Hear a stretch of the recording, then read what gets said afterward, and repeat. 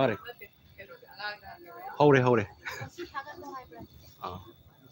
ꯌꯥꯏ ꯍꯧꯔꯁꯨ ꯌꯥꯅꯤ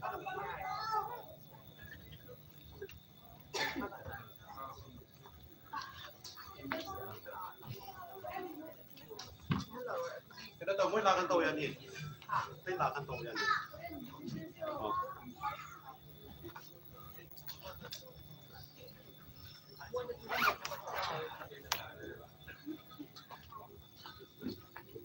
ꯈꯨꯔꯨꯝꯖꯔꯤ ꯌꯦꯡꯕꯤꯔꯤꯕ ꯄꯨꯝꯅꯃꯛꯄꯨ ꯆꯦꯅꯦꯜꯁꯤꯃꯗ ꯑꯍꯥꯟꯕ ꯈꯨꯔꯨꯝꯖꯔꯤ ꯑꯩꯈꯣꯏꯅ ꯍꯧꯖꯤꯛ ꯂꯩꯖꯩ ꯃꯐꯝꯁꯤ Jawaharlal Nehru university convention centre 1ꯗꯅꯤ ꯑꯁꯤ ꯑꯩꯈꯣꯏꯒꯤ 139 ꯁꯨꯕ ꯑꯩꯈꯣꯏꯒꯤ ꯄꯦꯇ꯭ꯔꯣꯏꯠꯁ ꯗꯦ ꯍꯥꯏꯕ ꯇꯥꯔꯦ ꯑꯩꯈꯣꯏꯒꯤ ꯖꯦꯅꯨꯒꯤ ꯁꯥꯇ꯭ꯔꯁꯤꯡꯅ ꯄꯨꯟꯕ ꯄ꯭ꯔꯣꯒ꯭ꯔꯥꯝꯅꯤ ꯃꯈꯣꯏꯅ ꯋꯥꯅ ꯁꯦꯝꯖꯕ ꯄ꯭ꯔꯣꯒ꯭ꯔꯥꯝꯅꯤ ꯃꯁꯤꯗ ꯑꯩꯈꯣꯏꯒꯤ ꯂꯥꯏꯚꯇ ꯌꯦꯡꯕꯤꯔꯤꯕꯁꯤꯡꯅ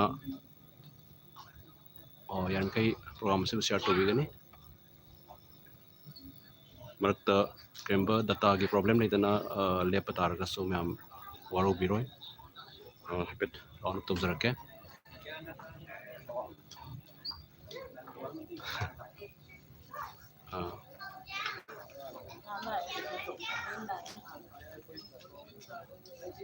ꯂꯩꯔꯦ ꯍꯧꯖꯤꯛ ꯇꯞ ꯇꯞꯅ ꯑꯩꯈꯣꯏꯒꯤ ꯂꯥꯛꯄ ꯍꯧꯅꯔꯦ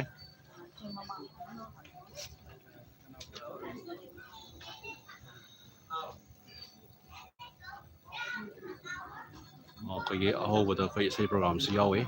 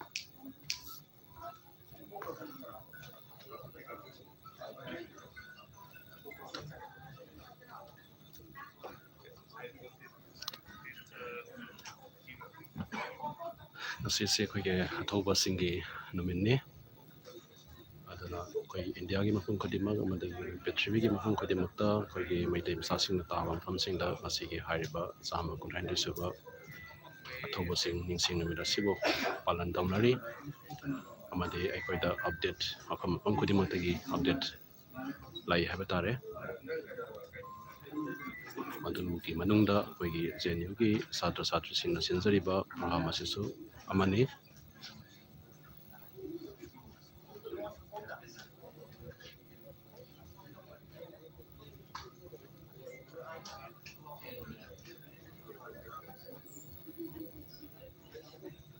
ꯃꯌꯥꯝ ꯌꯥꯔꯤꯉꯩ ꯁꯤꯌꯥꯔ ꯇꯧꯕꯤꯅꯕ ꯅꯤꯡꯁꯤꯡꯖꯔꯤ ꯄ꯭ꯔꯣꯒ꯭ꯔꯥꯝ ꯑꯁꯤ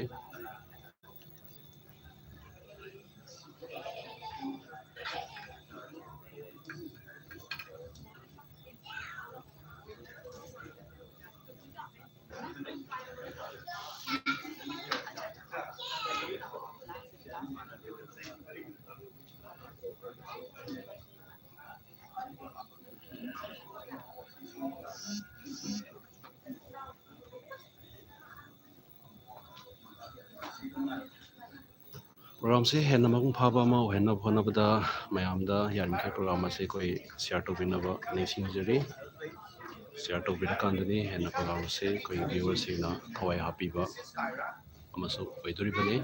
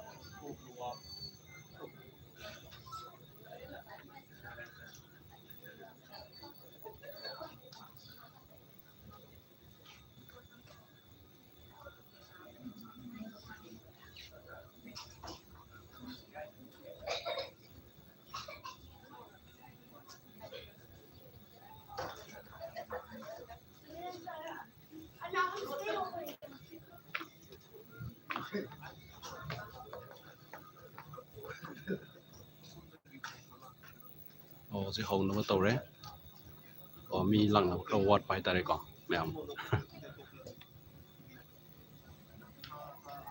ꯑꯩꯈꯣꯏ ꯑꯊꯧꯕꯁꯤꯡ ꯍꯥꯏꯕ ꯇꯥꯔꯦ ꯑꯩꯈꯣꯏ ꯑꯊꯧꯕꯁꯤꯡ ꯃꯌꯥꯝꯁꯤꯅ ꯑꯩꯈꯣꯏꯒꯤ ꯏꯔꯝꯗꯝ ꯃꯅꯤꯄꯨꯔ ꯉꯥꯛꯄꯗ ꯌꯥꯝꯅ ꯆꯥꯎꯕ ꯊꯧꯗꯥꯡ ꯂꯧꯕꯤꯔꯝꯕ ꯍꯥꯏꯖꯕ ꯇꯥꯔꯦ ꯑꯗꯣ ꯍꯧꯖꯤꯛ ꯍꯧꯖꯤꯛ ꯑꯩꯈꯣꯏꯅ ꯃꯆꯥ ꯃꯁꯨꯁꯤꯡꯅ ꯍꯥꯏꯕ ꯇꯥꯔꯦ ꯑꯊꯧꯕꯁꯤꯡꯅ ꯀꯠꯊꯣꯛꯄꯤꯔꯝꯕ ꯊꯧꯅꯥ ꯑꯗꯨꯕꯨ ꯑꯩꯈꯣꯏꯅ ꯅꯤꯡꯁꯤꯡꯖꯕ ꯍꯥꯏꯕ ꯇꯥꯔꯦ ꯃꯈꯣꯏꯒꯤ ꯏꯅ ꯂꯩꯕꯥꯛ ꯉꯥꯛꯄ ꯑꯃꯗꯤ ꯂꯩꯕꯥꯛ ꯑꯁꯤꯕꯨ ꯀꯥꯏꯍꯟꯗꯅ ꯊꯝꯕꯤꯔꯝꯕ ꯑꯃꯗꯤ ꯂꯩꯃꯤꯟꯅꯔꯤꯕ ꯑꯩꯈꯣꯏꯒꯤ ꯐꯨꯔꯨꯞ ꯈꯨꯗꯤꯡꯃꯛꯇꯁꯨ ꯑꯩꯈꯣꯏꯒꯤ ꯏꯔꯝꯗꯝ ꯃꯅꯤꯄꯨꯔꯁꯤ ꯀꯃꯥꯏꯅ ꯍꯧꯕꯅꯣ ꯀꯃꯥꯏꯅ ꯍꯧꯔꯛꯈꯤ ꯀꯃꯥꯏꯅ ꯂꯩꯈꯤ ꯍꯥꯏꯕꯗꯨꯒꯤ ꯃꯇꯥꯡꯗꯁꯨ ꯑꯩꯈꯣꯏꯅ ꯅꯤꯡꯁꯤꯡ ꯅꯨꯃꯤꯠ ꯑꯁꯤꯅꯁꯨ ꯍꯦꯟꯅ ꯅꯤꯡꯁꯤꯡꯍꯟꯕ ꯍꯥꯏꯕ ꯇꯥꯔꯦꯀꯣ ꯑꯗꯨꯃꯈꯛ ꯑꯗꯨ ꯃꯌꯥꯝꯒꯤ ꯃꯐꯝꯗ ꯑꯩꯈꯣꯏꯅ ꯁꯤ ꯆꯍꯤ ꯈꯨꯗꯤꯡꯒꯤ ꯄꯥꯡꯊꯣꯛꯆꯕ ꯑꯁꯤꯒꯤ ꯁꯔꯨꯛ ꯑꯃ ꯑꯣꯏꯅ ꯖꯦꯑꯦꯟꯌꯨꯒꯤ ꯁꯥꯇ꯭ꯔ ꯁꯥꯇ꯭ꯔꯤꯁꯤꯡꯅ ꯁꯤꯟꯕ ꯄ꯭ꯔꯣꯒ꯭ꯔꯥꯝ ꯑꯁꯤꯗ ꯑꯩꯈꯣꯏꯅ ꯁꯔꯨꯛ ꯌꯥꯕ ꯂꯥꯛꯆꯕꯒ ꯂꯣꯏꯅꯅ ꯑꯩꯈꯣꯏꯒꯤ ꯆꯦꯅꯦꯜ ꯑꯁꯤꯒꯤ ꯁꯥꯏꯠꯇꯒꯤꯁꯨ ꯂꯥꯏꯚ ꯑꯁꯤ ꯊꯝꯖꯕꯅꯤ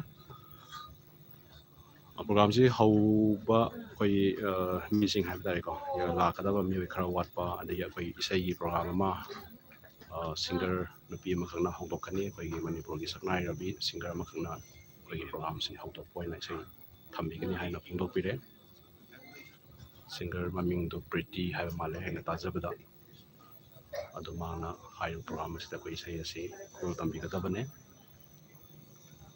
ꯑꯗꯨꯃꯥꯏꯅ ꯂꯩ ꯔꯥꯎꯟ ꯑꯞ ꯇꯧꯕꯤꯒꯦ ꯃꯌꯥꯝ ꯁꯨꯃꯥꯏꯅ ꯂꯩ ꯍꯧꯖꯤꯛꯄꯨꯒꯤ ꯑꯣꯏꯅ ꯍꯥꯏꯕ ꯇꯥꯔꯦꯀꯣ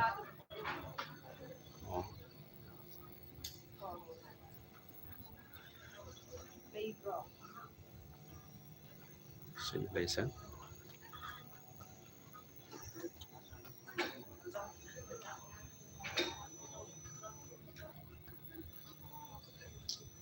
ꯃꯌꯥꯝ ꯁꯥꯎꯟ ꯀꯃꯥꯏꯅ ꯇꯧꯋꯤ ꯑꯗꯨꯝ ꯀꯃꯦꯟꯗ ꯏꯕꯤꯔꯛꯄ ꯌꯥꯒꯅꯤ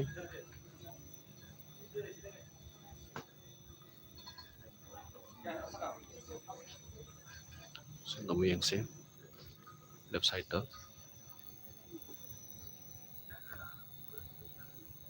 ꯁꯨꯃꯥꯏꯅ ꯂꯩ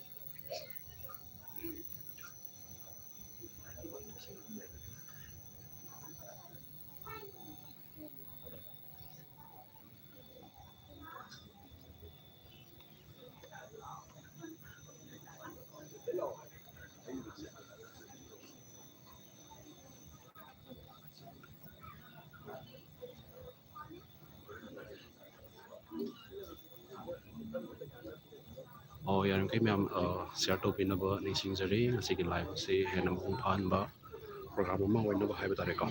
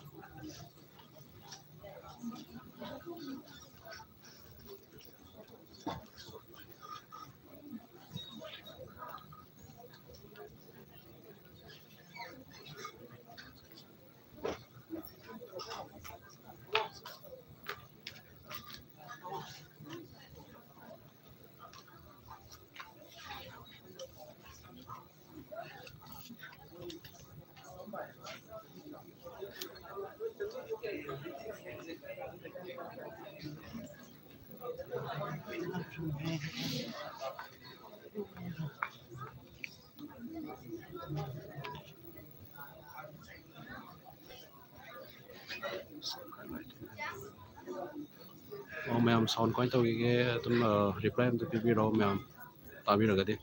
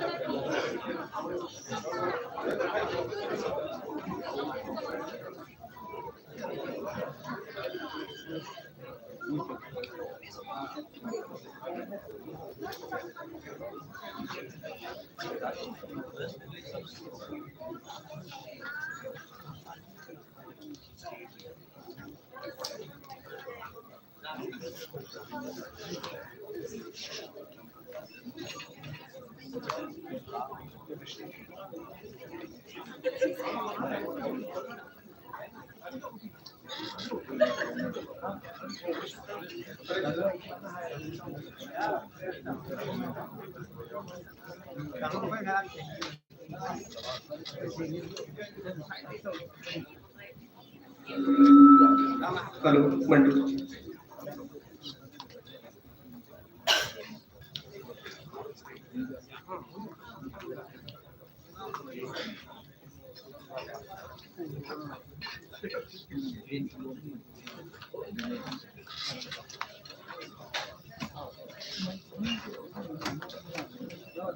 Check, check.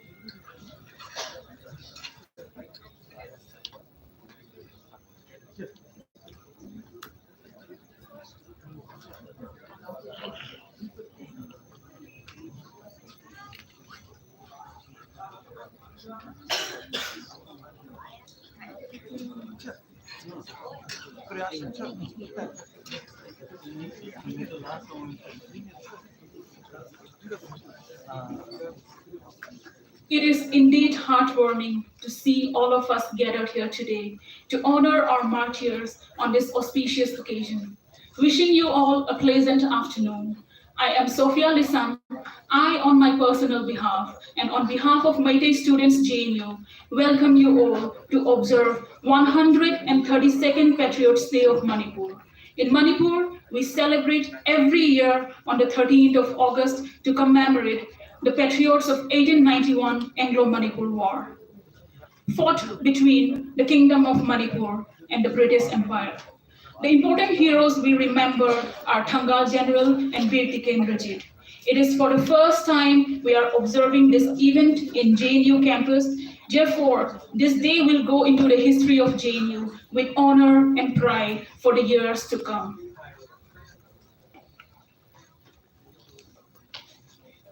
Hello everyone, our distinguished guests, special invitees, students, seniors, and friends who is gathered here to to observe the 1 Patriots Day. I am Priyanka. I'm a student here in GNU. So, in order to invite our special guests onto the stage, first I want to invite Professor Bhagat Oinam, Chairperson, Special Center for Northeast Studies, GNU, and also Chairperson in Center for Philosophy. I want to invite Professor Bhagat Singh onto the stage.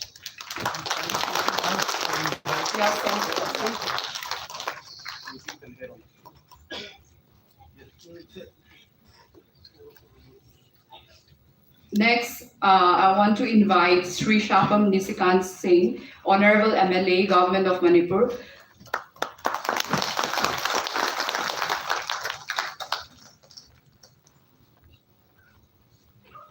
Next, I want to invite Sri Balwant Singh Mankotia, ex-MLA, Government of Jammu and Kashmir, founder of Dogra Kranti Dal.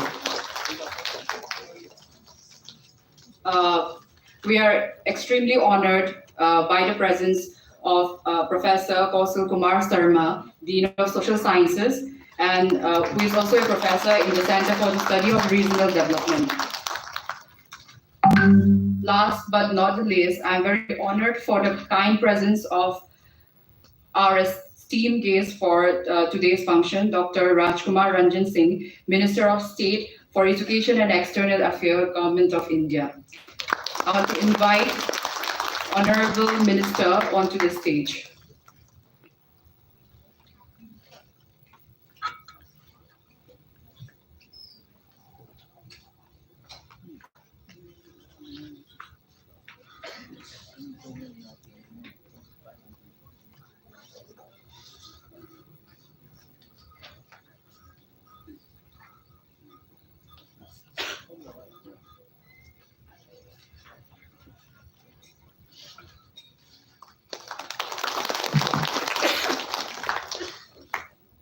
Let us now take this moment formally to welcome our distinguished guest by honoring with Lengyan fee as a token of appreciation and officially inaugurate this program. Beginning with the chief guest of today's program, Dr. Rajkumar Ranjan Singh, Honorable Minister of State for Education and External Affairs, Government of India.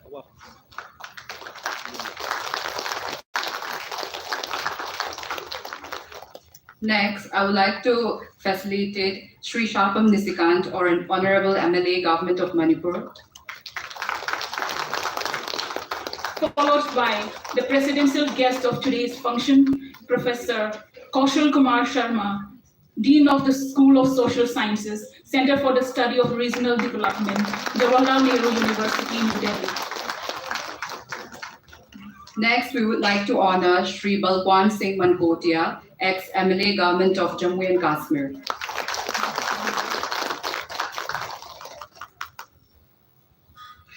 Followed by Professor Bhagat Oinam, Chairperson, Special Center for Northeast Studies, Professor at the Center for Philosophy, Jawaharlal Nehru University, New Delhi. We thank you for accepting our invitation to be a part of this auspicious event. We would like to thank for your valuable support to make this event complete. Now we would like to invite Mr. Narim Porohanba and Ms. Silpa to give us the welcome address.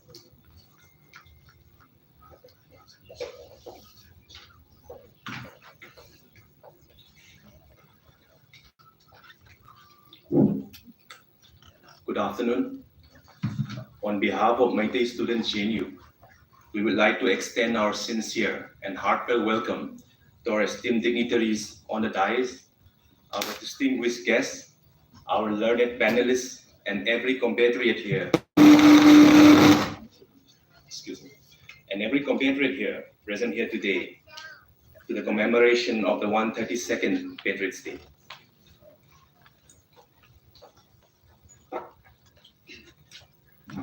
So, Patriots' Day is observed every year on the 13th of August to honor the Manipuri soldier who chose death over surrendering the sovereignty of our motherland to the colonial British Empire.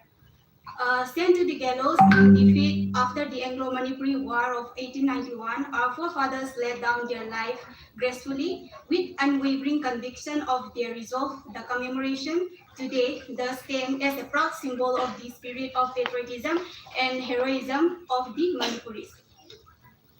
Manipur, which entered into a political alliance with the British for the first time during the First Anglo-Burmese War in 1924, became a station of the British political agent in 1835.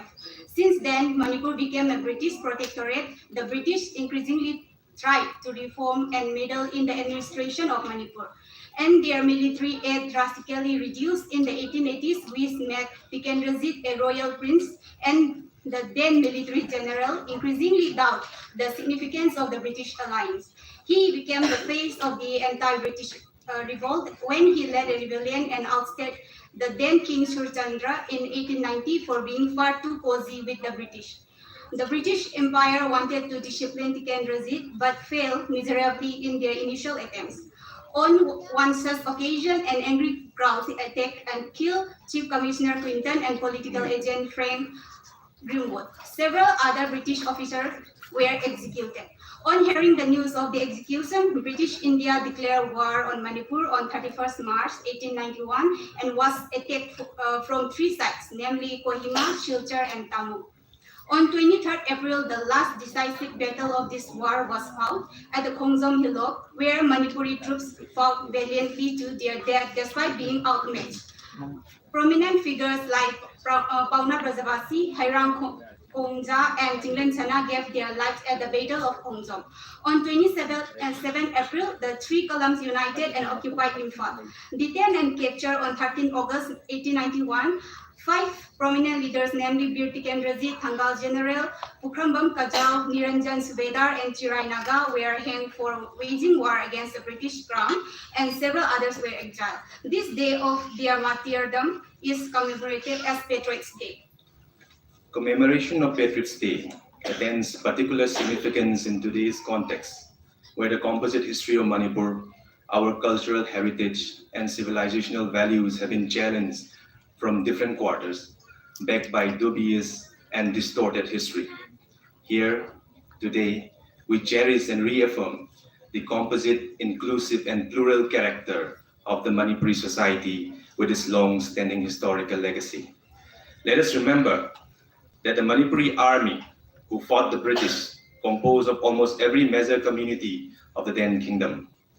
Today's observation is a reaffirmation of our commitment to the unity and integrity of Manipur based on shared values of fraternity, coexistence, and pluralism.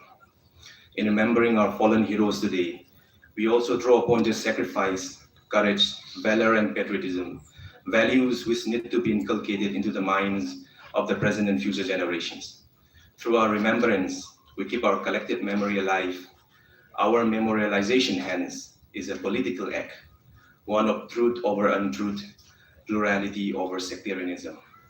So while 13th August marked the victory of the British Crown over Manipur, we celebrate today the bravery, courage, sacrifice, and patriotism emblematic of the true Manipuri spirit. But it is a process and not a static condition. It is becoming rather than being, and we must all keep our spirits alive to navigate any challenges to it. We once again welcome you all and look forward to your passionate participation in today's program. And pray serve us with empathy and a spirit of brotherhood if you find any bumps along the way. Thank you.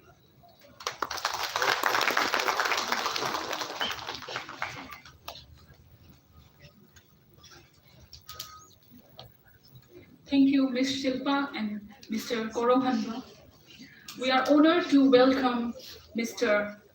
Shri Umesh Upadhyay. He is the President and Director of Media at Reliance Industry Limited. And we would like to present a Lingyan fee as a token of appreciation.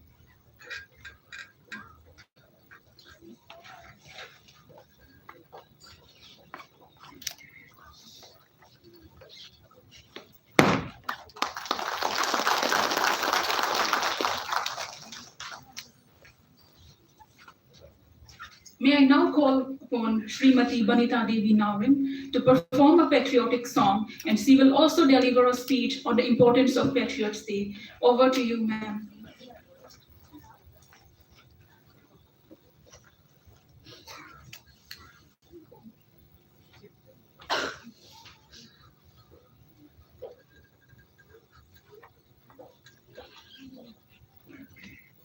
Ma'am, we would also like to present a Lingyan fee as a token of appreciation.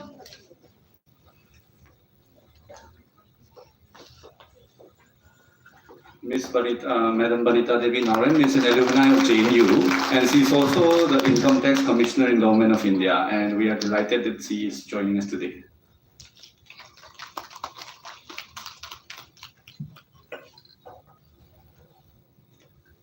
Gurur Brahma, Gurur Vishnu, Gurur Deva Maheshwara, Guru Sakshat Parabrahma, Tasmai Sri Gurudeva Namah. Tasmai Shri Gurudeva Namah. Khurumjari, Sabas Telengi Radiba, Honorable Chief Guest and President and all the dignitaries of JNU. First of all, I would like to thank you so much, the mighty students of JNU. So with a big heart that I have to say this, it was Manipur Student Association when I was a student here.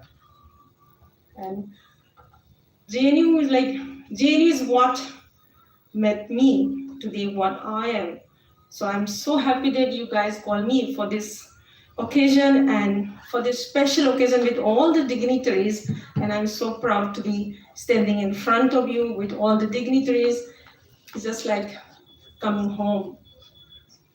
And today we all are here. We have gathered to celebrate the 132nd Patriotic Day of Manipur. Today it's all the more important and relevant when our home, Manipur, which we all love, is burning because of so many factors, because of divisive forces across. We all love the integrity of Manipur, and look at what they have fought for it. Remember, I don't have to repeat the story, what they stood for it. 𝐵𝐻 Thanga General and the rest, Pauna Brajabashi, what they stood for it.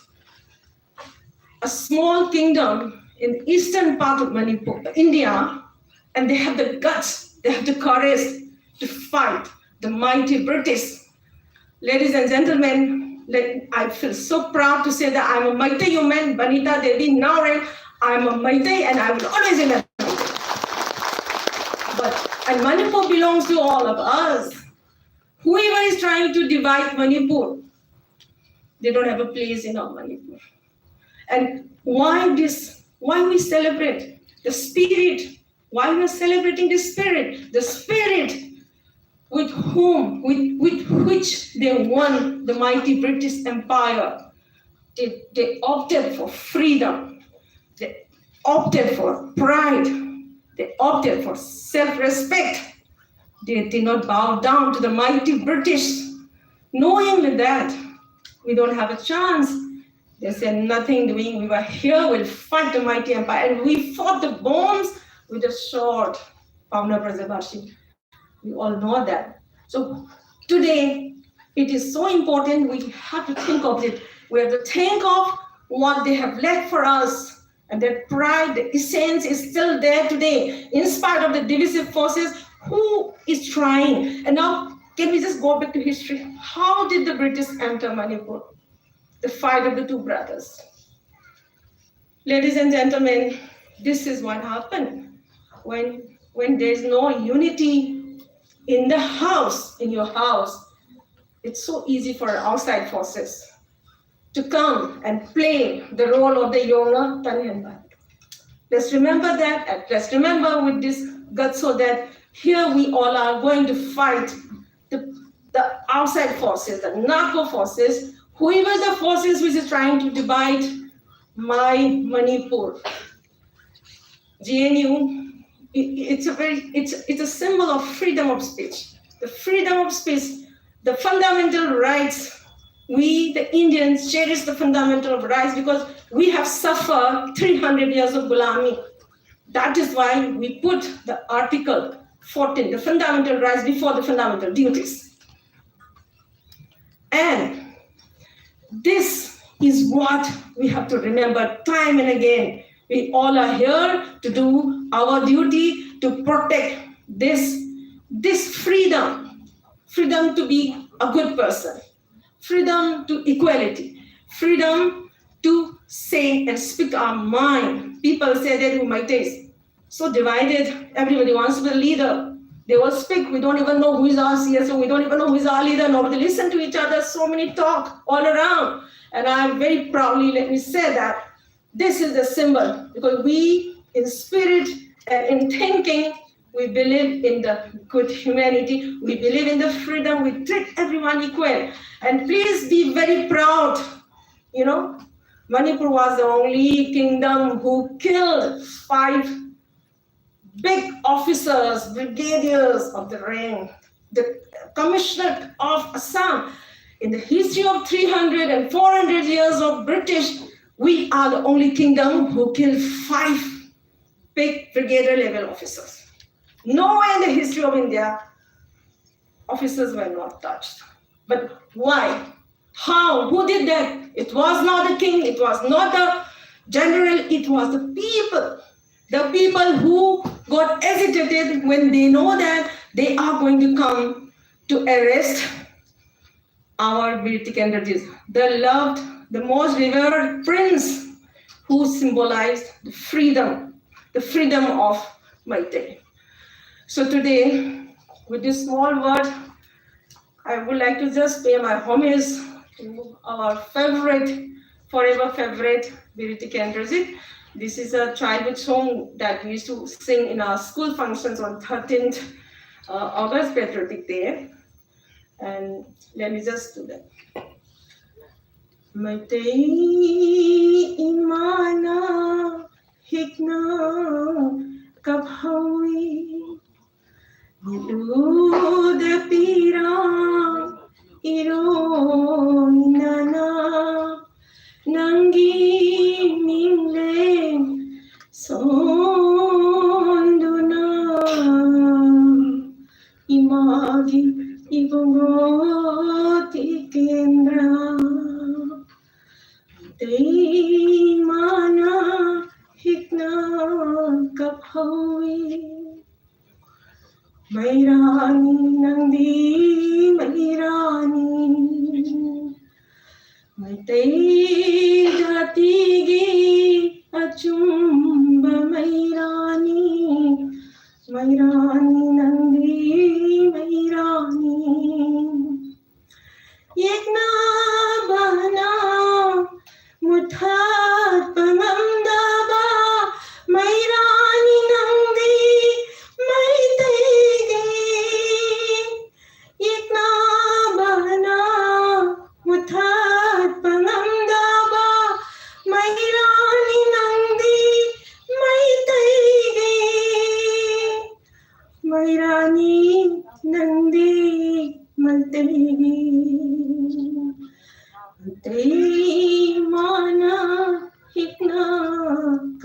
Noe Nongshani Nandi Nongshani Maitai Datigi Asimba Nongshani Nongshani Nandi Nongshani Yekabana Phaba Ngamdaba Nongshani Nandi Maitai Nongshani Nandi Maitai.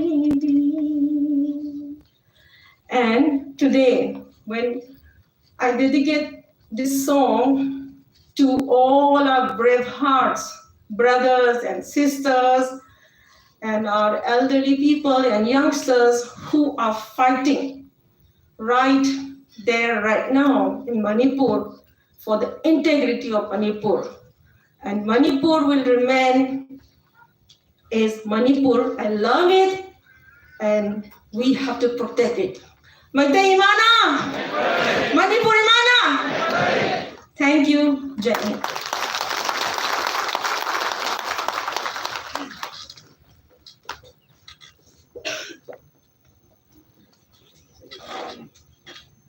Thank you so much, ma'am, for your wonderful performance and powerful speech and strong support you have extended to us. Now we have reached the most significant part of this program.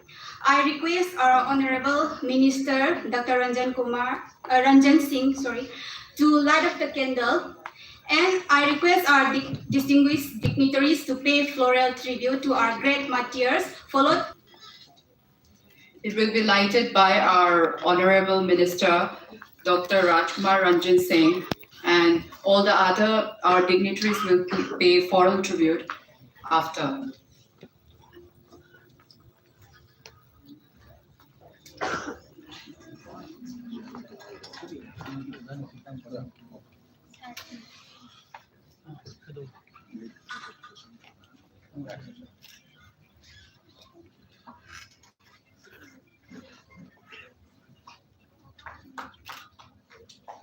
We pay homage and respect to our fallen heroes or martyrs of the Anglo-Manipuri War 1891.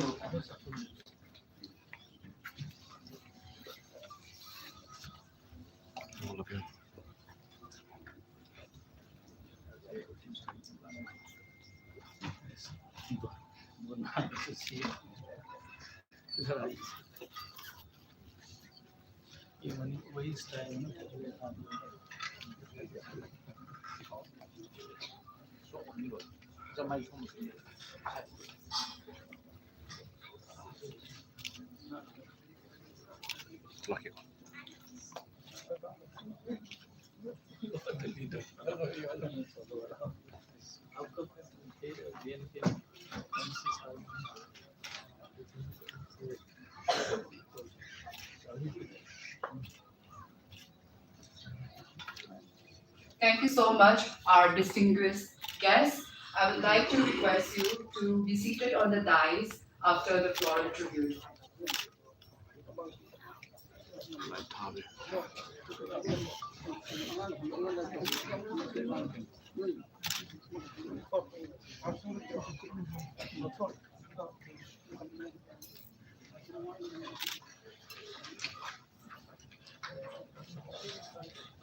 I will request every adults, our seniors, friends, everyone gathered here to pay the floral tribute.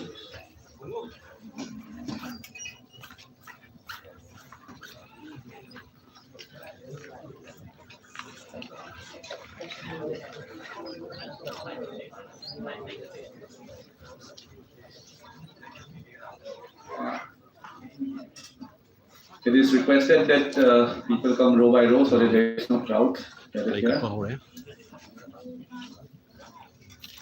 I would request the front row to come first and pay the tribute, followed by the other next row.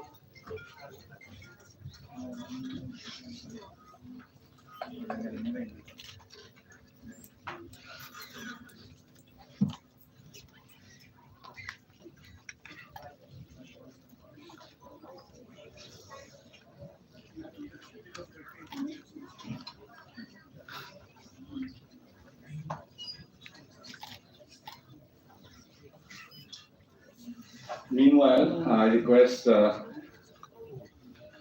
we honor Professor 𝐾𝐀𝐓𝐑𝐈𝐎𝐍 Singh, Dean School of Physical Sciences, with the lanyard, and also our senior who was also from JNU. He's a joint director right now in the CBI. Coming on his right. So I kindly request our people to get down and kindly felicitate them with the lanyard. Please, if you would come on the stage, it would be much better, please.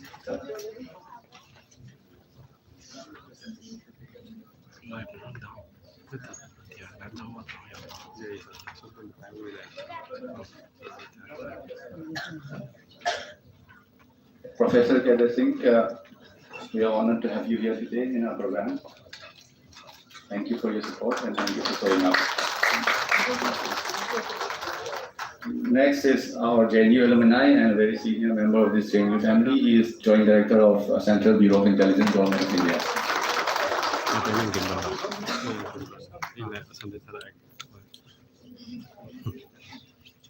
And we would also like to facilitate Sonu Trivedi ma'am, Dr. Sonu Trivedi, who will be there in the panelist later in the second section. We would like to kindly facilitate her. Ma'am, if you would kindly make yourself available on the stage, we would like to facilitate with you as well.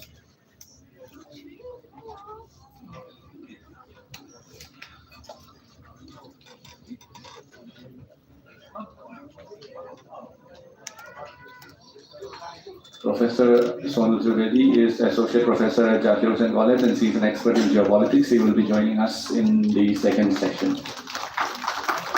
Thank you so much, ma'am, for honoring us.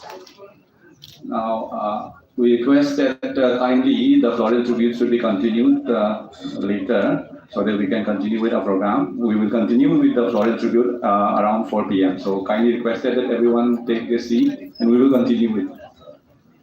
Kindly take your seat and we will continue it so that we will continue the program as per schedule. Thank you, everyone. Please be seated.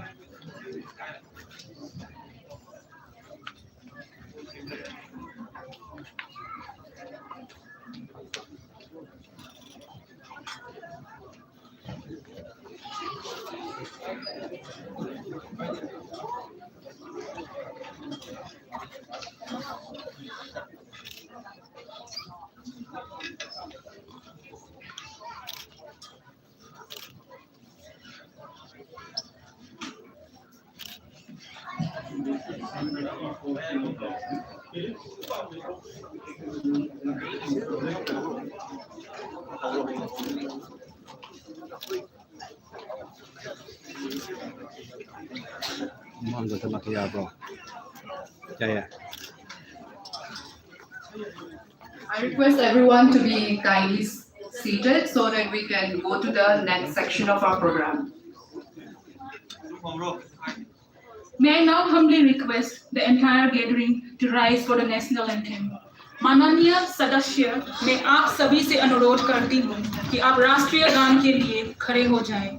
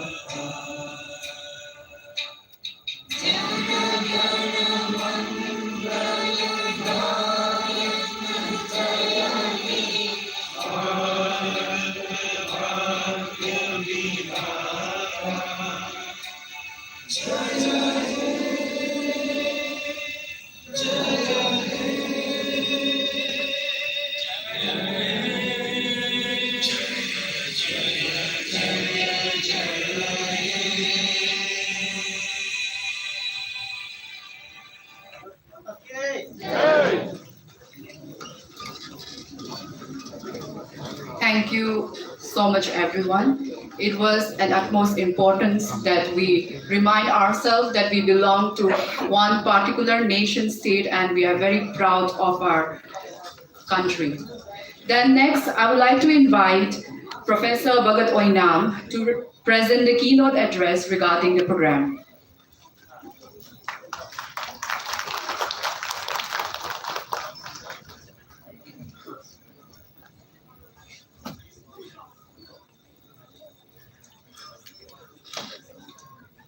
Good afternoon. Respected Dr. R.K. Ranjan Singh, Minister of State, Ministry of External Affairs and Education. Sri Shapam Nishikantji, MLA, Manipur State Assembly. Professor Kaushal Sharma, Dean, School of Social Sciences. Sri Balwant Singh Mankotiaji, ex-MLA, Jammu and Kashmir State Assembly. Sri Umesh Upadhyayji, President and Director of Media, Reliance Industries Limited. And also Srimati Vanita Devi Nauremji, Commissioner of Income Tax, Government of India. Professor Kedar Singh, Dean, School of Physical Sciences, Jawaharlal Nehru University. Sri Manithoi Singhji, Joint Director, CBI, Government of India, and also many other dignitaries who are present here, an audience, students, and all the guests and participants who have come here to pay floral tribute to the martyrs of what we called Anglo-Manipuri War of 1891. I'm extremely happy that Manipuri students of JNU, particularly the Meitei students, have organized this program. Earlier we used to say Manipuri more frequently, but after the recent conflict, suddenly we have become Nagas, Meiteis and Kukis. So hopefully in the coming days, coming years, the idea of Manipuri will again re-emerge from within each one of us.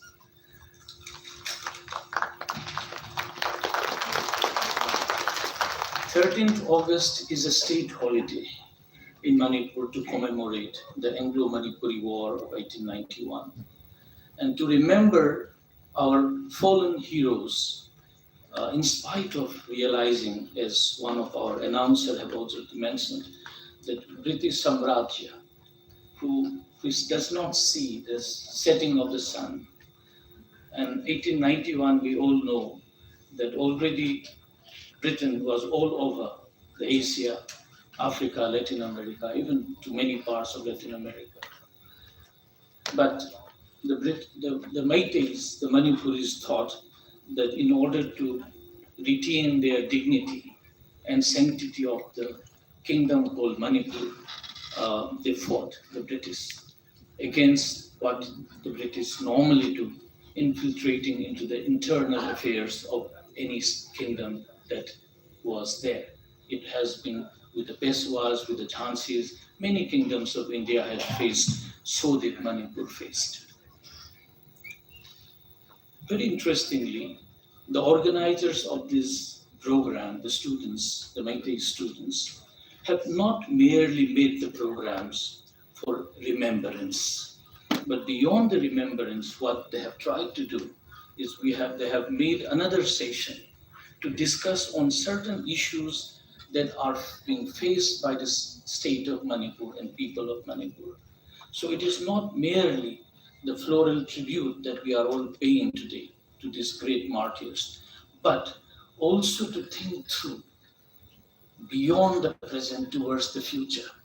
And perhaps that is the whole idea that the students have organized this program. कि बाद में आगे और क्या देखना है, क्या करना है, क्या मकसद से हमें आगे चलना है. I think that is a wonderful way of engaging this day, not merely as remembering, but also thinking through, imagining a better future for the state and also for the country. So I would say a big applause to these students who have organized.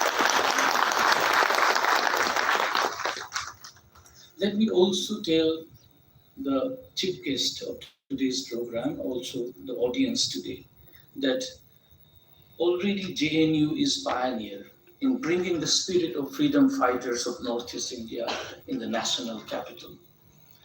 I must tell you that already there is a special center for the study of Northeast India, for which I am currently the chairperson.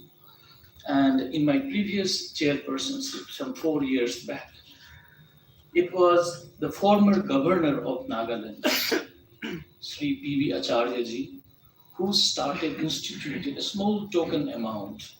And in terms of money, it is not big. But what he thought, because he was a Pranta Prasarak of Sangathan in Northeast, and when he met me, he said that you have to bring Northeast to the capital.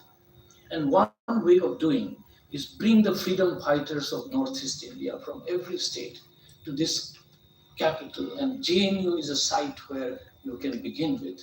So what we have done is, this is much before, sir, the Azadi Ka Amrit Mahotsav started. Much before that, he instituted this award called Namaste Governor Acharya Award in honor of the freedom fighters of Northeast India, in which what we do is every year we install a competition of PhD dissertations, synopsis, the best synopsis on Northeast India from different disciplines. It may be from science, from environment, social science, culture, literature. And every time we make around name of 5 freedom fighters from all the 8 states of Northeast India. And in their name, we select 1 student each. And this has been going on for every year.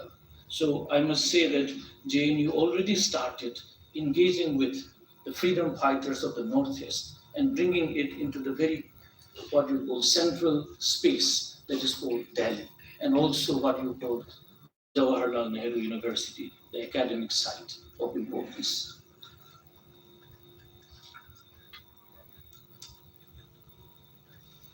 We also know that, let me go back a little bit onto the history of what you call this Anglo-Manipuri War of 1891.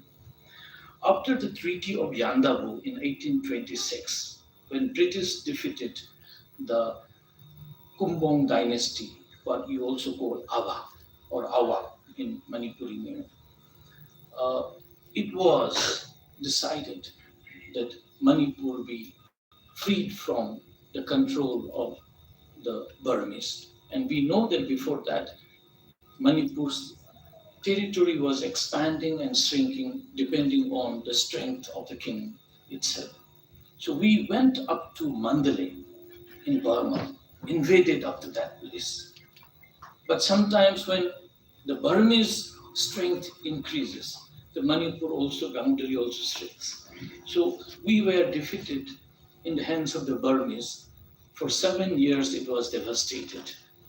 And after which, the King Gambhir Singh took the help of the British, fought the war.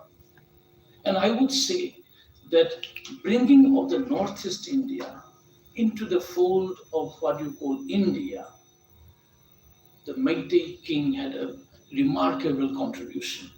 In fact, if you see the whole road, the cartography that you see today, the trade transactions from Moreh to Kohima, and even to what you call Meghalaya, were all built during the time of King Gambhir Singh.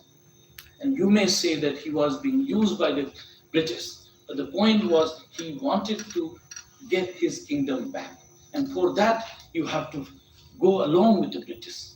So he tremendously worked along with the British to consolidate what you call the Northeast India of today, which British gave to India in 1947. So role of the Meitei king in consolidating the entire region of the Northeast to the British India and subsequently to the Indian Dominion is something that we must remember, and our political leaders must give cognizance of that. What has happened was that after 1891, which again the British and the Manipuris fought the battle, though after 1826, Manipur got its lost territory. But as you know, the British made it a protectorate. Already, like you have seen in Jhansi, in all the rest of the country, in the princely kingdom, British would keep a small officer, what you call commissioner, or we in Manipuri, which is again a derivation of the Hindi, Boro Sahib or Soto Sahib, depending upon the position of the officer. And they tried to control the kingdom of Manipur from 1826 onwards. But this could not continue for very long. In 1891, a rebel took place and the Meiteis fought the last battle with the British, which we lost. Yet we knew that it will be lost, yet the spirit is what we need to celebrate and remember, for which we have all come together. Few things happened with this event of 1891, politically, administratively, and culturally. And this is extremely important for the audience here to remember and also contemplate on. I'm saying contemplation because with the crisis that we are seeing today, we need to look back to the past, what happened, how things have shaped, and perhaps how we have to look forward the journey that we have to shape for ourselves. The change that took place in the political domain was that Manipur, the people of Manipur was divided into two types of citizenship. One was the people of the valley, that is the Meiteis, who were already mostly Hindus, and mostly also other half is those who still followed what you call pre-Vaishnava tradition of Sanamani religion. So, but these are amalgamated religious practice and they live side by side. There may be contradictions, conflict, yet they live together as one Meitei community. But these people of the valley, the Meiteis, were one particular kind of a subject. Contrast to this, the people of the hills, whom we call Nagas and Kukis. Now these names, Nagas and Kukis, were in fact given by the British. Because for them, if you look at the Naga tribe of today, we all Meiteis not know by Nagas some 20 years back. We all knew these people as Tangkhul, Kabui, Anal, Chiru, Monsang, Maram, Mao. This is what we know. Each community by their traditional indigenous names. But the British, and then what you call in the Kuki group, you have Thado. Again, Chiru also is called was by the old Kuki. Then you have Paite, Simte, Gangte. We all know Wi-Fi.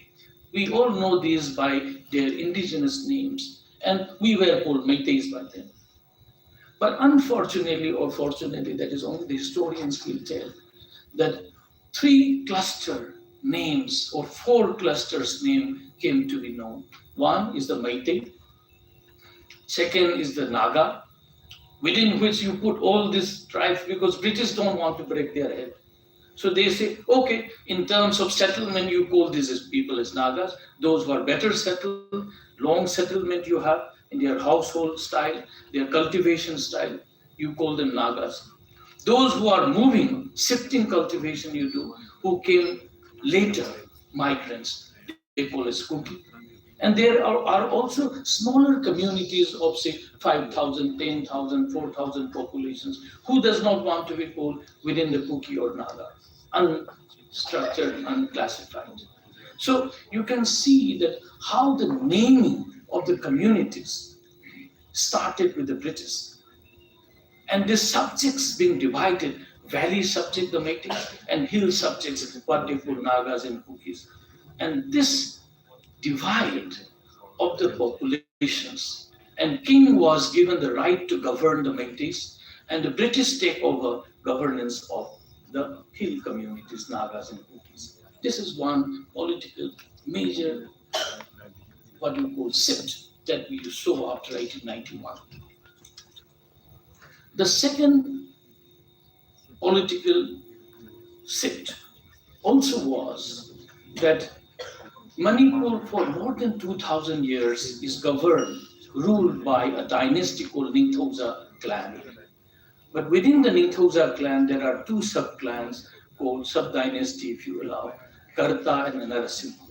And if I am not mistaken, Oza R.K. Ranjan Singh comes in the Narasimha lineage of that dynasty. British was fought by the 𝐾𝐲s. So British dethroned the 𝐾𝐲 dynasty and brought back the Narasimha dynasty from 1891. This was also another political sin you can see. In the administration, what has happened?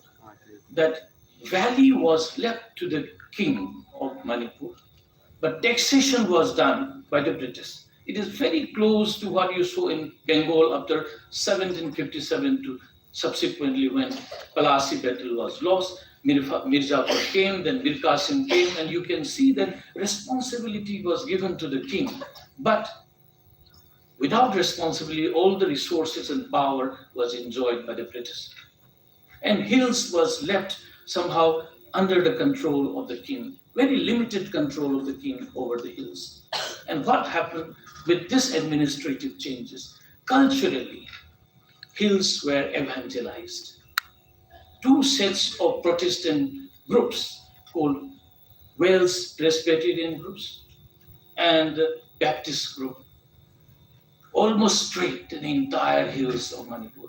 But interestingly, the first community the British wanted to Christianize were the Meiteis, which they failed. Pettigrew tried hard to make the Meiteis Christians, but we were stout Vaishnavas mostly, and we resisted into that.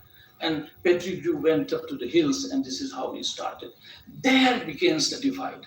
And most of the problem that you see today, Nagas, Kukis, Meiteis, are also played out in, though we say that it is ethnicity in the line, but there are undercurrents of what you call church playing a significant role in the conflict. Unfortunately, hope we overcome that. I am not saying this to fight it out, but I'm saying this to understand and think for remedial measures. I'm coming closer to my end of the talk. What has happened after that? A worst thing that has happened was in 1960 with what you call enactment of Manipur Land Revenue and Land Reforms Act. And in 1960, Manipur was still a union territory, or Part C state, if I'm not mistaken, Oza. It was in 63 that it became a union territory. In 71, it became the state, full-fledged state. In 1960, it was still a Part C state. And the Land Act created a havoc which the people of Manipur even did not realize. What you saw today, a small valley area of around 8 to 9%, if you remove the what you call Loktak Lake, is inhabited by the majority Meiteis along with other communities. But subsequently, hills were barred from Meiteis moving up to the hills. This is after 1960s Act. Before that, there was free movement. We did not go up to the hills. That was a different issue. I jokingly say, when you are Vaishnavas, you always need water. Too much of water right from the morning. And that is why you don't want to go up to the hills. But in 1960, somehow, government of India, not the British, but the government of India barred a section of the population, which is more than 50%, to go up and settle in the 90% land. This is a crazy thing that government of India has done, which the people of that time in Manipur could not realize. And this needs to be rethought and re-questioned. And I'm sure others will also join. Interestingly, with the no confidence motion that was raised recently against the Modi government, discussion on Manipur took place. Home Minister made a very remarkable substantive statements on the illegal migration that has created all the problems.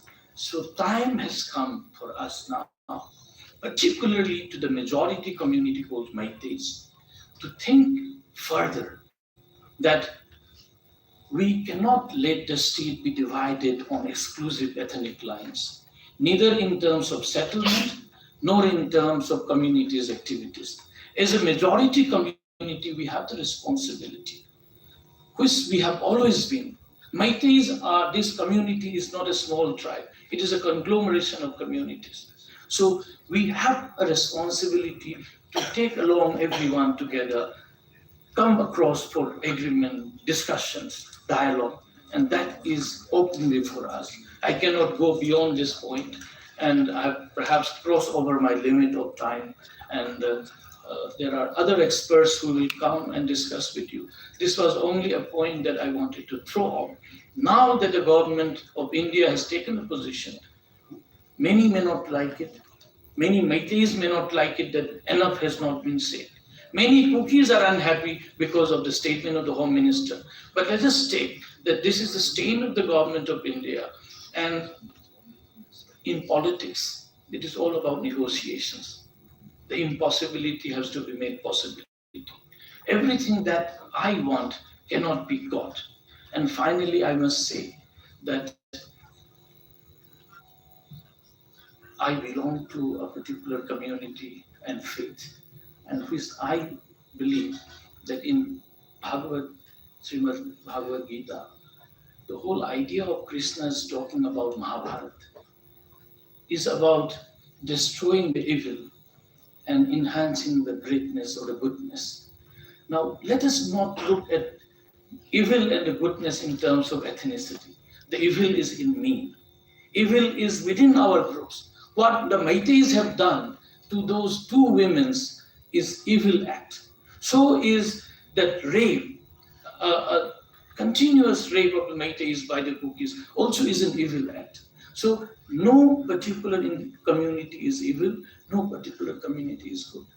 There is goodness in us, there is evil in us. Let us destroy the evil and enhance the goodness in us. And that, I believe, the majority community can begin.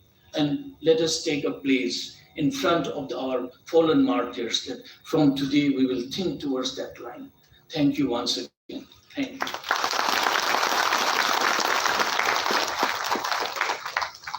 Thank you so much, respected Professor Bhagat Oina. That was highly insightful and knowledge-filled keynote speech. I am sure each one of us here have much value to take home from your speech today. Thank you, sir. May I now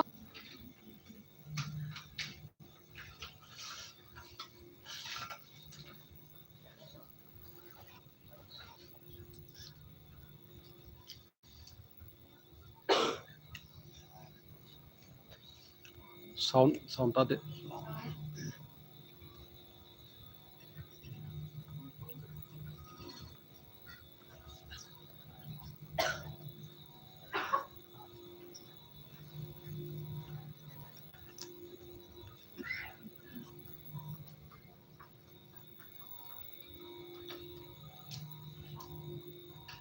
Namaskar to all my friends who have gathered over here to observe Patriots Day. Greetings to all, and especially greetings to all our friends from Manipur, students who have gathered here to observe this Patriots Day. Let me at the outset tell you that the entire India, in its entire length and breadth, is hearing what Manipur is saying. We are all concerned about the recent happenings in Manipur, and in this difficult period, the people of all the states of India are with our brothers and sisters from Manipur. As the Honorable Prime Minister and the Home Minister have also said, the instance of the video has shaken the entire nation. It is against every principle we stand for, and the action against the perpetrators, as mentioned in the Parliament by the Honorable Home Minister, is a testimony to the fact that we will not rest until we punish all the wrongdoers. Friends, Patriots' Day is observed every year on August 13 with the highest kind of tribute and honor for the martyrs of the Anglo-Manipuri War of 1891 in remembrance of their bravery and love for their motherland.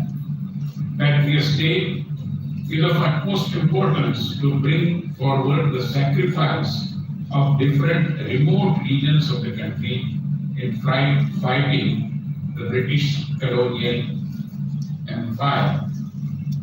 And I'm really happy that the Prime Minister has always been insisting that we need to recognize the sacrifice of our unsung heroes. And Manipur is a land of brave patriots, and let me offer my tributes to all such unsung heroes from Manipur who struggled for the independence of our country and fought against the colonial rule of the Britishers. As we address the anniversary of the Fit India movement, we must remember the clarion call of the Prime Minister, which is corruption quit India, dynasty quit India, and appeasement quit India. On this day, August 13, 1891, Manipuri Prince 𝐏𝐾𝐬𝐨𝐿 and General Thangal were hanged publicly at the park by the British for waging war against the empire. This day is considered as a red letter day in the history of Manipur and is annually observed as Patriots' Day. On the same day, Niranjan Subedar, Kajau and Chirai Naga were hanged to death inside the Manipur jail. The British deported Maharaja Kula Chandra and 21 others to Kalapani, the present-day Andaman and Nicobar Islands. Paying tribute to Kula Chandra Singh's sacrifice for his motherland, Manipur, and spending the rest of his life in the islands, the Union Government of India officially has renamed Mount Harriet of the Andaman and Nicobar into Mount Manipur and the Mount Harriet National Park into Mount Manipur National Park. In October 2021, our Union Home Minister, Honorable Shri 𝐻𝐿 initially announced the re-christening of the mountains and national park. The announcement was made during Union Home Minister 𝐻𝐿's visit to Port Blair, where he referred to the significant contribution of our friends from the northeastern states in our struggle for freedom, for independence. And the chapter of 1891 Anglo-Manipur War is one of the golden chapters in our history of independence struggle. We have much to learn from Manipur. It is only a sporting powerhouse. That is the impression, but I believe it is much more than that. And I have had the privilege of visiting Manipur several times, and I vividly remember the days that I have spent in Imphal. Manipur's 5-day-long holy festival at the Govindi temple, where I had the occasion of visiting and offering my prayers, and several other things are also something very, very important, including the Manipuri art and the classical dances. The origin of Manipuri dance can be traced back to ancient times that go beyond recorded history. Manipuri dance has a large repertory, and the most popular forms being the Ras, the Sankirtananand and Khanta. As President Indian Council for Cultural Relations, we are committed for the conservation, preservation and promotion of Manipuri dance. The promotion of sports tourism in Manipur is also being talked about, and I am really happy to recall my visit to the sports university in Manipur. The terrific supply line of Manipur sports has also won 2 Olympic medals for our country. We can never forget Mirabai Chanu, who brought our country's first medal in the 2020 Tokyo Olympics. What is happening in Manipur today is of course very painful. We need to maintain peace and tranquility in Manipur. The future of Manipur is packed with economic lessons. In order to strengthen Prime Minister Narendra Modi's Act East policy, Manipur plays an important role in formulating the objectives of the Act East policy. I would go further and say that earlier Atalji talked about Look East. Our beloved Prime Minister Narendra Modi ji has talked about Act East, going several steps further. But now it is upon we all, especially people from other parts of the country, people from Maharashtra, Gujarat, Bihar, West Bengal, Tamil Nadu, Rajasthan, Jammu Kashmir, Haryana, and every other province, to ensure that we are not only satisfied with Act East, but we also move several steps further and attract East. Because we want this distance to be reduced, and people in the Northeast, including the tiny and most beautiful state of Manipur, should be coming in big way to places like Bengaluru, Mumbai, Pune, even in Jaipur and Delhi, and try to get whatever the education that they require for the prosperity of the tiny states of blue valleys and green hills of Manipur, and for that matter, entire Northeast. I believe this Patriots Day also inspires our fellow countrymen to contribute in the development of entire Northeast India and especially Manipur. Once again, I wish every success to our brothers and sisters from Manipur in their endeavor to take their state towards further prosperity. I wish you all a happy Patriots Day.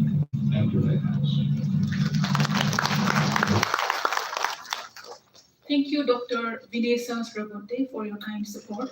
The next video message is from Lieutenant General retired Dr. Konsam Himale Singh.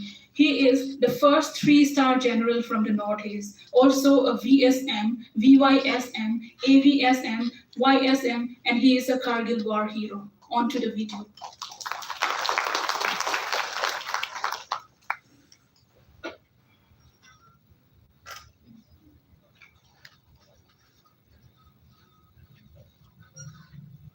Kurumjai. On the occasion of commemoration of 132nd Patriots Day of Manipur, I extend my best wishes to JNU Meitei Society. I also wish to pay tribute to all the heroes, all the people of the Kingdom of Manipur who fought with the British during 1891. Our society is undergoing tremendous changes. We all know Shahi Parade Kuntapa of 1819 to 1826 and 1891, how internal differences made the outsiders to make forests into our erstwhile kingdom before we merged with India in 1949. I wish to say that patriot actually means someone who takes the country or his nation above himself and ready to defend or protect something bigger than himself. The country, as we understand, is a boundary, the population, and also associated with various definitions of a country. I'll go a little beyond that. In the modern times, there is something called values, something called what we believe in. This is what I wish to call upon my dear friends, young friends, to actually reflect as to what are our values, what are our priorities. Only then can we claim ourselves to be patriots, to defend what we believe in and what our values are, so that we can make our country, that is India, a great nation, also the peoples of Manipur towards progress in the 21st century and beyond. You, particularly the young, have a huge responsibility as future leaders to carry forward the good work done by our predecessors and discard not so good work displayed by our predecessors in the past. Once again, I thank each one of you present here for patient listening, and I also thank you for your invitation to join this very, very important function of the state of Manipur. Thank you. 𝐻𝐾𝐓𝐑𝐈𝐎𝐍. Thank you, Lieutenant General retired Consul Himalaya Singh, for the video. Although you can't physically present here, we thank you for your valuable support at this critical junction, and we'll try to follow your advice and follow our predecessor to become a valuable citizen for the country. Now, I would like to invite Shri Balwant Singh Mankotia, ex-MLA Government of Jammu and Kashmir, to give a few words regarding the program.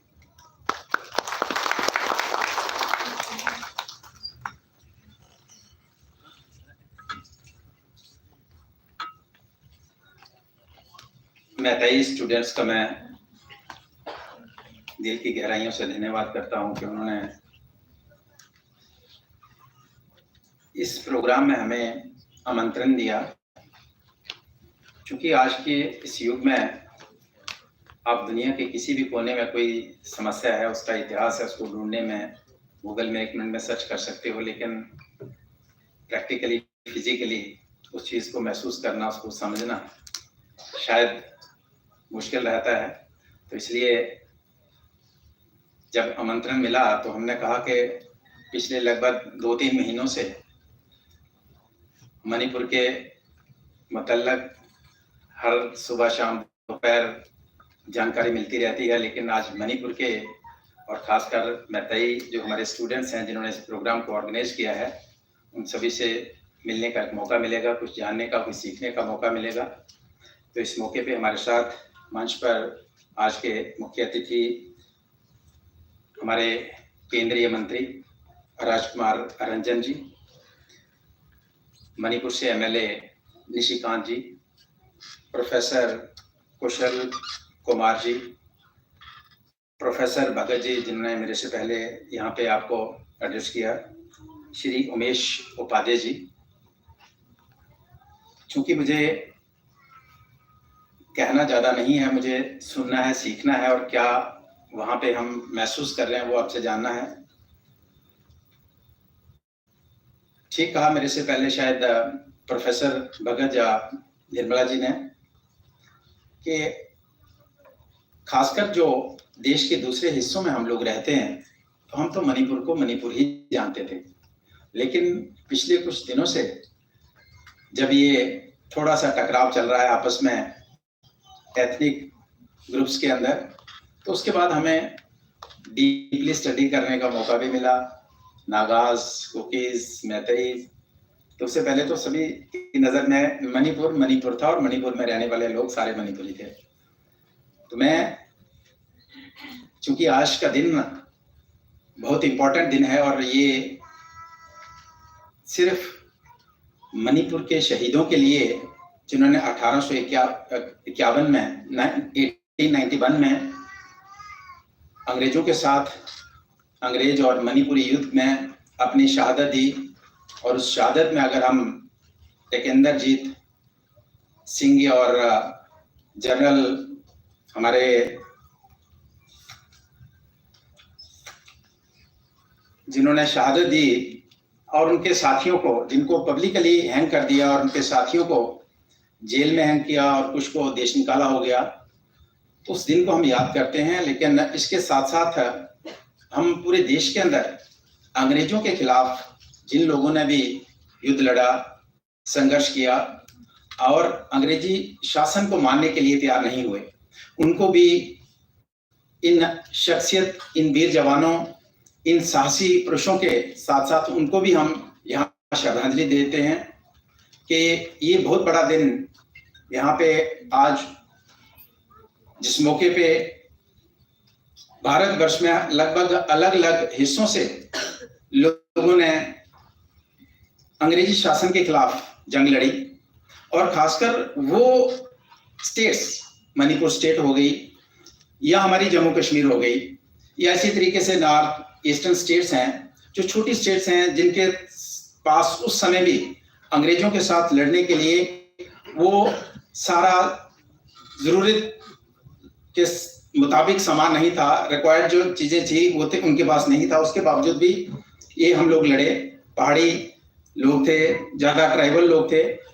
तो मैं ये कहना चाहूंगा कि इस संघर्ष में हम मणिपुर के जो ऑर्गेनाइजर हैं इस प्रोग्राम के, उनका धन्यवाद करने के साथ साथ ये भी कहना चाहेंगे कि मणिपुर के अंदर जो अब पिछले 2-2.5 महीनों से चल रहा है उसमें जम्मू कश्मीर के लोगों की संवेदनाएं आपके साथ हैं। हम अपील करना चाहते हैं, और खासकर मेरे पिछले साथी जो बोल रहे थे उन्होंने कहा कि मैताई चूंकि वहाँ का बड़ा इतने ग्रुप है तो बड़े भाई की जिम्मेदारी बनती है अगर छोटा कुछ गलती करता भी है तो उसको किस तरीके से सुधारें। तो बड़े भाई की जिम्मेदारी मैताई ग्रुप को निभानी है, और हम पूरे जम्मू कश्मीर के निवासियों की तरफ से वहाँ पे शांति की अपील करते हैं।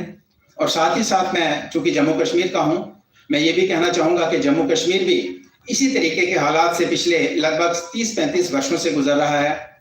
अगर आप बात करें जम्मू कश्मीर के इतिहास के मतलब, तो 1846 में महाराजा गुलाब सिंह ने हमारी स्टेट बनाई, स्टेट का गठन हुआ, और उसके बाद लगभग 1947 तक वहाँ जैसे मणिपुर में मैताई का शासन रहा उसी तरीके से जम्मू में डोगरों का शासन रहा, और डोगरा शासक आपकी तरह और आप हमारी तरह शूरवीर जो लोग थे और हमेशा हक के लिए लड़े और गुलामी को कभी बर्दाश्त नहीं किया, उसके लिए कभी झुके नहीं।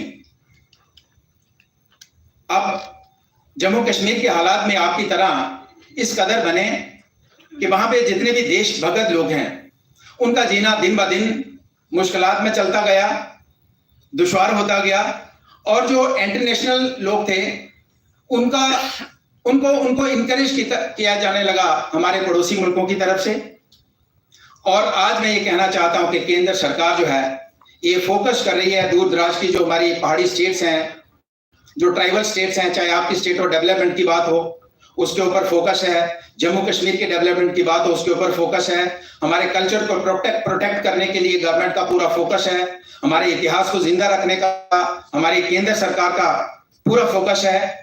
और इसी को लेके जो एक 47 में हमारे जम्मू कश्मीर में उस समय की सरकार ने एक बड़ी गलती की कि 370 आर्टिकल जम्मू कश्मीर के संविधान में, भारत के संविधान में जोड़ा और संविधान जम्मू कश्मीर को एक स्पेशल स्टेटस दे दिया, और जिसका फायदा कश्मीर के कुछ पॉलिटिकल लीडर्स ने मिसयूज किया।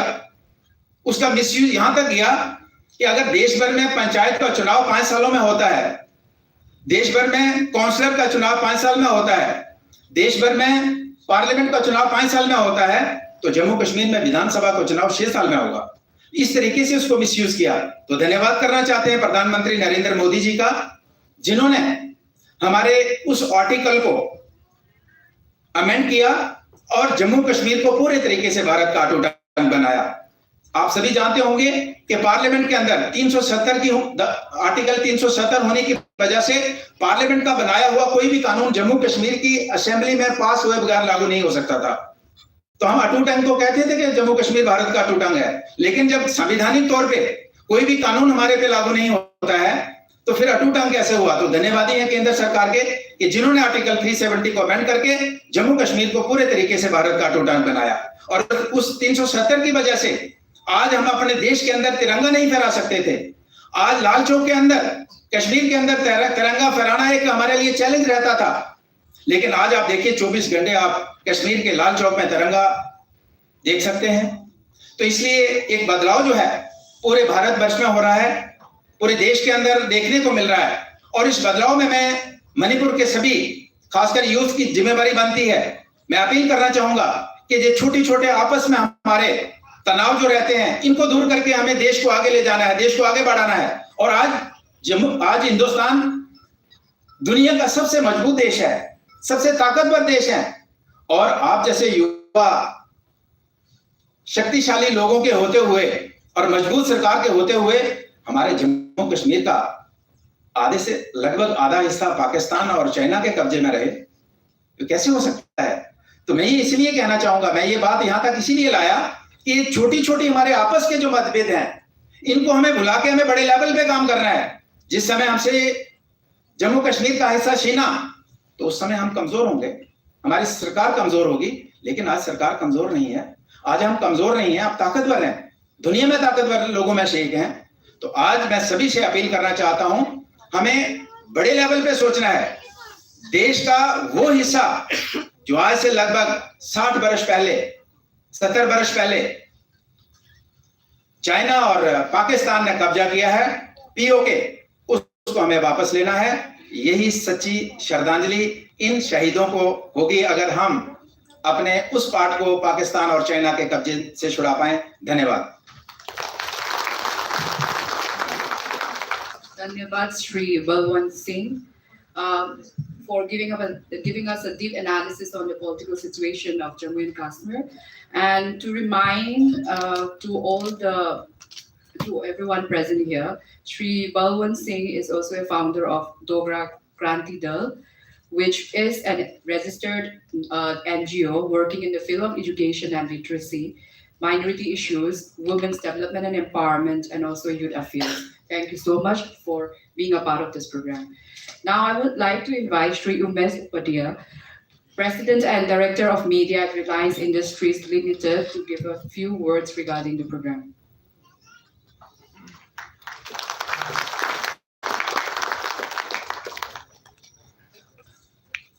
Thank you very much.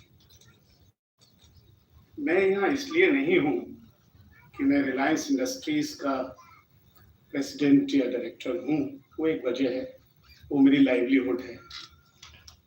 मैं वनीता जी की तरह जेएनयू का एल्यूमनाई हूँ। मैंने 84 में जेएनयू से एमफिल किया था, तो मेरा परिचय ये है कि मैं जेएनयू में अपने एल्मा मैटर में आया हूँ, and I am proud to be here. खासकर जेएनयू मैतेई सोसाइटी ने मुझे बुलाया तो दो कारण थे मेरे आने के।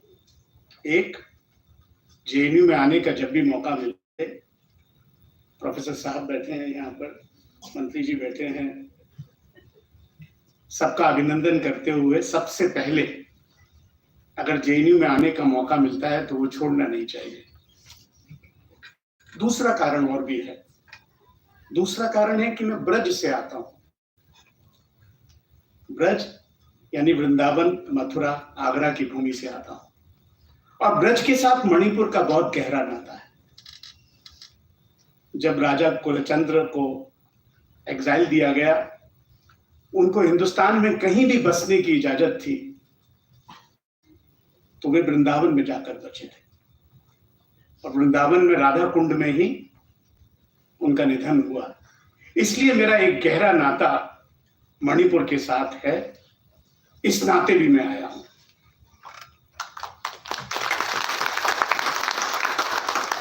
मणिपुर में जो हो रहा है वो दुर्भाग्यपूर्ण है।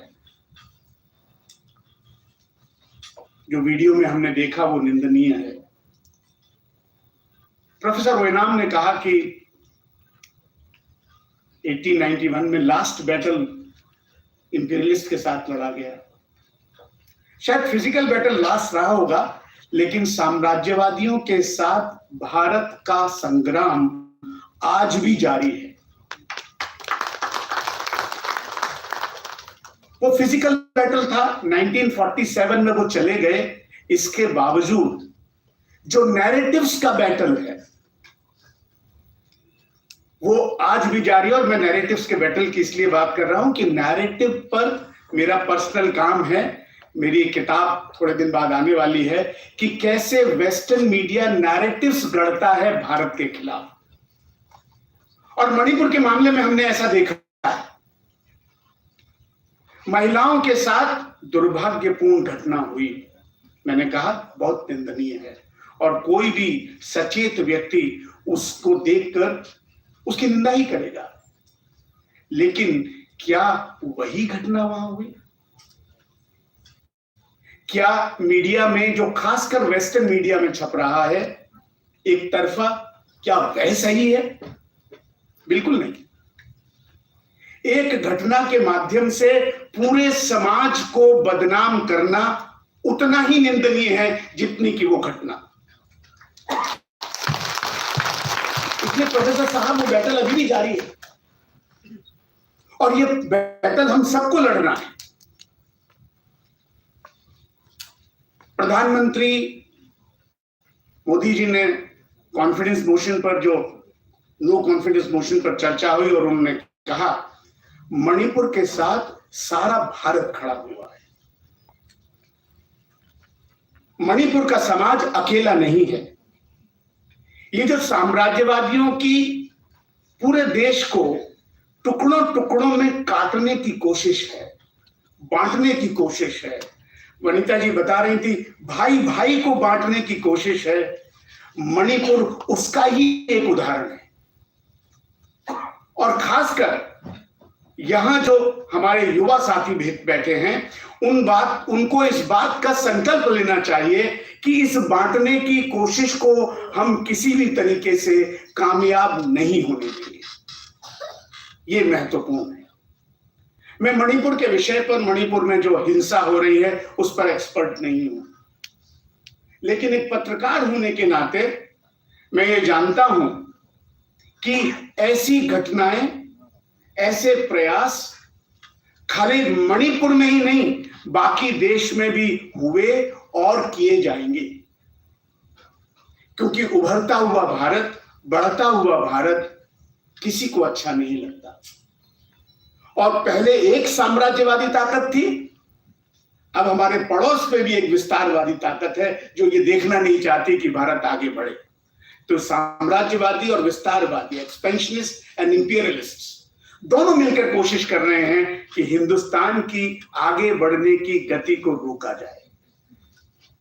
और इसलिए दुर्भाग्य से ये शायद आखिरी घटना ना हो।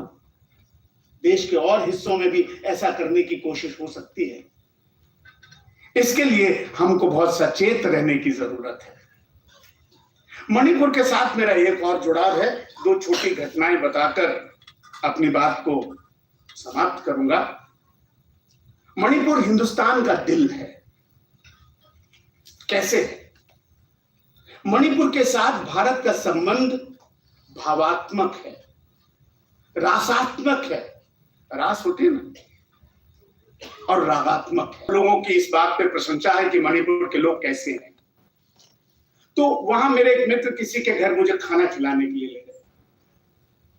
तो मैंने पहली बार ब्लैक राइस की खीर खाई। दिल्ली में तो ब्लैक राइस नहीं मिलता, मणिपुर में मिलता है ना। बड़ी टेस्टी थी। तो मेरी पत्नी ने उसकी तारीफ की कि ये ब्लैक राइस की खीर बहुत अच्छी है।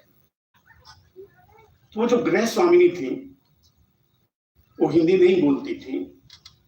उनको लगा कि इनको ये खीर बहुत पसंद आई है, दिल्ली में तो ये काला चावल शायद मिलेगा नहीं। जब हम वहां से निकलने लगे तो उन्होंने उनके घर में जितना ब्लैक राइस था, शायद 2 किलो होगा, वो मेरी पत्नी को थमा दिया कि आप ये लेकर जाइए, आप बनाकर देखिए, आपको बहुत आनंद आएगा। एक और घटना हुई मेरी 25 साल की बेटी मेरे साथ थी। तो मणिपुर की कुछ महिलाओं ने वो ड्रेस पहनी हुई है, फनेक पहनते ना, फनेक बोलते हैं ना उसको, है ना, फनेक। तो मेरी बेटी को फनेक बहुत पसंद आया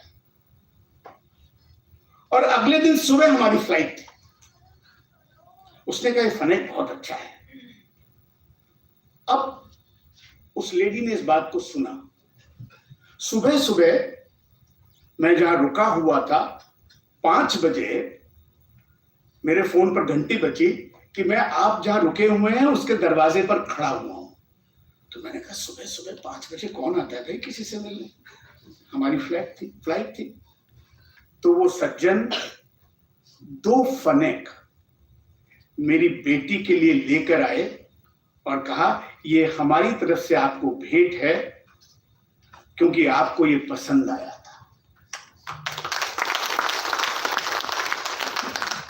उन सज्जन से मेरा कोई वास्ता नहीं था, मैं शायद उनसे बाद में कभी मिलने वाला भी नहीं हूं, यानी हमारी रिलेशनशिप ट्रांजैक्शनल नहीं थी। लेकिन ये हिंदुस्तान में ही होता है, ये मणिपुर में ही होता है कि आपके घर में जब कोई अतिथि आता है और उसको कुछ पसंद आता है तो हमारे पास जो सबसे अच्छी चीज होती है उसको हम दे देते हैं। शायद उन्होंने अपने लिए, और वो जो फनेक उन्होंने जो मुझे दिया था वो सूती नहीं था, मलमल का था, महंगा भी रहा होगा। मैं उनको वापस में कुछ नहीं दे पाया। तो मैंने ये 2 घटना पर्सनल इसलिए बताई कि ये मणिपुर के साथ जो संबंध है भारत का, ये खाली उमेश उपाध्याय का संबंध नहीं था, ये मणिपुर के साथ भारत के रस का संबंध था, भारत की कल्चर का संबंध था, जो ट्रांजैक्शनल नहीं है, जो इमोशनल है, स्पिरिचुअल है। और आज का जो टाइम मणिपुर के सामने आया है, दैट शैल टू पास, निकल जाएगा। हमको धैर्य रखना है, हमको दिमाग से सोचना है, हमको ये देखना है और जानना है, समझना है कि हमें बांटने की कोशिश हो रही है। ये मणिपुर को बांटने की नहीं, मणिपुर के समाज को बांटने की कोशिश ही नहीं है, हिंदुस्तान को बांटने की कोशिश है, जिसको मैं जानता हूं आप और हम कभी सफल नहीं होने देंगे। फिर से बहुत बहुत धन्यवाद। मुझे यहाँ बुलाने के लिए। Thank you, Sri Umesh Upadhyay.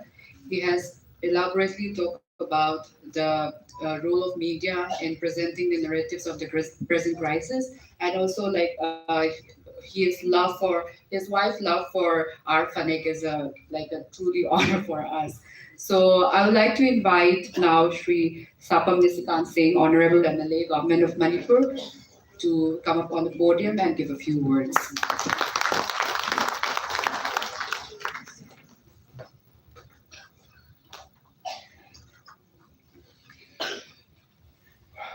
Honorable Union Minister 𝐼𝐴 Ranjan Singh, Professor Kaushal Kumar Sharma, Dean JNU, Shri Balwant Singh, ex-MLA Government of J&K, Professor Bhagwat Menon, Shri Umesh Upadhyay ji, President Director of Media of Reliance Industries Limited. Today, we stand here to observe 132nd Patriots Day, and we stand here, we all gather here to commemorate, to honor our braves. I am not a historian, but of course I do know what happened. I've read, and I believe in the Khongjam War, every brave, all the brave hearts fought till the last man standing. And today I was reading a column where they said that Major Pauna Bratsabasi in that war was the last man standing. And after seeing his courage and his skill, the British offered him a plum post to join and to switch sides. And to that, he said that I embrace death to treason. So proud that Pauna Bratsabasi happens to be our forefather. And 13th August today is a day where our Yuvraj beat the 𝐾𝐬𝐬𝐿 and General Thangal was hanged. And of course, when I came across General Thangal's name, his name is Nukthaupou Thangal. He was born in the Thangal tribe. So when then I realized that since many hundreds of years, we people, I mean the hill people, Tam and Ching, have been one, and that's how we should be. And all I want to say is today, being the Patriots' Day, where we are honoring our braves, and they fought for for Manipur, for the sovereignty of Manipur. And today, we are also going through a very bad phase where we are fighting with each other. But yes, all I want to say is the resolve to keep Manipur intact must be very strong. And I just want to say that what hurts me the most is the MLR and LR Act 1960. I am sure this was wrongly done. I'm sure this will be undone. This needs to be undone. And in the same country as we live, Himachal Pradesh is a place where it's also India, part of India, where even a Rajput, I have a Rajput friend who has an orchard in Jubbal, which is way up in the hills. So a Rajput by the Hindu hierarchy is nowhere low, it's very high. So it's the same, if Himachal can have that kind of law, I'm sure Manipur can have that law. So anyway, so all I can say is that we must stand strong, very strong resolve to make sure that Manipur remains intact as one state, like our forefathers have kept it for us. So we keep Manipur intact for our children, for the generations to come next. And as a bigger community, we got to embrace people, and मैं जरूर चाहूंगा कि मणिपुर में खुशी रहे, अमन रहे, शांति रहे और एकता बनी रहे. हिमालय बाप मणिपुर नाम.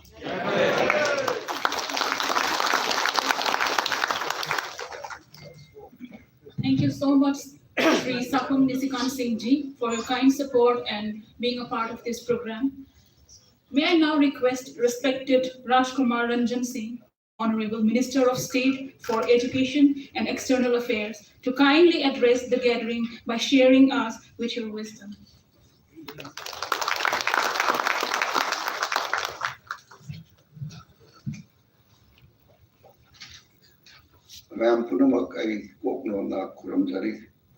At the very outset, I bow down and salute to the martyrs of the nation and specifically for the state of Manipur. And today is the 32nd Patriot Day observation organized by the Jawaharlal Nehru University Manipuri students, particularly by the Meiteis. On this occasion, I salute to Professor Bhagat Oilam, Chairperson Special Center for Northeast Studies, JNU, and my colleague, Dr. Vinay Sastravutesi. He is also an MP in the Rajya Sabha and President of the Indian Council of Cultural Research for his the meaningful video message, and Dr. Lieutenant General, retired Lieutenant General Dr. Kanchan Himaloy Singh. He's also giving a very insightful and courageous and to engage the new generation for the growth of the country and states. And Sri Balwant Singh Ji, ex-MLA from the government of Jammu and Kashmir and founder of Dogra Kranti Dal. And also Professor Kaushal Kumar Sharma Ji, Dean School of Social Science, and Mr. Umesh Ji, and all the distinguished friends from Manipur and other invitees. Today is a very solemn occasion, particularly for the people of Manipur. So on this occasion, taking the advantage and also the place where we organize this Patriot Day, we presume that Jawaharlal Nehru University is the launching pad of the knowledge space. And all the knowledge is accumulated under this university. I have seen it in my time. They have the freedom of thinking and freedom of exercise in utilizing the knowledge gathering all around the world, and particularly the specific region also. And this is the proper place where we have to discuss the issues of different regions and places, and particularly of the state of Manipur. And on this occasion, I want to share a brief form of the history of Manipur, how Manipur was evolved, and at what stages we are confronted with different issues. First, we all know that 33 AD, why not beyond 33 AD? And this is the place where to study by the young students. Are we evolved only on 33 AD or beyond that? We have to find out through research and try to find out the strong basis of the Manipur. And in that time, even Professor Bhagat has said, the dynasty throughout the Southeast Asia, Manipur kingdom is the only kingdom where the palace is never changed and dynasty is ruling for the last 2,000 years. And during this ruling, the whole civilization of the state is not solely by the Meiteis. It's a composite and a multi-ethnic society. It's a symbiosis. You see the location, geographical location of the place, and how the Meiteis are involved. You have to find out. Some says that we are also descending downward to the valley from the top of the hills. If you compare to the last research finding of the National Geographic, along with the VM computer company, they try to find out the human migration starting from this Africa. And they already published in the National Geographic journals 75,000 years ago, human migration reached to the Northeast India. So now this is the age of the science and technology. We can find out from different angles. So dynasty is there. Then the medieval periods, since I assumed to the portfolio of the Ministry of Education, I have some facility to deal with the Historical Council of India, Historical Research Council. And but during that month, we could able to publish some kind of the calendar or some kind of poster depicting the medieval dynasty contribution throughout the country. But all over the India, during that medieval periods, many innovations, even the gold coins, tank, and architectural, cultural involvement, many things happened, but that was not reflected in the earlier historical compositions. Now, under the regime of this NDA government, under the leadership of Prime Minister, we are trying to include, renovate, revigorate all those left out elements of our nation building. Through that, if you see that in the medieval periods, how the dynasty kings of Manipur innovated either in the cultural or in the architectural or in the war technology, these are all involved during these periods. Then after that, people are sometimes argue why Meiteis are adopted to Hindu. If you look back and interpret different angles or an alternative approach, if you see it, Meitei, of course, one time the regime was expanded during the 𝐏𝐀𝐓𝐑𝐈𝐎𝐍 Maharaj, covering the southern part of the Brahmaputra and also part of the Kabu Valley and the Bangladesh side. We covered during those days. But generally, if you compare with the other country, other nations, we are small nations. But all the year round during those periods, we are fighting with Burma and fighting with other enemies. But that time, our nation, what is our nation? What is our national religion? What is our national character? That you have to define. Till now, we are not able to define what is the national character of a Meitei, or the national, the identity of the Meitei. Can we define it? If you are not able to define by this present age of generation, by this generation, then our platform will be very fragile. Please try to find out through this genuine platform with all the young scholars and the research-minded people, what is our national character? What is our national identity? Please define it and let me educate me also. I will be very happy on that.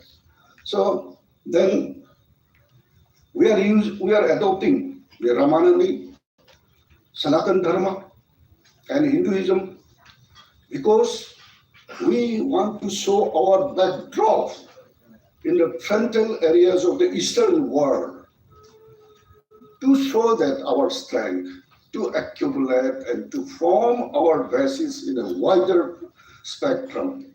Only that the 10 kings of Manipur adopt the Vaishnavite, Ramanandi and Hinduism. And so when we convert to the Hinduism, Professor Bhagat is well known on that. Never demolish of the native village, rather they promote it. Our Ras Leela is originated from our country, the Lai Haraupa. So when it converted to the Hinduism with the themes and devotees of the Radha and Krishna, then promoted and becomes the national classical dance.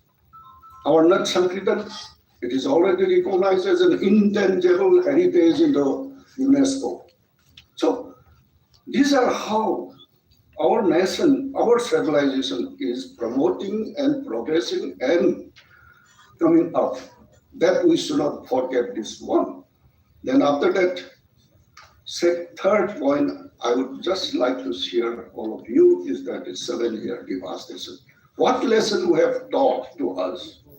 We are talking about the 7-year devastation. What lesson we received? What lesson we can learn from that? Did you have any lessons? Did our older generations, professors and scholars, did they give any lesson to us based on that 7-year devastation? Today also we are talking about this 32nd Patriot Day. Can we give a new lesson to us to build up our nation? Please think on that instead of that observation and doing and singing. In my mind, it will not promote our growth. Please think it. From 7-year devastation, what lesson we could get it? Until and unless we could lesson from that, we cannot progress and we cannot defend ourselves. That is, I want to mention to my young colleagues and the dedicated friends here. Fourth point, Anglo-Manipuri War. From here also, what lesson we taught it? We were thinking about the Manipur never associated with the Indian freedom movement. We always thought that, but very recently, of course, it is a fact and it was well documented outside the world. But inside Manipur, nobody recognized. Just the president of the ICCR in his video message says, the unsung heroes. During these 75 years of Indian independence, Azadi Ke Amrut, I mobilized throughout the northeastern India to enlist the unsung heroes of the northeastern region, at least 100. Many of these states, those academicians and historians, they come forward and listed well. What about Manipur? What about Manipur? Nobody is coming up. Maybe history professor, sociology, anything, who are talking about the patriotism of Manipur. Why they are not coming out and listing those unsung heroes? And one of the heroes in 1957 is the Sepoy Mutiny, I know. In that Sepoy Mutiny, any Manipuri person was involved or not. Do you know all this information by younger generation? Perhaps you might have heard as a folk tale, Sanasai, you might have heard it. He is the Prince Narendrajit. He mobilized the whole Barak Valley, including up to the present Dhaka of Bangladesh, to raise against the British. So, where is our historian to recover and to redocument all these issues the Bengali friends are doing on behalf of Manipur? Where lies our scholar? I'm not criticizing. I'm feeling that, I'm trusting that to get the contribution of our scholars on these issues. Then 1891, we know how it was happened. British is a giant. They control all the world, even the Indian subcontinent. Manipur is a small. We cannot escape from that mouth. Even then, we have an alliance with the British in certain sectors. So through that, related with the present crisis, I want to mention one point. We have an alliance, military alliance. We were trained by the Britishers in Chittagong and Sylhet to form Manipur levy. 500 persons of Manipuri, including some tribals and Muslims, they were trained by the British under the leadership of the Maharaj Gambhir Singh and his nephew Maharaj Nar Singh.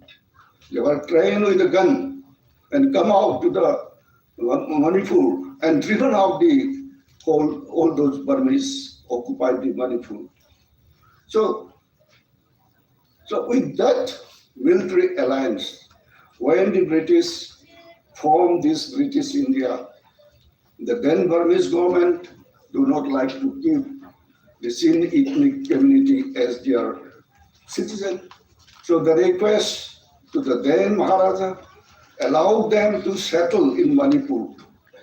And that was in Maharaj Nar Singh's spirit, allowed them to settle. Then after that, what happened? That we have to study it. And then statehood parade. We were 1948 parade is also there. We have our own, the Council of Ministers. We have our own, well approved by the Darbar Constitution was there. Then we merged with the Indian nation with all the existing geographical boundaries. When we merged to the Indian Union, the present political boundary, the geographical boundary was in toto and accept. Even the reserve forest, protected forest, and all these were all during the Darbar's time, it was classified. And when we joined to the Indian Union, we issued a new gazette during 1960s and others. Why our people's representatives could spoke on this issue? Please try to study it, how the Manipur is evolved and how this political evolution is going on. At least the representatives of the peoples of Manipur should learn something. And now, just now also talking about the MLR-LR Act 1960. It's not a defective act, it's a perfect act.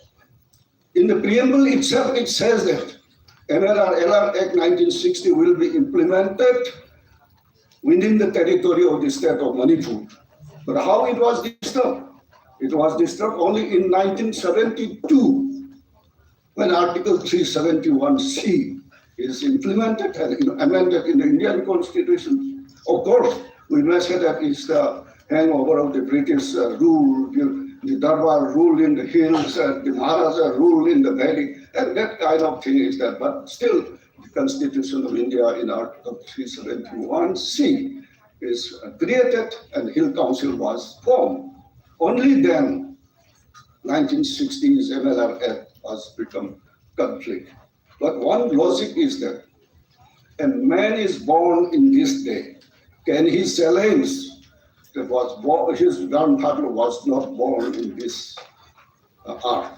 Will it be a challengeable thing? That we have to think on that. Then sometimes people argue Schedule number 6.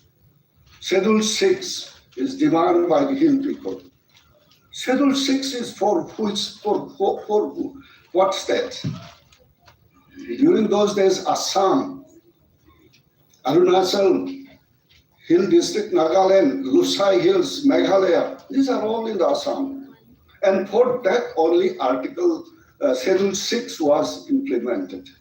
And that Schedule 6, why? Because Assam is a big land of plain, composition of plain, many hill area. Only for that hill area, Article number 6 is provided. For us, Article number 5, that is the Hill Council. Why? Because in the whole Northeast India, during that historical period of time, there are only 3 states. One is Assam, Manipur, and Tripura. And all these modern states coming up like Arunachal, Nagaland, Meghalaya, and Mizoram, from where they carved out. It is carved out from the Assam. Can they challenge to us now? Those groups who are carved out from the then Assam state, and they are saying that our land is this, our land is this. Can they claim it? Why our scholars are not boldly do research on this and have it published on that? Can we do it? Perhaps I would like to humbly request all of you, from on this day onward, on this auspicious of Patriot Day, if you really love your motherland, please do on such kind of research and make a publication so that the Manipur, starting from the ancient till now, we are vibrant. And that has to, we should have the guts, academic guts should be there. So I appeal to all of you to be on this. Then present day, after joining the Council of Ministers under Narendra Modi ji, I have a chance to serve in the external affairs and education. In the external affairs, I assigned to the Southeast Asia along with the Indo-Pacific and other regional cooperations. I met all the countries of the Southeast Asia. I request them to have some kind of direct investment to the Northeast India.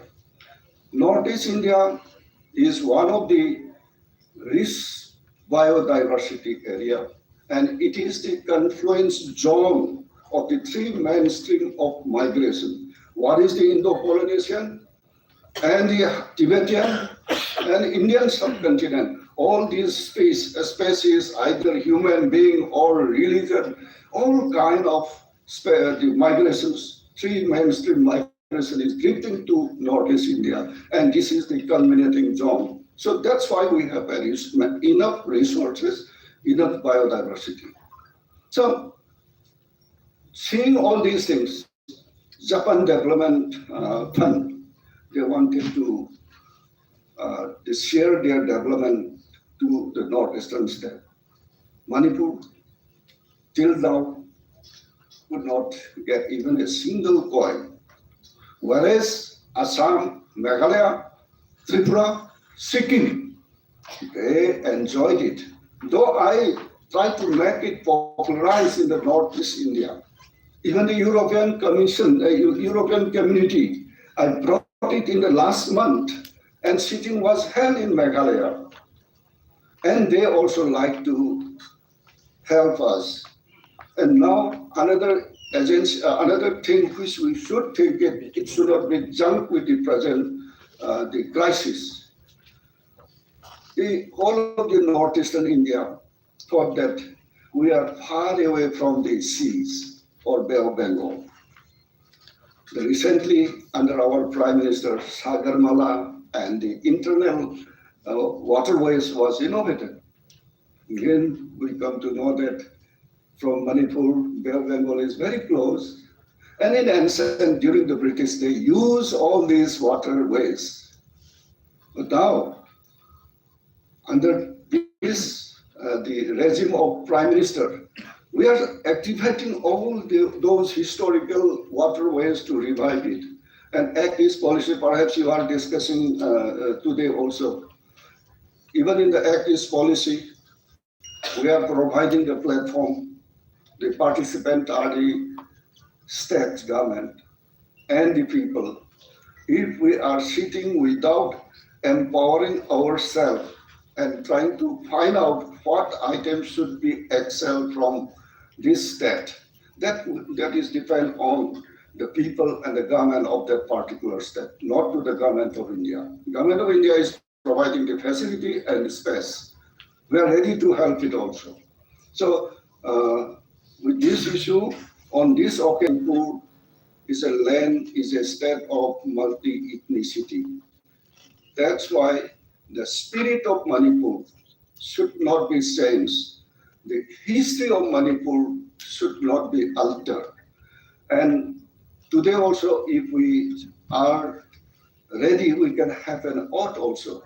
Those groups who are against the spirit of Manipur and those groups who are tempering the history of Manipur should not be allowed that we have to have our oath on this day. Thank you with this few words. Once again, Thank you, Professor Ranjan. Certainly, he is, first of all, an academician before he was a minister, and that was some wise words he had put in, and certainly we'll look into that into our research. So before we go on to the last presidential speech, we would like to distribute some paper. This is a report here from the last talk that we had. So we are organizing weekly talk series to have some intellectual engagement. And then this is the concept note of the second session, in which we will be inviting Ms. Sami Desai, who is an anthropologist and the founder of Northeast Institute. And then Rajat Sethi will also be there. He is the ex-advisor to CM, and then Associate Professor Sonu Trivedi from Zakir Hussain College will be there. So the talk will be based on geopolitics, and the title of the talk is Acting East, Geopolitical Challenges in Northeast India. So kindly now I invite Professor Dean to kindly continue the talk.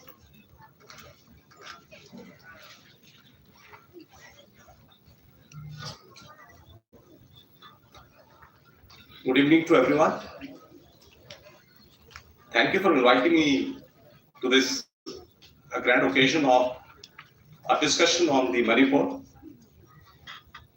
Now, suddenly, I was not to be there on the stage today, but then suddenly Professor Bhagat Onyam gave me a call that as the Vice Chancellor is gone for some important meeting, and so as the Director one.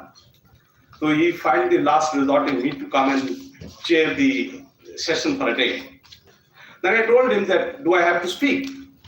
Then he said yes. Then I said that I have not prepared anything. So he said that you will be the last speaker, you listen to all and gather the information and speak. So what I'm going to do is that I'm going to speak the last, summing up all the points related to.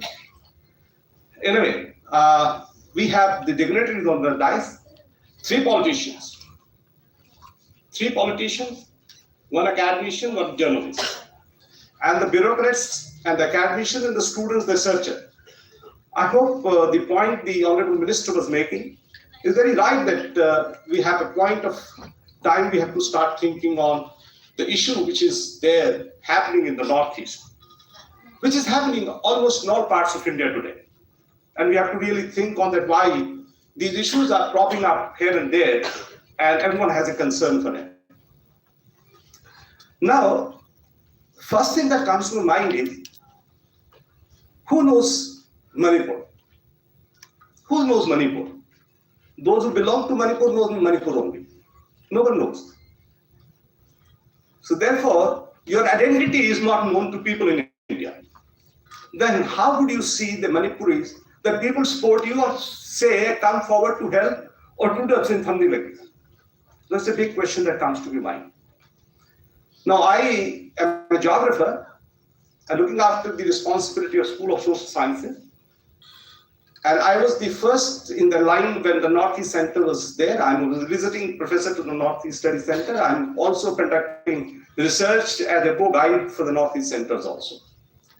I'm very attached to the Northeast, because very recently I have been traveling across the Northeast in many parts of the different states. Then what wonders is that people say Northeast, Then they say Northeast, where is Manipur? This word is not good.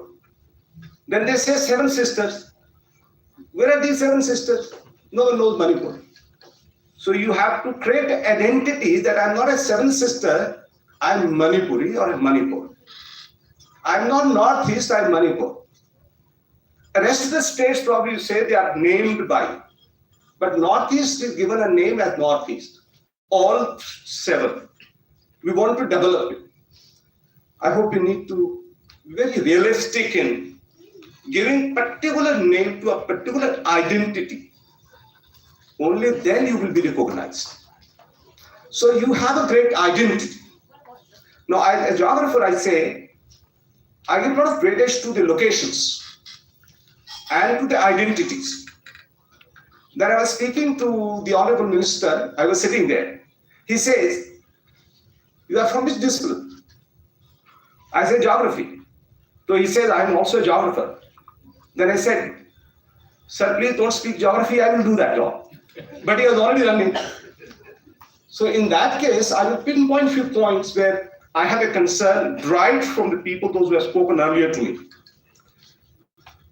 Now, when we say we need to have a locational identity, in geography what we study is, whenever people settle, they always settle at the best places, the valley margins, fertile plains, abundant water, good agriculture practices. That is the center. And then people migrate upward the hills. So Maitis, when I see locationally, they are in the flat valleys, locationally good. And the culture probably began in Manipur from those valleys and locations. The rest of the people, those who might have come in different part of the history of time, they established on the upper slope, which I think to be understood when the locational identities of the location of Maitis is to be understood, then you need to focus from where the expansion of the people in Manipur began with. That is one thing which I would like to say, and that is how the whole migration began. The second what I would say is, Manipur or the northeast border is porous. Just like the 4 walls of JNU, the boundary wall is porous. Anyone can just jump in and come into JNU. But we have a security.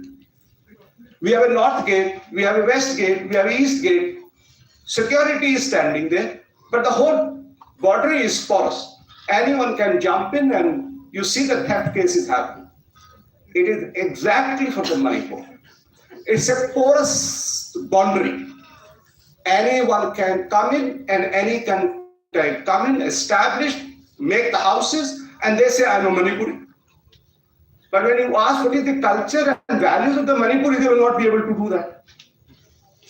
So that point of time that we need to identify people, those who say that I'm Manipuri. Let me quote an example, the best one. I come from Himachal Pradesh. Someone came to me and said that I'm Himachal and I know everything. I quoted few words. When I killed just one word is killed. He said, I don't know. Then I will say another word, he doesn't know. That means original people will always have the in-depth of the language, the values, the culture, the words in particular. Otherwise, all are migrants. Now, what has happened during what they have given the history, they're very right. Britishers never had interest in the Northeast. Never. All Northeast was for exploitation of resources. They established the tea gardens. When they established the tea gardens, they took away all the illiterate and the labor class from the mainland to the Northeast in the tea estate. Then they established all different kind of churches within the tea estate and converted them into the Christianity. Now, probably, I don't know the whole, I have never been to Manipur that way, but I have a lot of students from Manipur, and they really do very well. And academically, they are very strong, and they're working in different parts of these states as in Manipur in the bureaucracy. Now, keeping in that, I hope when I was listening to Professor Bhagat, He's very polite and a simple person, which I always find him, and I love to talk to him always. He doesn't put the hard words in his narrations, but he has a point always too. I was sharing all the different clippings which were coming up, I was reading up all the way and sharing with Bhagatji. Then discussing with him what can be the solution for it. How your identity can be established. Now let me come back to JNU has started doing it. We have the School of International Studies in JNU, everyone knows it. We have School of International Languages, but no Indian languages are taught, only few. Hindi पढ़ाएंगे, उर्दू पढ़ाएंगे और कुछ नहीं पढ़ाएंगे. German पढ़ाएंगे, French पढ़ाएंगे, ये पढ़ाएंगे, दुनिया भर की लैंग्वेज पढ़ाते हैं लोग. People don't know their nation, but they know America, they know Germany, they know Japan, they know France, but they don't know their own nation. I hope our Honorable Vice Chancellor has taken up a lead today to establish a school for Indian languages. I'm very happy to share with you, you were looking for a solution how the research can be taken up. The first center has been established for the Center for the Tamil Studies in JNU, which will conduct research, teaching, and all seminars and conferences of Tamil Nadu. The center is being established. Odisha government is going to start again a center for Odia studies, culture, values, and literature. Assam government has already committed for 20 crore rupees to establish a center for Assamese studies. Maharashtra government has already committed to establish a center for Maharashtrian studies for 20 crore rupees. I hope each state now has to come up to JNU. Maybe there is a strong reason. Sir यहाँ की बोली और आवाज देश में नहीं विदेशों तक जाती है. The voices which are raised in JNU, the voices reach throughout the globe. Therefore, now the time has come that all these states need to establish a strong center for their culture, their values, their habits, which should be known to all the people across the India. Otherwise, we will be neglected by our own people. They will say, मुझे क्या फर्क पड़ता है मणिपुर में क्या हो रहा है, जम्मू कश्मीर में क्या हो रहा है, नागालैंड बोलता है मुझे क्या पता, मुझे कुछ नहीं लेना देना नागालैंड से. The India is bifurcated into different states. We need to bring them together so that culturally they understand each other. They should know their values. We share the same Sanatan Dharma. We are the outshoots, maybe at both, maybe Jain, maybe Sikh. We all are having the same roots of the whole civilization. And all the artists and the people, they belong to save this region. Therefore, we have to be very focused on the kind of research studies we do today. And they have to have a value for. History has been written wrong. We have to rewrite the histories. We have to teach the history rightly to the people in all our institutions across the India. No one knows what the Pallavas are. They had the longest history of thousands of years. And the people in the north, they do not know who are the Pallavas. And who are the people, the Marta at their side, we do not know in the mainland. Now all these people have to be focused on our education minister honorably sitting here. They have to think that how all these kind of heroes, the culture, the values have to be brought to the schools. Maybe the education department has to take a lead, which is establishing probably the education policy, national education policy, talks about the same issues. This is what needs to be done. And then Manipuri has a very special, as what everyone was saying, that Manipuri has a special character of Sanatan Dharma, and which is being looked differently by different groups today. Therefore, we have all to support them, and we have to carry forward the messages and voices of our people, those who are there on the dais, that we all stand together with them in this point of time to strengthen. Otherwise, all states will have the same issues like Nu in Haryana. You have seen recently what is happening there. So what 𝐏𝐻𝐃𝐈𝐎𝐓𝐒 has said, that there is a need to reassemble the knowledge-based system of all the different states together to create identity. Otherwise, we will be lost somewhere here. And he very rightly said that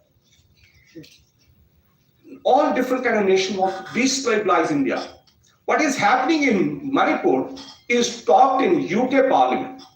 It is being talked in USA. It is being talked in Germany. It is talked in the European nation. Why those people are more interested than the people of our own states?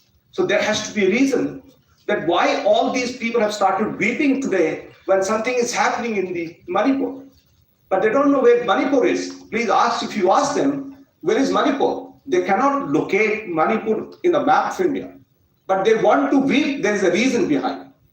So they want to destabilize India. So we have to be very careful and cautious and stand together for all the different kind of eventualities people really are looking forward to India to destabilize. So therefore, with these words, I hope most of the things have been said by all these people, all learn more than me. I just simply thought to compile whatever they said. I said it, I was the last speaker, not really very prepared to speak to you all. But yes, this was my mind I wanted to give you. And you have your own mind to evaluate yourself. You have a very thought process today. The media is very wide open today. Everyone can have a misinformation. Now please understand one thing, you should be really very cautious and careful to read media. And you can really gather wrong information. And there are vested in groups, those who can spread the rumors of various different kinds, because I don't know what Manipur is. So I will read what the media will give it to me. So please try to create interpretation in the Indian perspective to understand media can create a hive of events which is not really the ground reality. Those who come and belong to, they know the ground reality. What hardship they might have been facing today, and how the kind of the other agencies which are really forcing the people of Manipur to come out with different solutions in their life to start their different ways looking at it. I hope culturally, ethically, I'm not going to the details further, but yes, I have a concern for people of Manipur should, like the way they have been, should remain in their own territory, should have the privilege of everything, to have their own caste, religion, whatever they practice today should be gone. But I would say that Manipuri Center for Manipuri Culture need to be established in JNU. That's all, and thank you very much for having me. Thank you so much, respected sir, Professor Kaushal Kumar Sharma, Dean of the School of Social Sciences and Professor at the Center of the Study of Regional Development. Sir, your invaluable presence and kind support makes this program a great success. It was indeed a valuable expression that for the establishment of Center of Manipuri Studies, we are extremely delighted for that word. And I would like to invite Honorable MLA Niskan Sapang again to the podium. He said he had missed few things that he needed to express in his previous speech. Thank you. In my very short and quick speech, I forgot something very important. I want to thank the organizers because this event, especially this time of the year, this time of what is happening in Manipur, the Patriots Day, is so important to me, and to be here in Delhi, away from Manipur, among the Manipuri diaspora. And so I want to thank the organizers, especially Mutum, Loiramba and gang. Thank you so much for having me. My luck, my good luck, my privilege. Thank you so much. Thank you, Damo. So right now we would want to facilitate the speaker for the second session, and then we would like to conclude the session and with a word of thanks. So before that, we would like to call on stage Ms. Rami Desai to do the facilitation when our professors and ministers are there. She is a very well-known face, and we must thank her for what she has done in the media openly.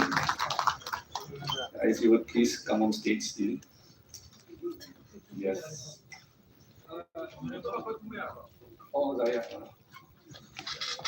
I invite Nilakanta, he is the coordinator of this program today, to kindly come and facilitate the speakers for the second section. His name is Nilakanta, and he has submitted his PhD. He is now Dr. Nilakanta from the Northeast Studies.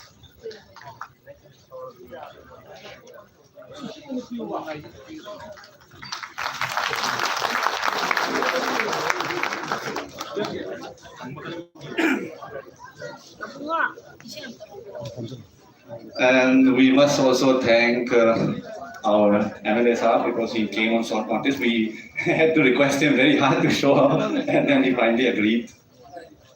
And now we would like to also invite on stage Mr. Rajat Sethi. Please be on stage. We want to felicitate you. The second section of the program will be engaging in terms of the intellectual terrain, and we will be covering geopolitics in the Northeast, and the exact theme is activities, reflections on the colonial legacies and geopolitical challenges in Northeast India.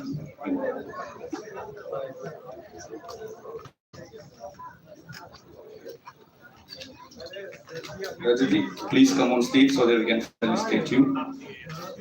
This is the only Manipuri Sardar.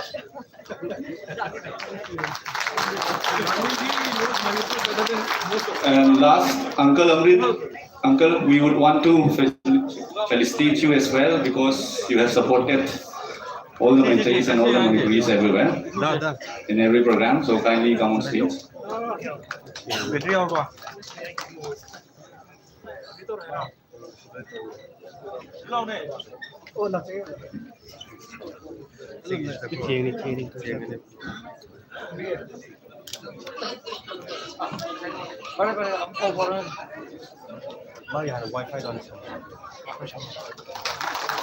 Now finally we will conclude this session and then have tea, but before that we will have a thank you. Before that we will have word of thanks from Ms. Susmita. She has done her post-graduation from CSSS, the Center for Study of Social Systems from JNU SSS2. So kindly give a word of thanks to Ms. Susmita.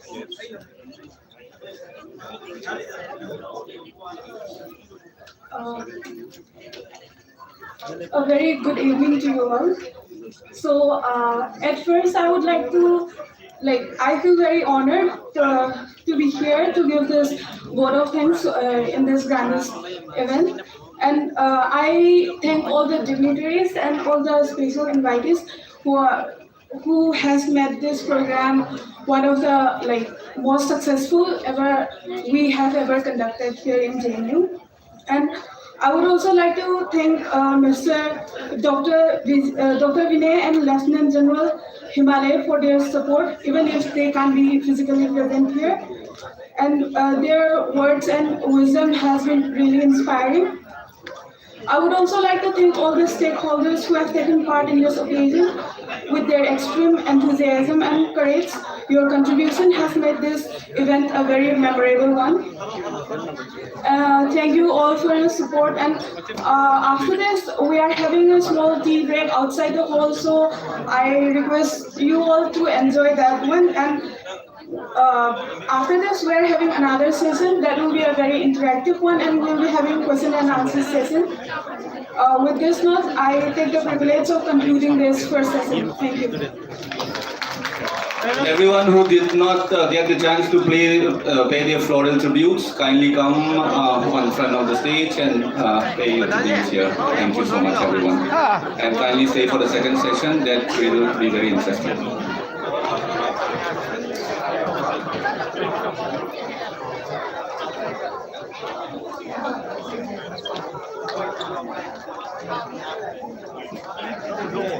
Saya tahu kok, yang manusia.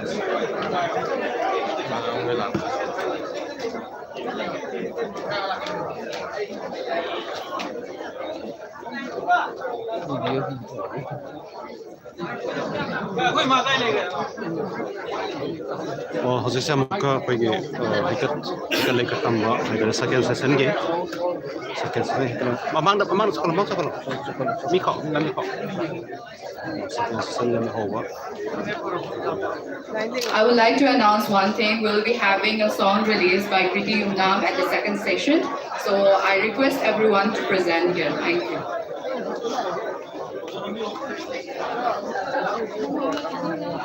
Amu haikat lekar tamba ne setaurse.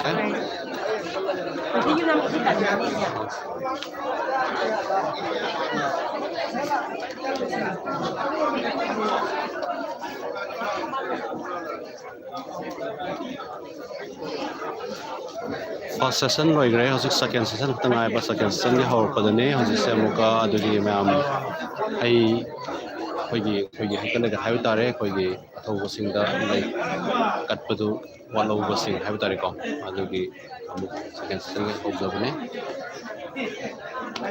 Hello. Hi. Hero.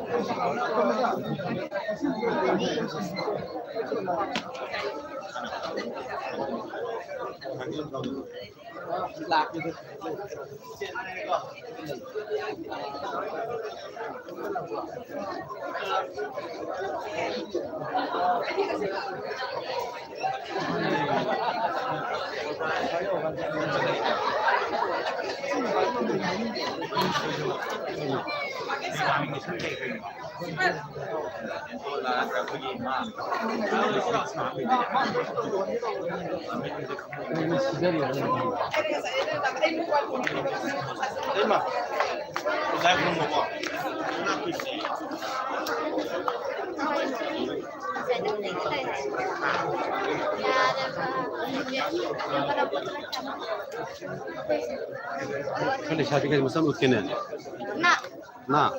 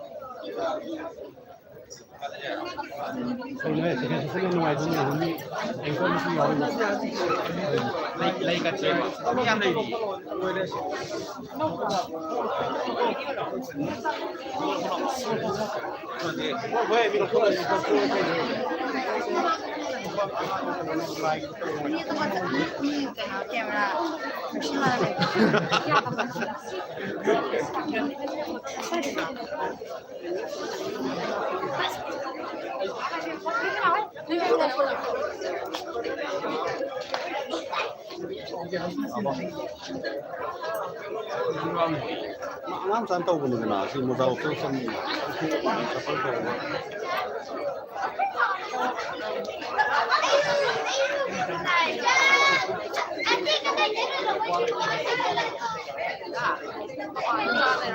oh ya I should do something.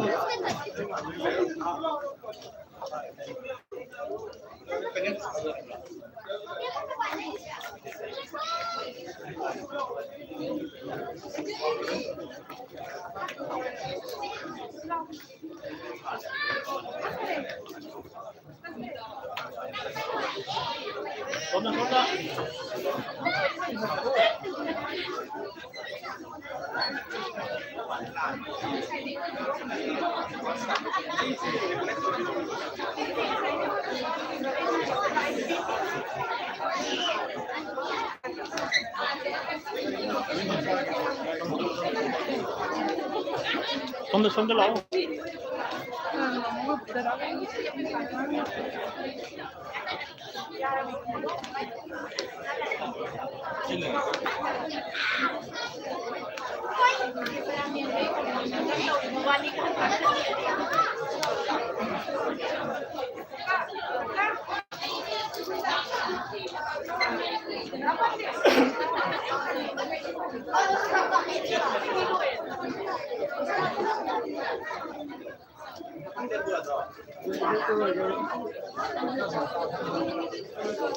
잘라보자.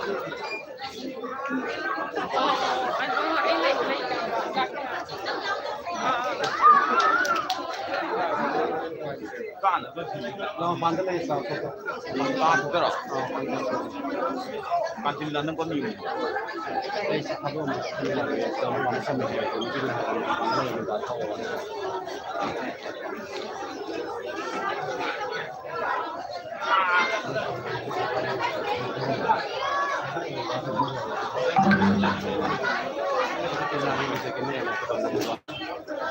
Voy a llevar esto de lleno.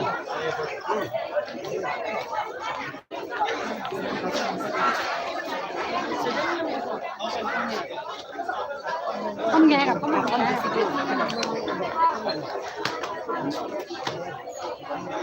Đây là nó về cái xin làm video với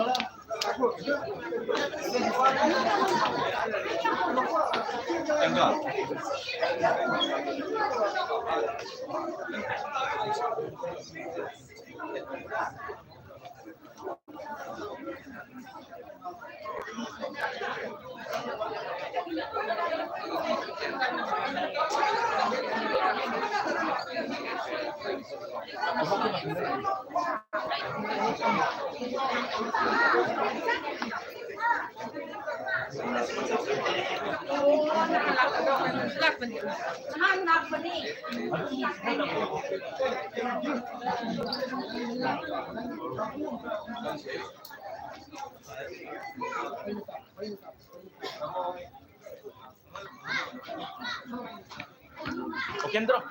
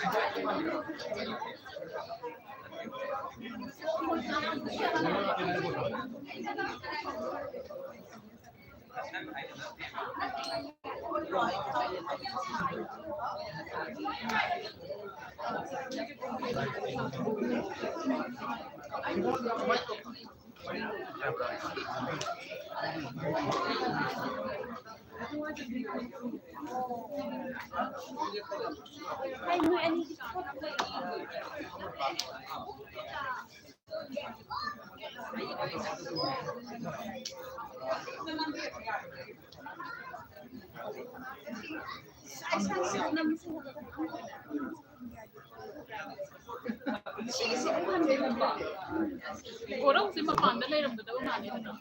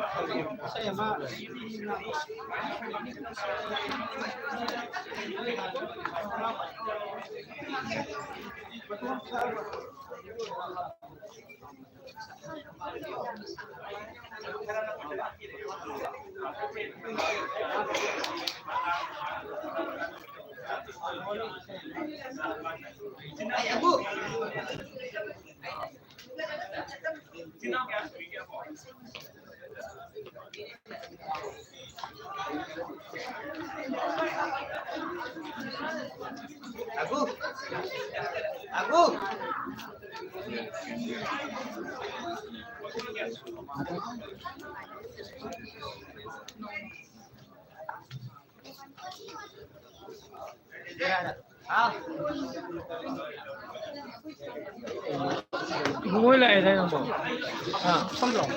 Bungoi đâu có được mấy cái. Nãy thấy cái gì nè? Cái mới cái đồ mà.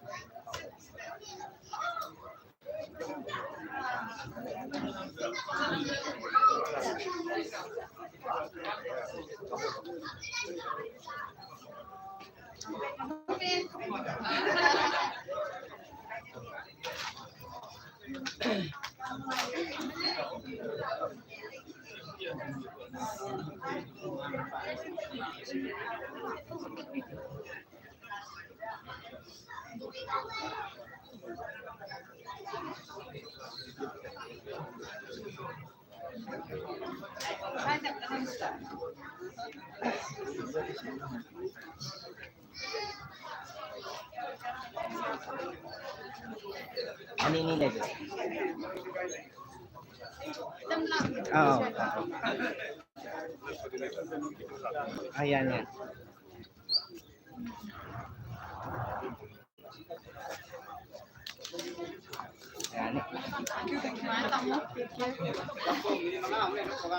How we are now? How to think there no?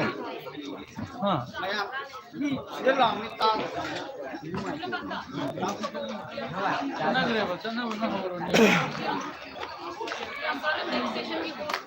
Go ahead.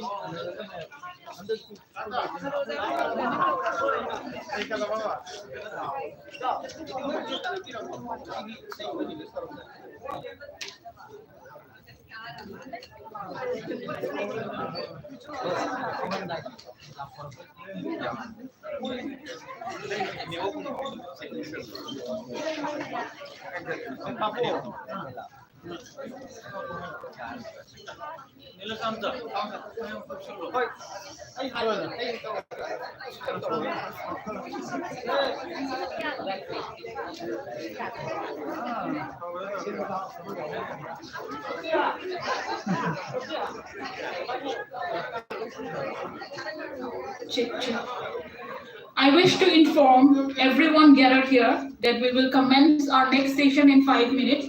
Thank you for your kind cooperation.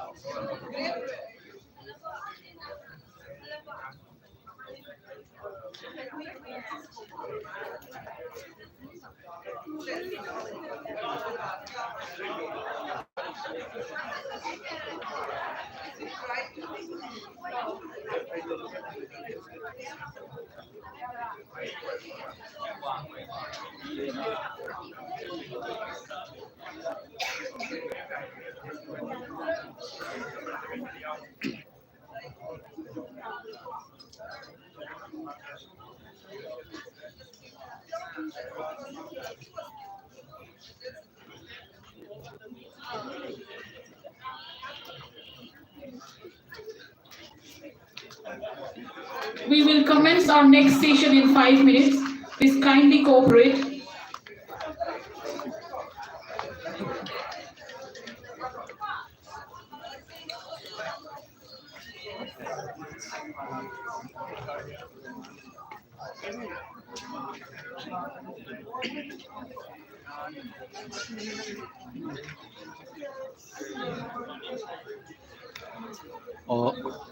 ꯃꯌꯥꯝ ꯑꯩꯈꯣꯏꯒꯤ second session ꯍꯧꯔꯅꯤ ꯑꯗꯣ ꯌꯥꯝꯅ second sessionꯁꯤꯅ ꯍꯦꯟꯅ ꯑꯃꯨꯛꯀ ꯑꯩꯈꯣꯏꯒꯤ ꯄꯨꯛꯅꯤꯡꯗ ꯊꯋꯥꯏ ꯍꯛꯆꯥꯡ ꯌꯥꯎꯕ ꯍꯥꯏꯗꯣ ꯑꯣꯏꯅꯤ ꯃꯔꯝꯗꯤ ꯑꯩꯈꯣꯏ ꯀꯩꯅꯣ ꯍꯥꯏꯕ ꯃꯇꯝꯗ ꯑꯩꯈꯣꯏꯒꯤ ꯑꯦꯟꯊ꯭ꯔꯣꯄꯣꯂꯣꯖꯤꯁ ꯅꯨꯄꯤ ꯑꯃꯈꯛ ꯍꯥꯏꯇꯥꯔꯦ ꯑꯩꯈꯣꯏꯒꯤ ꯃꯦꯝ ꯑꯩꯈꯣꯏꯒꯤ ꯔꯥꯃꯤ ꯗꯦꯁꯥꯏ ꯍꯥꯏꯅ ꯃꯌꯥꯝꯅꯁꯨ ꯍꯦꯟꯅ ꯊꯣꯏꯗꯣꯛ ꯍꯦꯟꯗꯣꯛꯅ ꯁꯣꯁꯤꯌꯦꯜ ꯃꯦꯗꯤꯌꯥ ꯑꯗꯒꯤ ꯇꯤꯚꯤ ꯃꯌꯥꯝꯗꯁꯨ ꯑꯩꯈꯣꯏꯒꯤ ꯄꯦꯅꯦꯂꯤꯁ ꯑꯣꯏꯕ ꯃꯌꯥꯝ ꯑꯃ ꯗꯤꯁꯀꯁꯟ ꯃꯌꯥꯝꯗ ꯊꯦꯡꯅꯕ ꯎꯕꯤꯔꯝꯃꯅꯤ ꯈꯜꯂꯤ ꯑꯗꯣ ꯍꯥꯏꯔꯤꯕ ꯑꯩꯈꯣꯏꯒꯤ ꯃꯦꯝꯗꯨꯁꯨ ꯍꯧꯖꯤꯛ ꯉꯥꯏꯍꯥꯛꯀꯤ ꯃꯅꯨꯡꯗ ꯍꯥꯏꯕ ꯇꯥꯔꯦ ꯁꯤꯗ ꯑꯩꯈꯣꯏꯒꯤ ꯋꯥꯉꯥꯡꯕꯗ ꯌꯥꯎꯔꯛꯀꯅꯤ ꯑꯗꯨꯅ ꯃꯌꯥꯝꯅ ꯌꯥꯔꯤꯃꯈꯩ ꯑꯩꯈꯣꯏ ꯄ꯭ꯔꯣꯒ꯭ꯔꯥꯝ ꯑꯁꯤ ꯁꯤꯌꯔ ꯇꯧꯕꯤꯅꯕ ꯍꯥꯏꯅ ꯃꯩꯅ ꯇꯤꯚꯤ ꯆꯦꯅꯦꯜ ꯃꯥꯏꯀꯩꯗꯒꯤ ꯇꯧꯗꯨꯅ ꯅꯤꯡꯁꯤꯡꯖꯔꯤ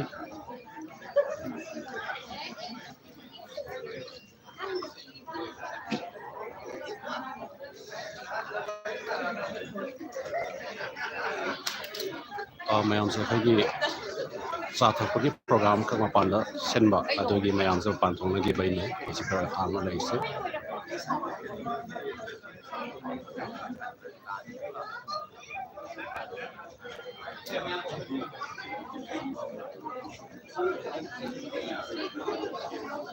Yes, namaste. Namaste. Namaste. ꯑꯩ ꯅꯝꯍꯧꯗ꯭ꯔꯦ ꯑꯁꯤꯗ ꯑꯗꯨꯝ ꯌꯥꯎꯋꯦ ꯁꯤ ꯔꯦꯀꯣꯔꯠꯇ ꯑꯗꯨꯝ ꯌꯥꯎꯕꯅꯦ ꯑꯩ ꯊꯥꯔꯛꯀꯦ ꯍꯣꯏ ꯔꯦꯀꯣꯔꯠꯇ ꯌꯥꯎꯕꯅꯦꯕ ꯑꯩ ꯂꯥꯏꯚꯀꯤ ꯔꯦꯀꯣꯔꯗꯅꯤ ꯌꯥꯏ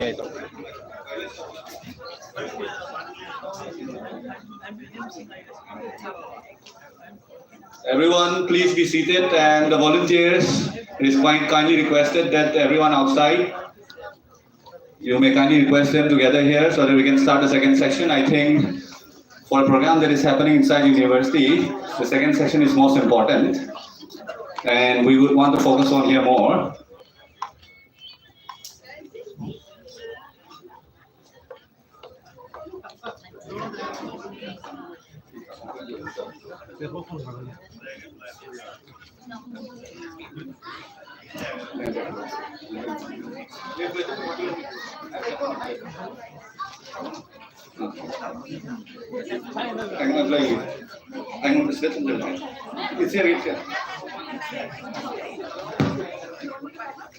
Yeah, you can start sitting.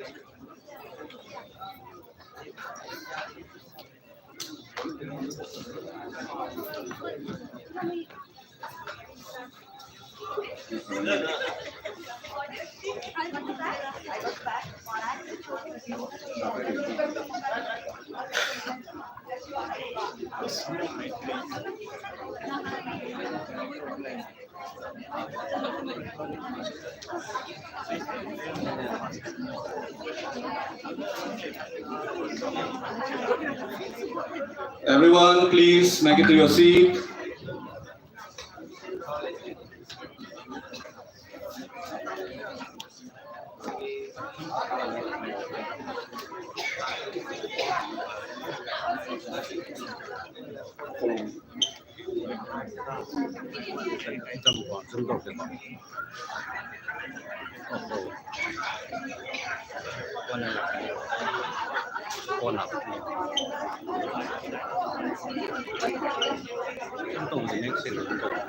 Everyone, please settle down on your respective seats so that we can begin the second session, which will be more engaging, more interactive, and we will have more question and answers as well. And being inside the university, we will want to keep more focus on the second program as well.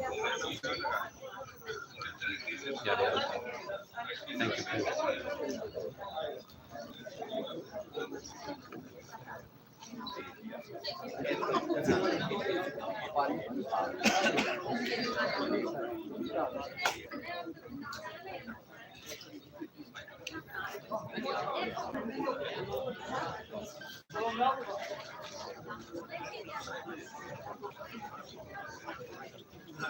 you. So now I would like to give the mic to Priyanka Khetrivil so that we can formally begin the second session. On to you, Priyanka. Thank you, Yorimba. Our second session will mostly be focusing on the panel discussion that we have put up a theme on acting is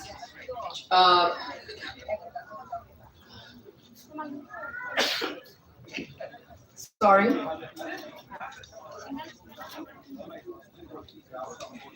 The theme of the panel discussion will be acting is reflections on the colonial legacies and geopolitical challenges in India's Northeast.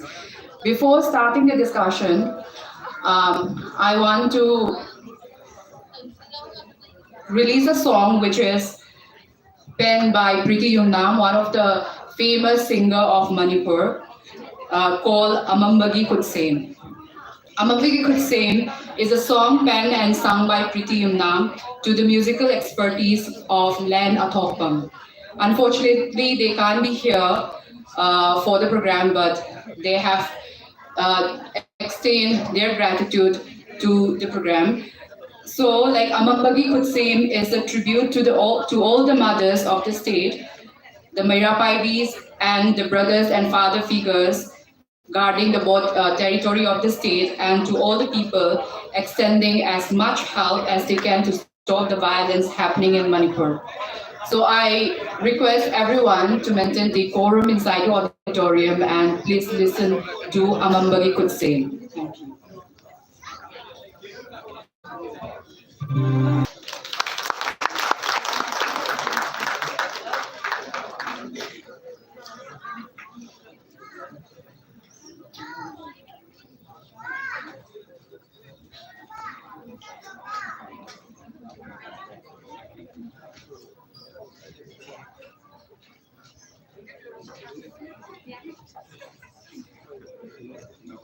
I now call upon Ms. Shivani Konsengbam, a student of MA at the Center for the Political Studies, JNU, to give a presentation titled The Manipur Empire and Asiatic Power of the Past. Over to Shivani.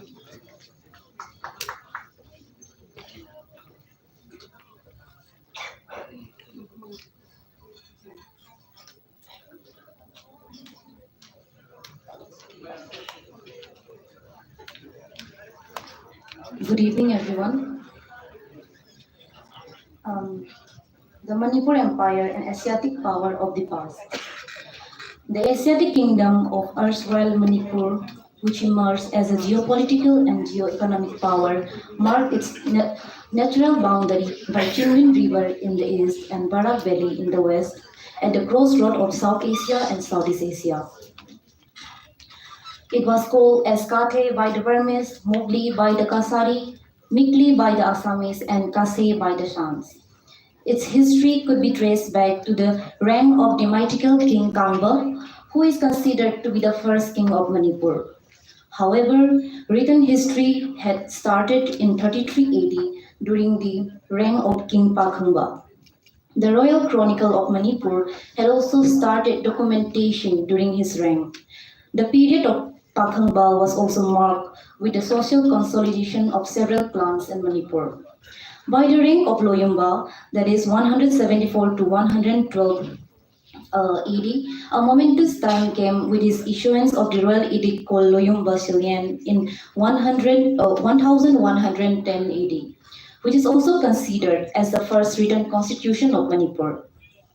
Loyumba Shilyan deals with the division of occupation, and it is considered as an important historical document for the reconstruction of the social and economic history of Manipur and its adjoining territories of the period. By the middle of the 15th century, the boundaries of Manipur kingdom reached its zenith. The fertile Kabu Valley in the western bank of Chinwin River was firmly controlled during the reign of Khyamba 1467 to 1508 AD. During Khyamba's period, Manipur established close diplomatic and economic ties with the Shah kingdom of Upper Burma and parts of today's Yunnan province of China. Further, during the 50 years of reign of Khagemba, that is 1597 to 1652 AD, the kingdom of Manipur engaged with several military campaigns. Khagemba consolidated his rule in Kabu Valley and checked waves the Muslim invasion from the west and established his control over the borderlands of South and Southeast Asia. He conducted military campaigns in the trans-border lines of South and Southeast Asia. He conducted military campaigns in the Trans-Jinmin Basin and credited with the invasion of 𝐾𝐲 Kingdom, likely in the border of present China's Yunnan province. Hence, his name came to be known as 𝐾𝐲 or 𝐾𝐲, that is, conqueror of the 𝐾𝐲. In Manipur, a significant trajectory has started in the 18th century.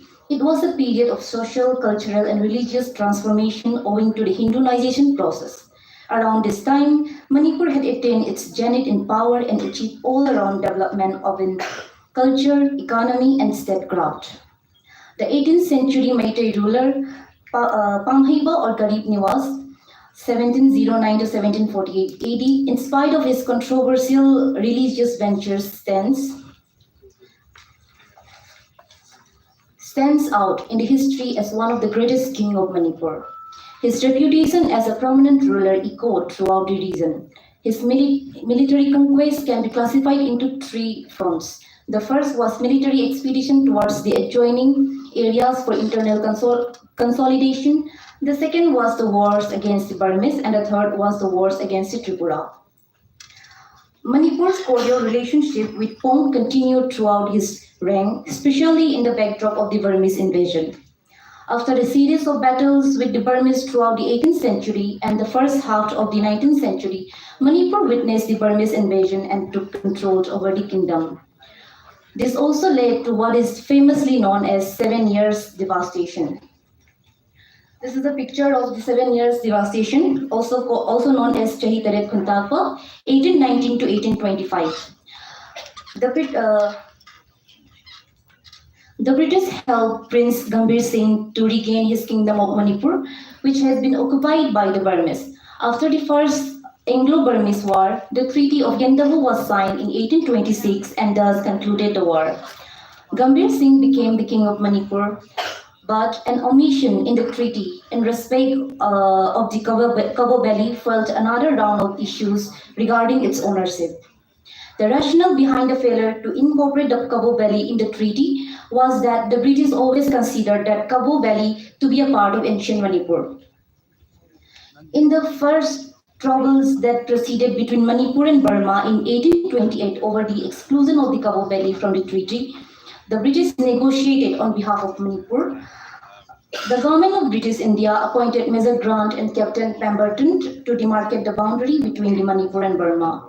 With the Burmese resorting to certain delaying tactics as instructed by the British government, Grant and Pemberton proceeded to Ningthi River and demarcated the boundary of Manipur. However, the British Empire had failed to include the territories like Jinmin River to Manipur, which was conquered by Gambhir Singh. By November of 1829, the Burmese finally admitted that Gambhir Singh reconquered the Kabo Valley and to pay tax. After Gambhir Singh's reign, his son Chandrakirti ruled over the kingdom for most of the 19th century. After the death of Chandrakirti in 1886, the British now attempted to take advantage of the internal instability of Manipur. In 1990, the British sent 400 troops led by Mr. J.W. Quinton, Chief Commissioner of Assam, ICS, from Assam to capture Yuvraj Tikendra. There were fierce gun battle between the British forces and the Manipuri forces, and in that battle, the British were defeated. And it was resulted to the execution of 5 British officers, including the Chief Commissioner of Assam, for revolting against the King of Manipur. After this incident, the British authorities reacted by sending troops. Each year, we, the people of Manipur, observe Patriots' Day on this very day in remembrance of all those brave patriots who laid down their life to defend the Manipur's integrity in the face of overwhelming odds. Hence, the Manipur Empire, an Asiatic power of the past. Thank you.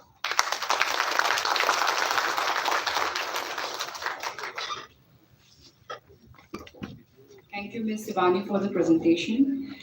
Some of my audience who's gathered here said she is the most awaited guest of the evening. And now I would like to invite Ms. Rami Niranjan Desai to deliver a lecture on the theme, Northeast and the Geopolitical Future. Ms. Rami Desai is an anthropologist, an author, and a scholar on Northeast region of India. She is also a founder of the Center for Northeast Policy. Thank you.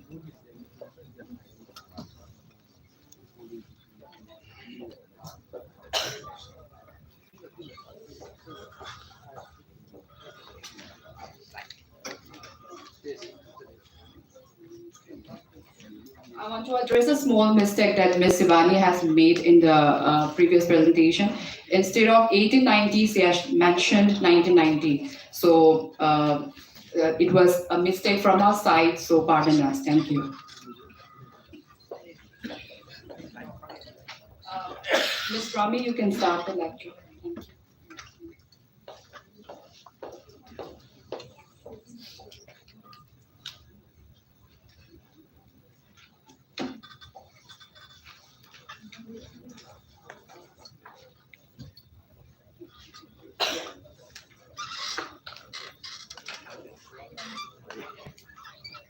I'm going to put my timer on because I can talk endlessly about the Northeast.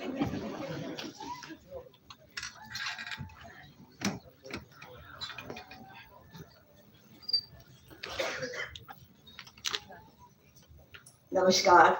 It is truly an honor and a privilege for me to be here amongst all of you today. It clearly seems like I am an honorary member of the Manipuri community with the amount of love that I've seen today.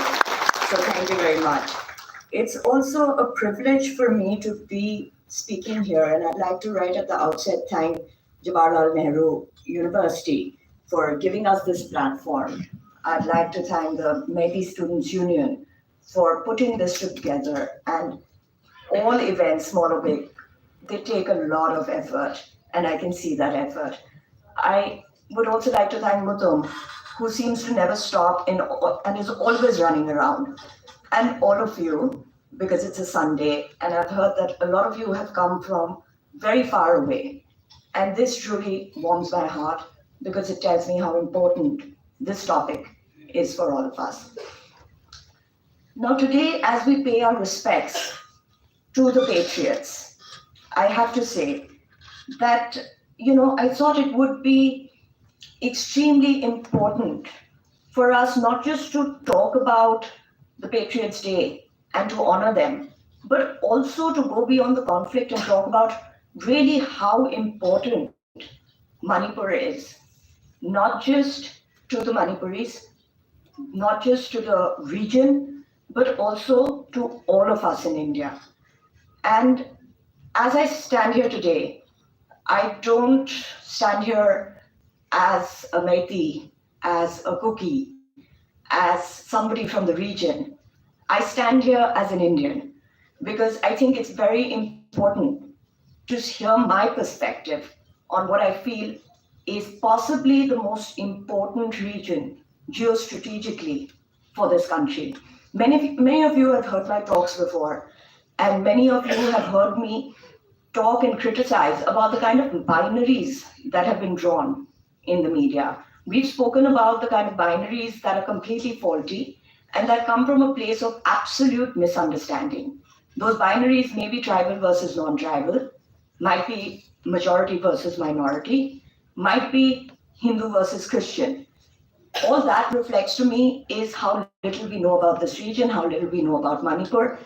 And for that, I can only say that it is shameful. I think what we need to understand is that Manipur is a lot more than that. And the people who put these binaries either don't understand Manipur, either don't understand the Northeast region, or are doing this purposely. A lot of people today, my distinguished co-speakers and panelists who I have had the privilege to learn more from today than I can ever hope to offer on this platform, spoke about some very important topics. They spoke about narrative building, and they wondered, why is that our narratives are being skewed? The answers are simple. The narratives are being skewed because we are fragmented. The narratives are being skewed because we are not being able to put a cohesive dialogue. Narratives are being skewed because we've decided to organize ourselves just as we've been hit by conflict. This should have been done before. The society should have come before on many, many other occasions. We should not have waited for a conflict to bring us together. The second thing that one of our panelists also mentioned is Western interest. And that is, to me, of great importance. Because when you talk about Western interest, you have to wonder why are they so interested. Are we interested in some parts of the Western world that we've never been to? Does our parliament deliberate on conflicts that are happening in other countries? No, we don't. The reason for Western interest, again, is much larger than what we think. I think we don't understand the implications of why people are showing interest. A lot of people give representations to the Western countries. They spoke to me about it, and I said this is absolutely the most horrifying thing to do. Because when we ourselves don't understand this region and we don't understand Manipur, do you think somebody from the West who's never visited India, let alone the Northeast, is going to be able to understand it? This is, to me, against our national duty and our national unity. But it is what it is, and we must counter it to the best of our abilities. I will come to the other reasons of Western interests and Western narratives that are being built. But before that, let me come to the third point that somebody made. They said that nobody knows the Northeast. Yes, it's true. People don't know the dynamics of the Northeast. I was watching a news debate the other day, and there were all these spokespersons from different parties who'd come together on the news to discuss the Northeast. A simple question was asked. Name the 7 states. They couldn't name it. So when we don't know the basics, how do we expect to understand the larger game plan in this? I also will add to this that it is very important to understand the value of not just the geostrategic location, but what this geostrategic location has to offer to the world. And I don't think we completely comprehend the value of Manipur.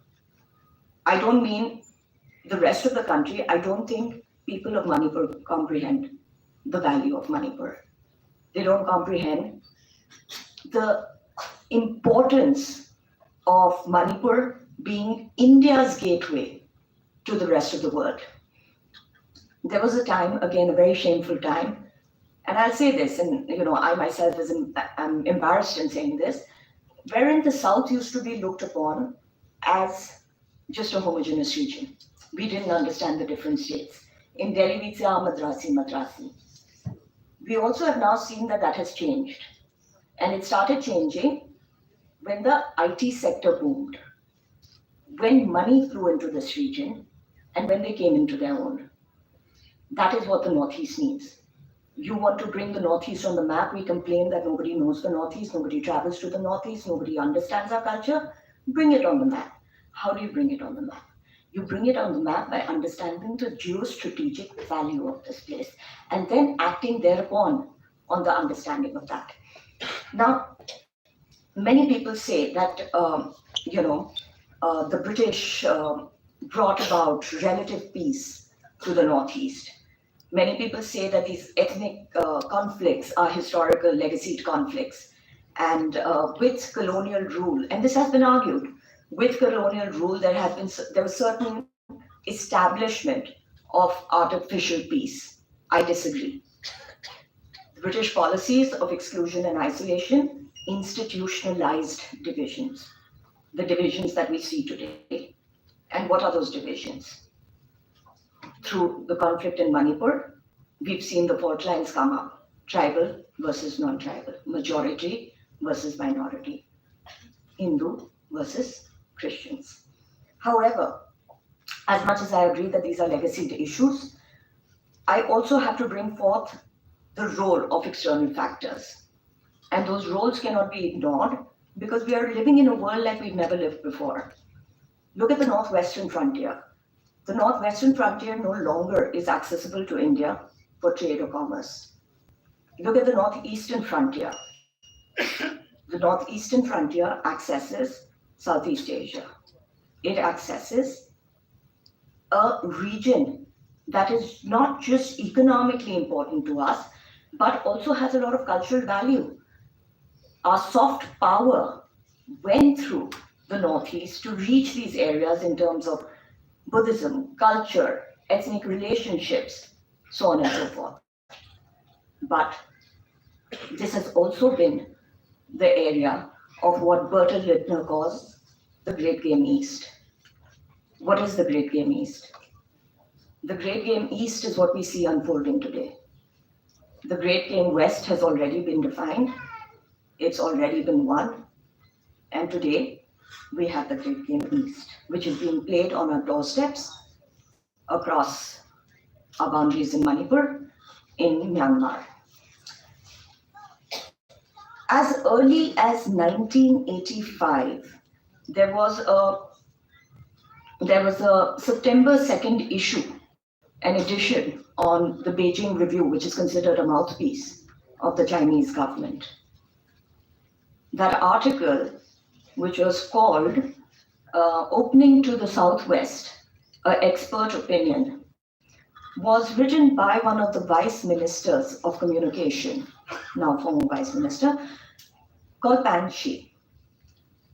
Pan Shi outlined an entire geostrategic outline of Myanmar, India, and what it could achieve. This included railroads, this included waterway connectivity, this included some amount of political changes.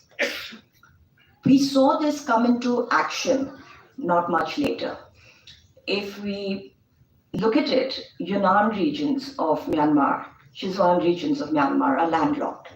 They thought it would be a great idea to build the infrastructure that was needed right down to the Indian Ocean to be able to carry the goods, the trade across Myanmar. And that's what they did. They worked at rocket speed. There was the railroad, which came up from Michikina to Lasho. The Irrawaddy River today is used as waterways for trade, commerce, and so on and so forth. We've also seen on the Indo-Pacific region, the kind of revisionism, Chinese revisionism.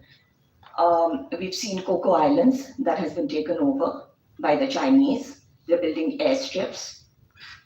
We've seen, we know of the fact that the Coco Islands is only 55 kilometers away from Andamans. Where does all of this cross from? It crosses from across your border. These were also the regions where a lot of insurgency was supported. Of course, it was supported with arms and ammunition, and we know historically the Naga insurgency, the Mizo insurgency, all were backed by either Chinese arms and ammunition weapons, or by the erstwhile East Pakistan being used as bases, or by the ISI. Today, maybe that policy has changed. Maybe China is not playing an active role in terms of supporting insurgency. But is the grey weapon market area alive and thriving? Yes, it is. Are we getting second-hand weapons? Yes, we are. What are we seeing in Manipur today? And I cast no aspersions. We have no evidence right now out in the open. But inferences can surely be drawn. And I think that is going to be a huge part of what we are going to have to contend with in the future. For India, Moreh is our gateway to Southeast Asia. For India, it is important to be able to have access to these areas irrespective of the kind of troubled region that it is. We have, we have the Arakan Army, we have the Chin State, we have active insurgents in all these areas. And it has been difficult, but that doesn't mean that we don't have enough infrastructural capabilities and investments. But, let me show you just 2 short slides. I don't have a lot of time. It will tell you the kind of companies that are working just across the border from you, the kind of investments there are, and the kind of critical minerals that are available. You see, we want to be stuck in this idea of, we want to talk about narratives, and we want to talk about, the immediate conflict. But I think our perspective has to be bigger. if we want to solve this situation, we have to address it from the grassroots. And to address it from the grassroots, we have to see the whole picture. Can we see the 2 slides, please? And I'll give you a minute to absorb these slides. This is the kind of, it's divided into location, state, ethnic group, the resources that are available. These resources are critical resources. They're really important for growing economies like China and India. It's also really important for growing economies like the US, and we already know the US has played, and the West, not just the US, has played a huge amount of role in destabilizing certain regions, like we have seen, let's say, in the Northwestern frontier. Even if you go back to our colonial past, the British were very reticent to leave the Northeast. We must never forget that they had an idea of the Crown Colony, which they wanted to keep even as they left India. They wanted to keep the Northeast as a Crown Colony because they saw the vantage point that the Northeastern frontier provided for them. Can you see the next slide, please? I'll give you a minute to look at this and understand the kind of companies that are working there, the kind of minerals that are available, and if you move them down, and the kind of money that is to be had. Now, if you look at this, these, what does it tell you? It tells you about the vested interests that are playing in this area, the great game East. And I think that is what we have to deal with. That is what we have to understand. Of course, we can look at this as a mere ethnic conflict, and as we should, but that doesn't mean that that's what it's going to remain. It doesn't mean that if it continues, it isn't going to become something larger. We have international interest, we have money, and we have critical minerals. I think nothing could be more important for the future. But let me say that for India is not unaware of this, and it has made its efforts, whether it's the Kaladan multimodal project, where the first transit to Sitwe has already started, but it has a 110-kilometer development that it still needs to do right into Mizoram. Unfortunately, that travels through some of the most troubled states of Myanmar, and that may delay the project. But if that happens, India knows that it needs to depressurize the chicken's neck, and therefore it has offered this sort of an alternative. We must not lose heart, but we must be aware. You see, Myanmar owes 40% of its debt to China, and therefore it has a certain amount of influence or agency. However, Burmese nationalism also plays a role, which will not allow China, hopefully, to have the kind of influence that we fear it will. India has played a great role in keeping a neutral stance. A lot of people have said, oh, Myanmar doesn't have democracy, Myanmar doesn't have this, For us, our concern is that we must be on good terms with our neighbors. And that is what we've done. Therefore, if you remember, in the first month of the conflict, the Myanmarese government had taken out a notice that it warned the citizens to stay away from poppy cultivation and to stay away from causing any communal disharmony. This is the result of good diplomacy. But as I am running out of time, let me say this. I think it is our responsibility to bring solutions to this conflict. We say the defense forces didn't do this, the defense forces didn't do that. I've said this many a times, and many a times all of you must have heard me say this, that civil society has a role to play. And the role must be played by the civil societies that live on the borders, because they safeguard these borders. If they do not accept the fact that there is illegal infiltration, if they don't accept basic facts that there is a problem with poppy cultivation, if they don't accept the fact that there was a time that Manipur topped the list of heroin usage that came across the border, then we cannot even begin a dialogue. To me, let me say this. Today is Patriots' Day, and we've all gathered together to honor them. But if we really want to honor them, I think we must honor them in the right way.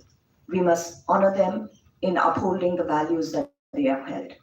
we must honor them in respecting the territorial integrity of Manipur.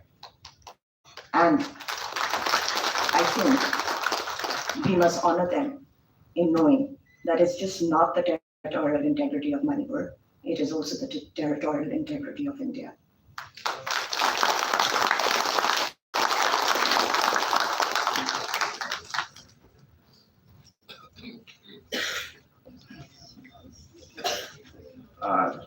Thank you, Rami ma'am, for delivering such a wonderful presentation and talking about the nuances of politics in Manipur and also India. So we request Rami ma'am to please take the seat.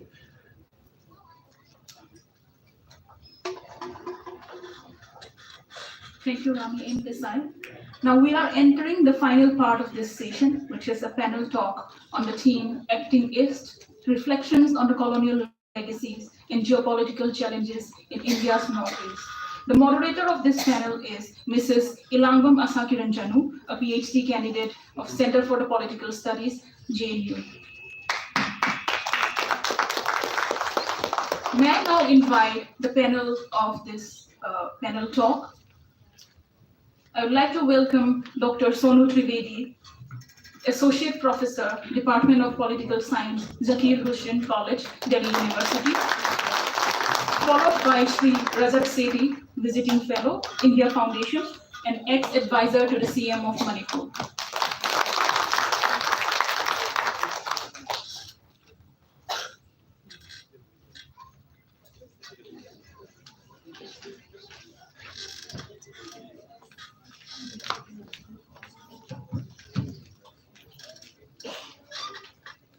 Over to Asakiran.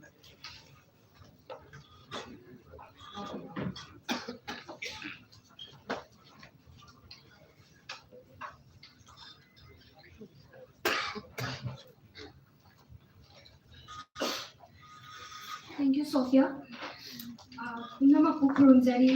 Namaskar, everyone.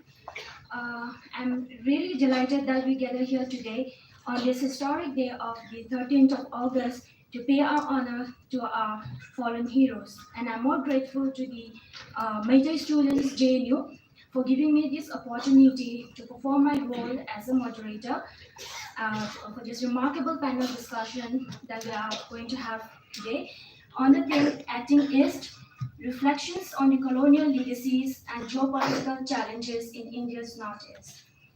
In this panel, we have two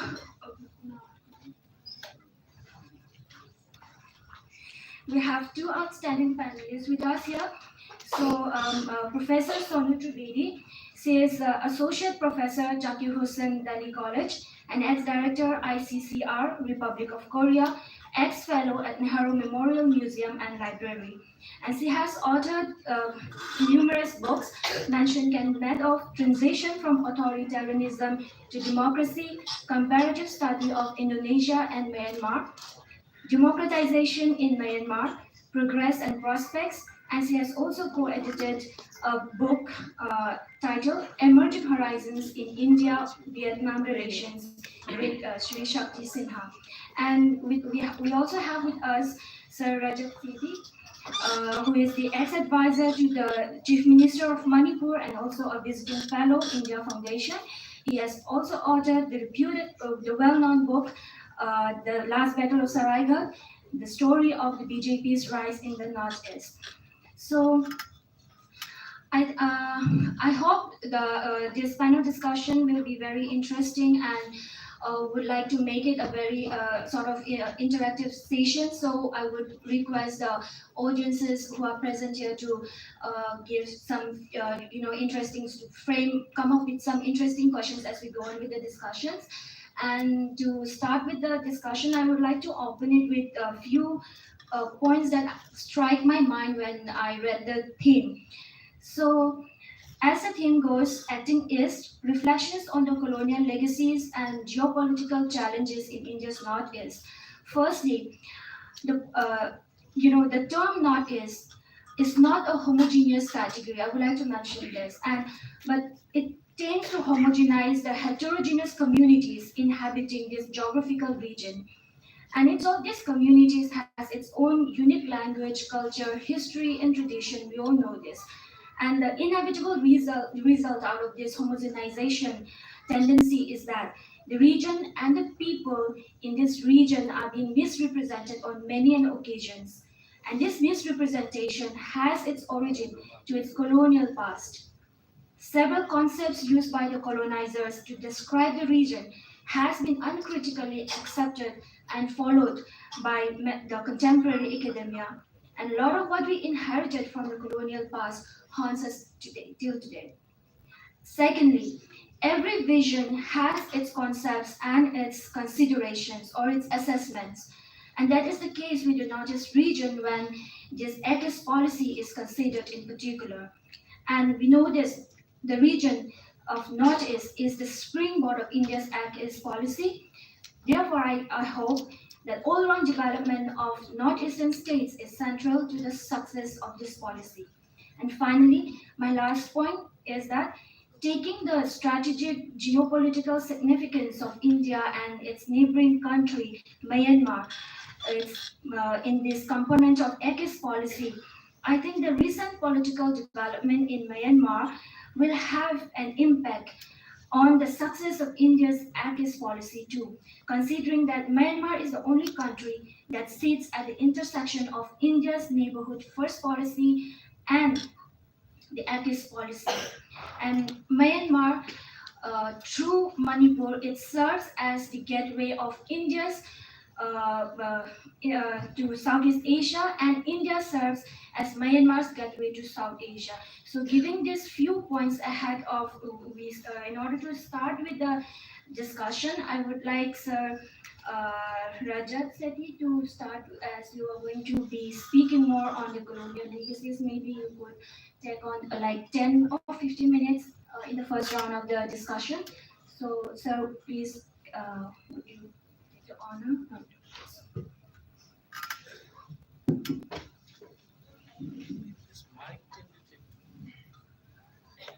Khurrum Jari, very good evening to all of you. I can understand a lot of senior researchers and very prominent researchers sitting in the audience, so I don't want to be lecturing a very, very well-aware citizens who are and research community that is out here in this August gathering. But I will, since I've been given the task to talk about history, and I did my sort of digging up on history when I was writing my book. It has been 4 or 5 years since I wrote the book, and my publisher says that you need to add more layers to it because now the rest of the country is very, very interested to learn about the Northeast. They realize that they know nothing about the region, and they are very unhappy with the kind of narratives our television discussions are portraying as. As Ramiji was also mentioning, some kind of binaries which are being put out on these television discussions is far away from the reality. Therefore, it is important to know where we come from, know our history more than all of you. I think it's the rest of the country who should be aware of this, such a vital, beautiful part of our country. Having said that, I will just try to narrate a few things which I believe are important. Let us start from, if I were to talk about the colonial dimension of the Northeastern region, I would first start off with the word Northeast itself. When I, for the first time, reached Guwahati, I asked myself, why is this place called Northeast? It should be Far East because it is the eastern side. It is nowhere geographically. If you see India, north is north and south is south. That is east, right? Where does Northeast word come from? And that took me into an intellectual journey, reading papers, research papers, ethnic reports, etc., just to figure out the coinage of these terms. Another thing that used to baffle me was this word called scheduled. Where is this origin of this word scheduled? Okay, so that also, intellectually used to challenge me. Where are these words coming from? These words are clearly not associated with any came in from the East through the East India Company. They first acquired the Diwani of Bengal, and that was around 1765. That's where they entered. Fort William became their base, and they started governing the province of Bengal. That was essentially it. Within that system, we created a system of collection of taxes. Taxes was very important for the East India Company and became the central tool for governing. And out of that, one area in Bengal province was called Rangpur. Now, Rangpur had its own civil commissionerate, which was created in order to collect taxes, primarily because Garo tribes were not paying taxes to them. So essentially, the first documented confrontation that happened between the Britishers and any of the northeastern tribes was with the Garo tribes. Okay, so they were having confrontation, and tax collection became a challenge. So they created a civil commissionerate in Rangpur, and Rangpur was incidentally the northeastern part of Bengal. So this northeast coinage, I mean, correct me if I'm wrong, that was the first sort of coinage which came in through that commissionerate level. And thereafter, in the colloquial terms, since Bengal was the world view of most of the Britishers who had come in, northeast meant northeast Rangpur. And the commissionerate over there was responsible through some of their officers to collect taxes from the rest of the plains in the today's Assam area, but clearly had no access to any of the hill areas of the northeastern region, especially the Garo, Khasi, Jaintia, Lushai, and the Naga hills. They did not have, even the Mikiri, they did not have access to any of those hills. So that is part one of the story where this came from. The second thing was that when they started, the skirmishes with a lot of these tribes when they were going and collecting taxes used to increase over time, and a lot of plundering of the plain areas happened by the tribes who were residing on the hills, and they used to climb down. There were greater number of escalations with the British people and the local inhabitants and the hill tribes. The skirmishes increased. Then the British thought that we need to do something about managing this area. All right, and that's how the administrative system, colonial administrative system, started making gradual penetrations into the northeastern region. We know about this thing called the Regulation 10. It was an 1822 regulation. That regulation came in, which further defined these terms as backward tracts and exclusionary tracts, exclusion areas. These terms, these very, very interesting terms started coming in when you start calling a region unregulated, unadministered, or excluded areas. You, by the coinage of that term itself, you start othering one region. So this othering of one region of our country is not today's problem. It is not Congress BJP problem. This problem is so deep, and this project started at least 200 years ago.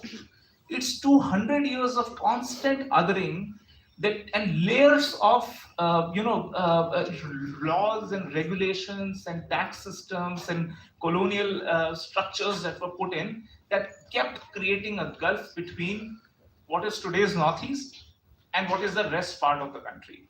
There was also a deliberate division created even in the politics of the country. And I'm going to come to that. That is also very interesting, but I don't want to jump the sequence of events. We all know that, while these skirmishes were happening between the tribes and the plain areas, in 1826, we had the Yang-Dabu Treaty, which is like an epochal event in the northeastern region. Thereafter, Assam also came under, the Ahoms gave up power, and Assam and Assam's area also came under the British control, and they established what is a chief commissionerate in Assam.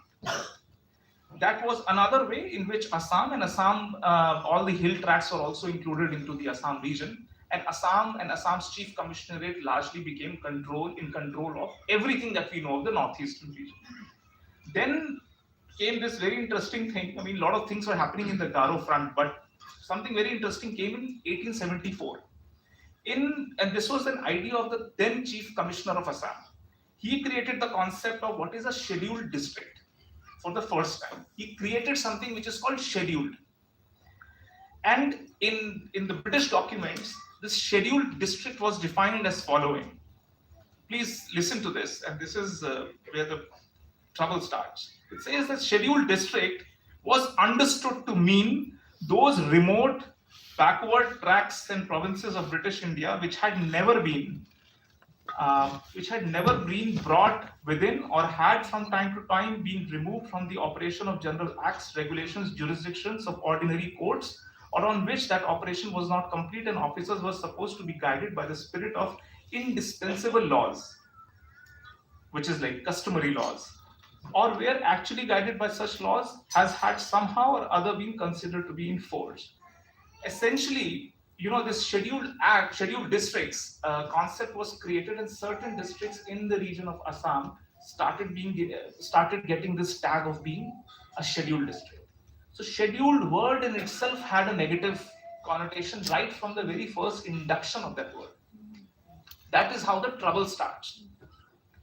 Then you can go on and on. There was a Bengal Frontier Act, Regulation Act, and there was an Assam Frontier Regulation Act. The theme was that there are certain unadministered areas which we don't want to control, according to the British. They are like, let us have an arm's length distance, but let these warring tribes not be mainstreamed in India's story at all, because it is very hard to control them. Because see, British had experience with the tribals in the rest of the country as well. It's not like they were dealing with the tribals for the first time, but they felt that dealing with the northeastern Asian tribes was far different from the rest of the country's tribes, because it was not at the same level. First of all, they were plain tribes. These are hill tribes, and hill tribes were far more aggressive, and their training in the military, in their own martial tricks and techniques, outsmarted the British every time. So they were very wary that somehow we need to work on 2-3 fronts, that to further push this othering agenda forward. First thing that they did, they realized that none of these areas, all these hills that I talked about, the Lushai Hills, the Naga Hills, etc., none of these areas had any script. They had no single dialect. Britishers, the first sort of chief commissioners sitting in Assam, they deployed certain district collectorates sitting in the Naga Hills and Lushai Hills, and they identified officers and asked them that let us first do an ethnographic study of that area. We don't know anything. Our ethnographers are now sitting idle because they have already studied other parts of the country. Let them bring them from there. They had a framework to work with. They did not understand the local region, but they came out with their framework from the other parts of the country and the world, and they were stationed there. Systematic approach on 2 fronts started. One was these ethnographers, anthropologists who came in. On the second front were the missionaries who came in. These 2 were simultaneously given the task of giving identity to these hill tracts, these backward communities or these excluded areas, etc. So when they started, they said these people have so many dialects, how do we pick? How do we give? For identity, it is very important to have a language, to have a script, to have a specific religion and be organized. There was no mention of Naga or Kuki, we all know that, right? I mean, this was an artificial construct largely created by this team of ethnographers and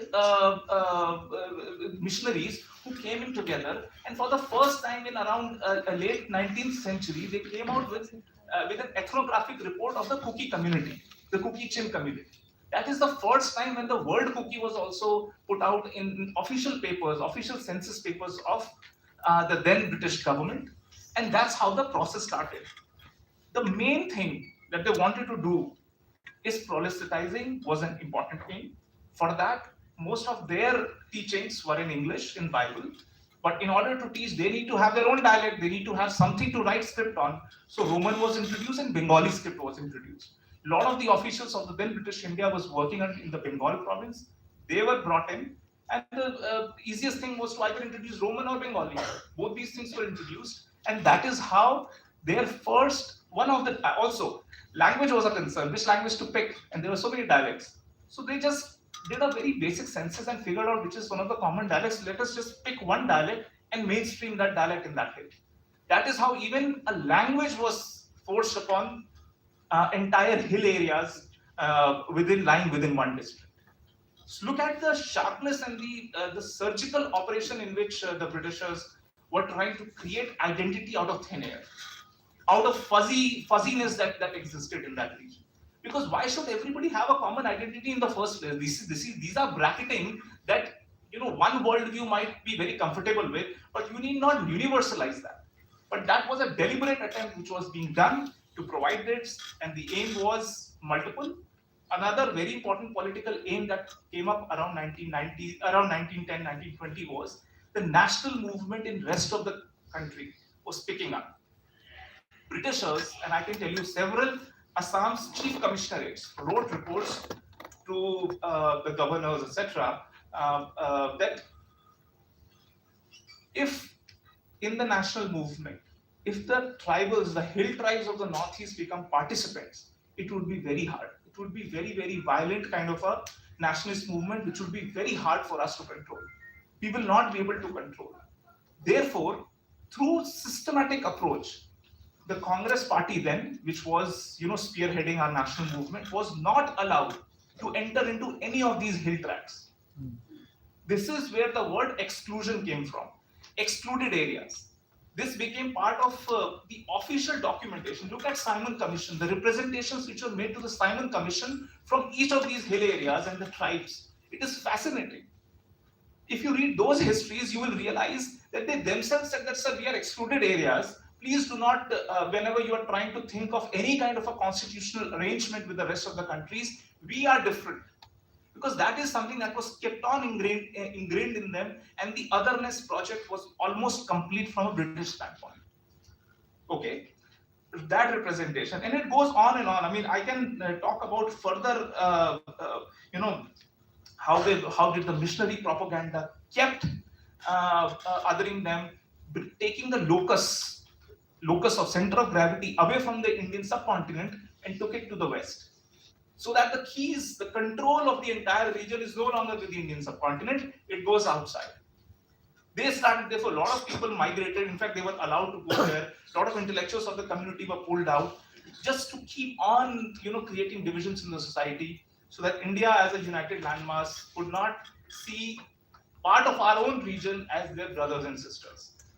Then what happened was that lot of representations in the Government of India Act 1935 started happening.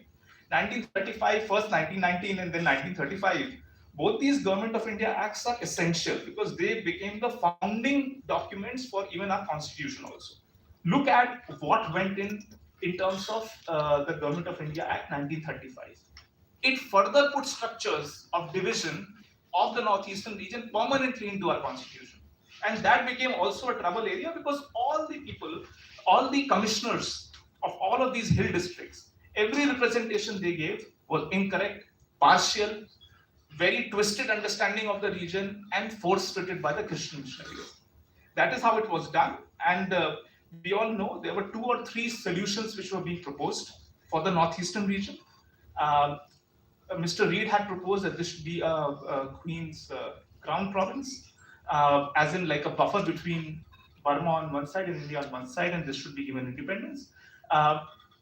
Primarily based upon all the representation that culturally, religiously, practices-wise, food-wise, habit-wise, everything in this region is completely different from the rest of the country. Therefore, any merger of this part of the country into India would be counterproductive to these tribes. So, therefore, all this representation happened, and then in Wavell's plan, this got further credence that a crown colony should be created out of this region. By the way, in all of this discussion, Manipur was never an important part of the discussion because Manipur was in its entirety left out because there was no commissionerate from outside which was directly controlling, or there were DCs sitting in which were trying to have these representations before Simon Commissions and Government of India commissions. Manipur was excluded, and Manipur in its entirety, including the hill areas as well as the valley area, was treated as a separate kingdom. There was few documents which talked about both the princely kingdoms of Tripura and Manipur to be merged into the crown colony, but that was it. Therefore, Manipur always had a distinct entity when it was trying to interact with all of these formations of this substructure within the national project around the northeastern region. Therefore, Manipur was a unique case, Tripura was a unique case. So all of this came around 1947. This demand for having a Queen's colony was, deeply. It was actually Mahatma Gandhi ji who stood and said that India stands for diversity, and he made it a point a veto point also that this plan cannot be pushed forward, and I would stick with it no matter what. He also stood with Assam's division. He kept pushing Gopinath Bordoloi, and through Gopinath Bordoloi to Nehru, that any kind of a further division of Assam into the East Pakistan will not be allowed. So his role in ensuring the Northeast remains part of India has been pivotal, and we don't even discuss about it. Rest of the country doesn't even know what was because his informal positions on these topics carried much more importance than any formal position of any of these officials. So that also needs to be studied, that what was his primary motivation, how did he envision India, where Northeast becomes an essential part of his concept of nation, which stood against all of these projects of 200 years of consistent creating divisions between rest of the country and that region, which haunts us till date. I think that's where I will pause. I've taken enough of your time, but this is an important history which not just all of you, I think more importantly, the rest of the country should know, that why is it essentially that we, why is there so much of gulf in our understanding? All it requires is more effort to learn about such a vital part of our country. I'll pause there. Thank you.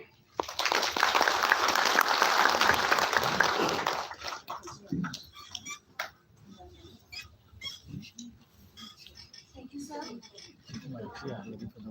So it was a rather very enriching introduction to our session for today, and sir has put forth with us so many interesting facts and histories about the bridges' legacies and how they have historically they have continuously tried to segregate these regions of Northeast area, and how it has even the laws culminated into the present Constitution of India, and we still continue to use those terms that they have started putting forth in that reason. Okay, so as I would like Sonu ma'am to reflect your take on the geopolitical challenges in India's Northeast, which taking into consideration the significance of the Myanmar, importance of Myanmar. So, ma'am, please, 10 to 15 minutes. Respected dignitaries, my co-panelists and other speakers, it's truly an honor for me to be speaking here today when we are observing this solemn occasion where we are paying tribute to the legends, war veterans and martyrs of the Anglo-Manipur War. My heart also goes out to the brothers, sisters, those who have lost their lives in the ongoing crisis in Manipur. Let me begin my presentation today by giving you a background as to why I am here today. Generally, there has to be a connection with the Northeast. So, being in academics since last 2 decades, I have come across a large number of students from northeastern part of India, especially from Manipur, during my academic career. And even the invitation that I have got today, I'm thankful to my students who've been really active and doing so well here. Thank you all for the invitation here. I would also like to congratulate the organizers for organizing this, and I truly agree with what Professor Oinam had to say when he gave this talk, that you have to bring the narrative of Northeast to the central part of India, and that is why the entire relevance of this occasion, and it becomes all the more meaningful when we are talking about the heroes, war veterans, and what is happening in Manipur at the heart of the National Capital Territory, especially when you are organizing this talk here in JNU. My presentation is not dealing with what is happening inside Manipur at present, but particularly I'll be looking at northeastern region from the lens of geopolitics, because that has been my main area of research. Almost for last 2 decades, I've been working on India-China dynamics in Myanmar and the internal political dynamics of Myanmar and how it is connected with northeastern part of India. So basically, I'll be focusing on geopolitical angle of this entire issue that is happening and why this region is important. So just with this background, I'll not, since this is a very informed audience and being the last speaker, most of the points have already been covered. So without giving you a background of what is the region as Rajat has already described, given a historical background to it, I just right away begin with the main issue which is dominating the politics of Northeast India. First, although it has been already pointed out by other speakers also, the issue is about the identity and autonomy, which has resulted in insurgency involving multiple separatist and militant groups. And this is also an outcome of the reconstruction of boundaries in the Indian subcontinent over the years. The second important issue is the delivery deficit and the poor connectivity of the region. And the third very important point, which I will be elaborating here, is about the long and porous international borders that have resulted in a fragile security situation in northeastern states. As we all know, that the region is, you can say, it shares more than 5,000 kilometers of international boundaries with countries like Nepal, Bhutan, China, Myanmar, and Bangladesh. And all these are of critical importance when you see the security point of view of the northeastern region. Let me begin with the most important country which has to be taken into consideration, which is China. And this is what makes the region all the more important. Its strategic importance becomes all the more important. We are all aware about the land border dispute that China has with India, and since 1962, after independence since 1962 onwards, we have seen the conflicts that we've had with China. Along with that, even the recent Doklam and if you see the Galwan crisis that happened. So we've been seeing the conflicts that we've had with China. Along with that, when you see the interest of China in the Bay of Bengal, it looks at northeastern region as a way to enter Bay of Bengal, and for that it is trying to control the region through Chittagong Port in Bangladesh, and we have Chowphu Port in Myanmar. So it is trying to build not only these deep sea ports but also railroad connectivity.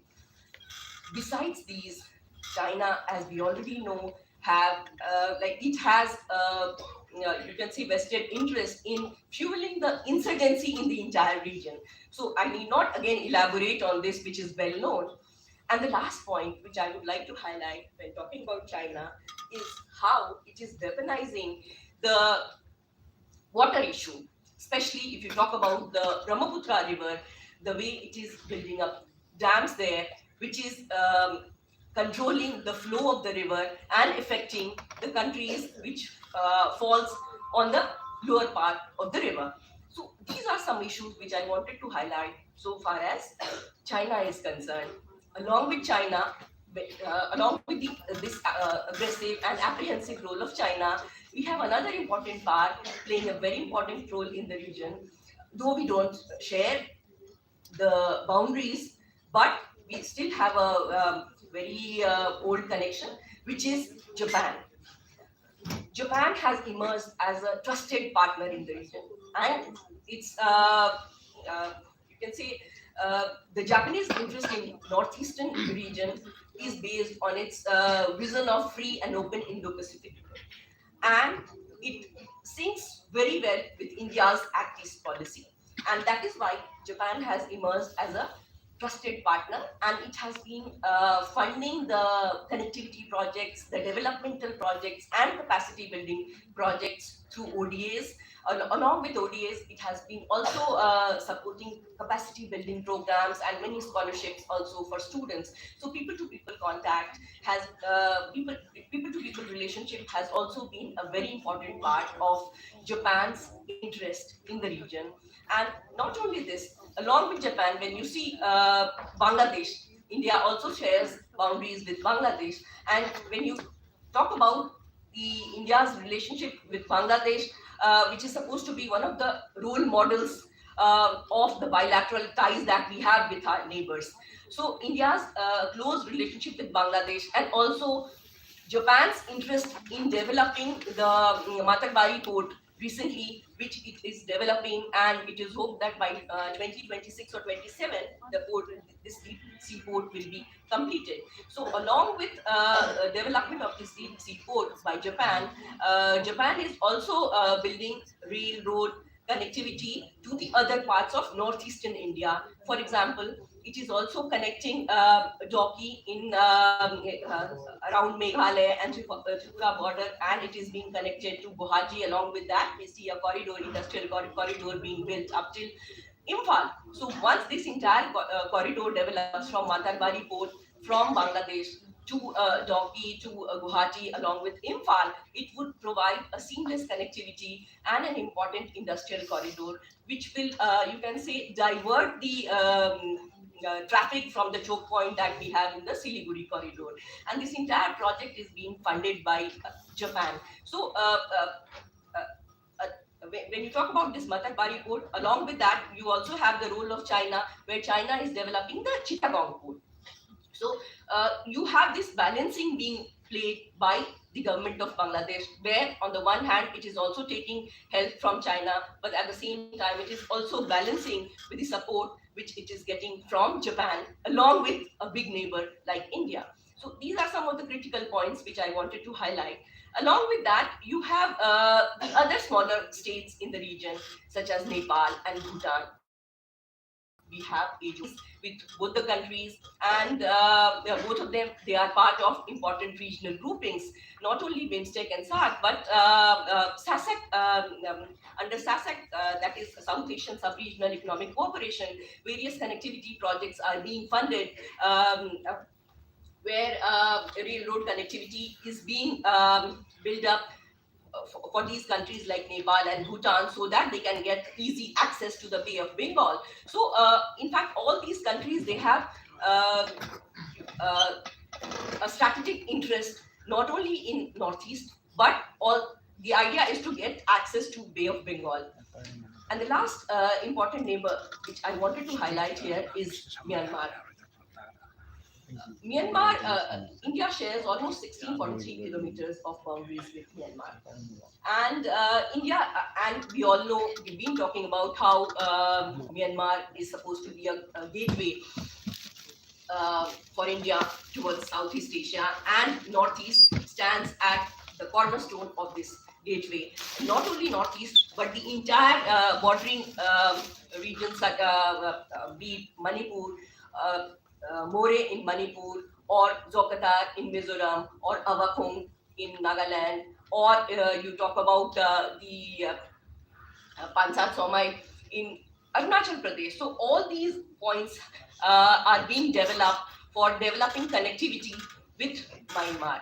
But in Myanmar, one of the major issues that has to be taken into consideration is the porous border, which is fueling the insurgency crisis. And we all know the interest, other former speakers, they have already talked about how the security angle and the porous border from Myanmar has been fueling the present crisis, the poppy cultivation, the illegal trade, illegal drugs, narcotics, illegal arms trade, and the influx of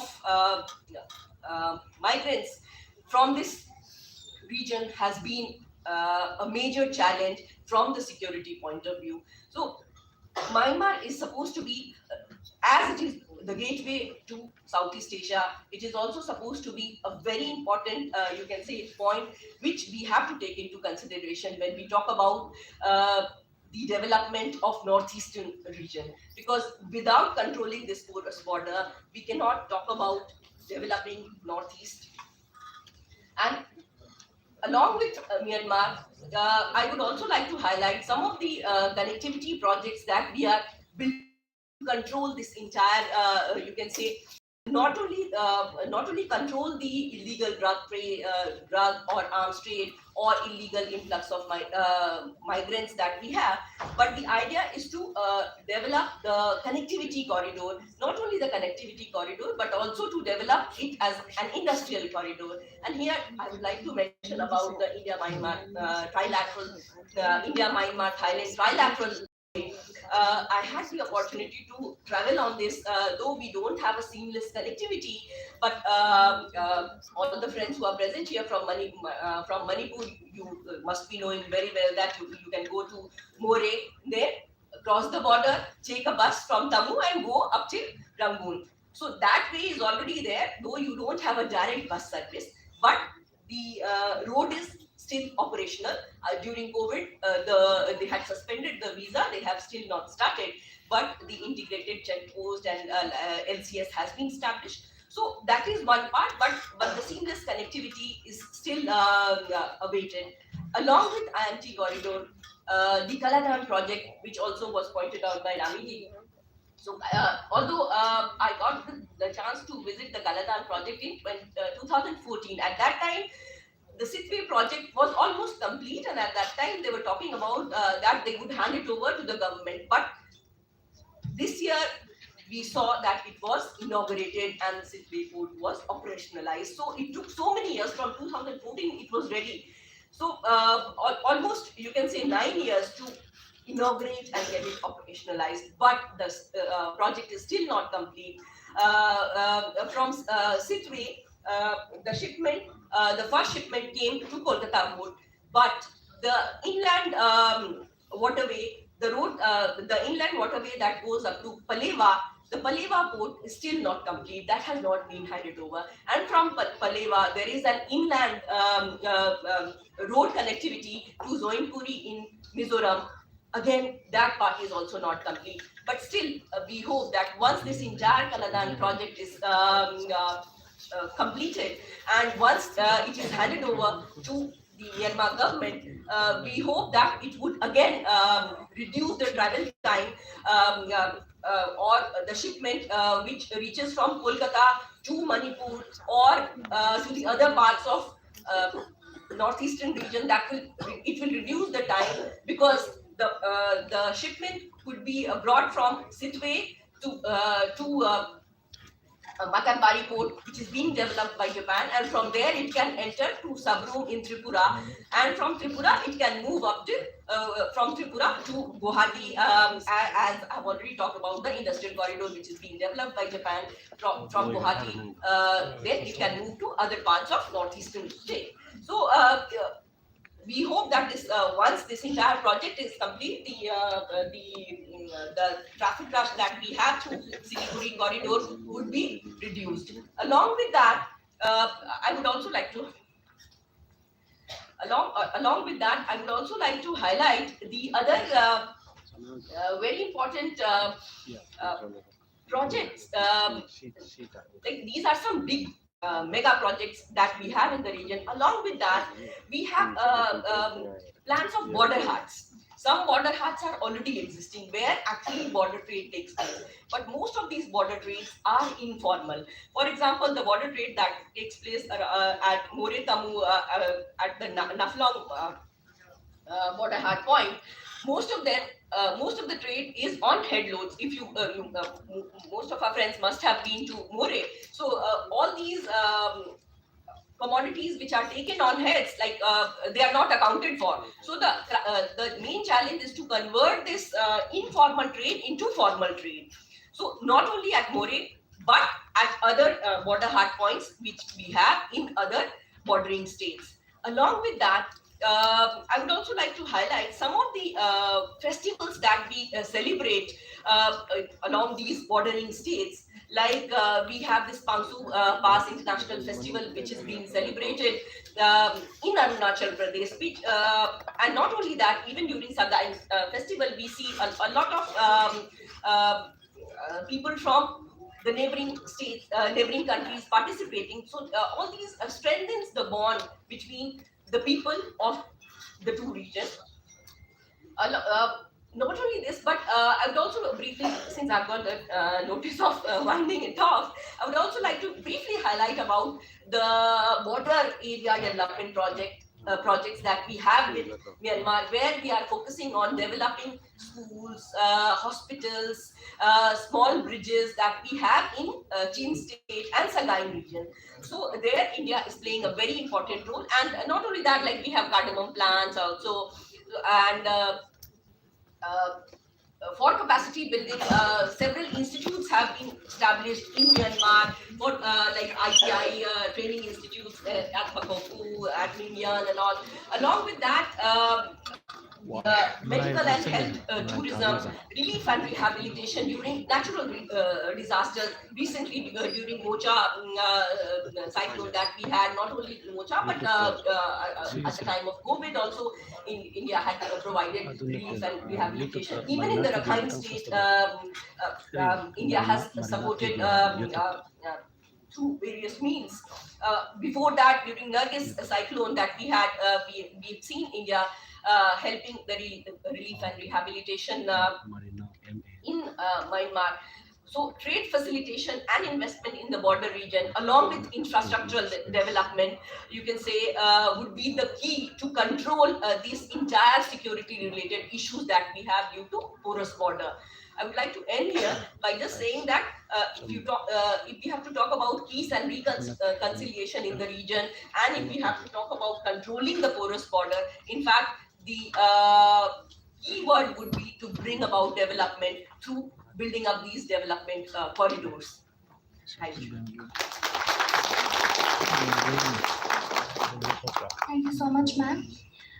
Ma'am has highlighted the importance of the neighboring countries such as China, Japan, and India's ACES policy with India, and how their engagement and in terms of projects will bring about several benefits in terms of infrastructural developments and enhancement also in this region we are discussing today in Northeast region, and also the significance of the like in her conclusion that how to bring peace and a solution to the ongoing problem might be to look at establishing peace and reconciliation and through trade facilitations, and the importance of converting this informal trade to a formal trade, so which will enable to check the porous border, trans-border movement across the two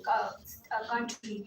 So, and since ma'am is also with us here, I would like to get some points and add up to the discussion that we are having, as initially have also spoken in detail about the significance of geostrategy. Thank you very much. These are the benefits of being at the right place. You get a couple of more minutes to speak.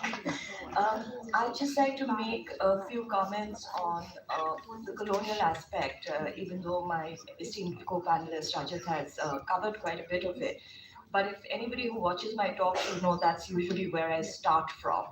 And one of the things that I'd like to say is this entire binary of wanting to make communities tribal versus non-tribal comes from the entire idea of the lens that the West comes from. So their reference point is them. They will decide who is civilized, who is not.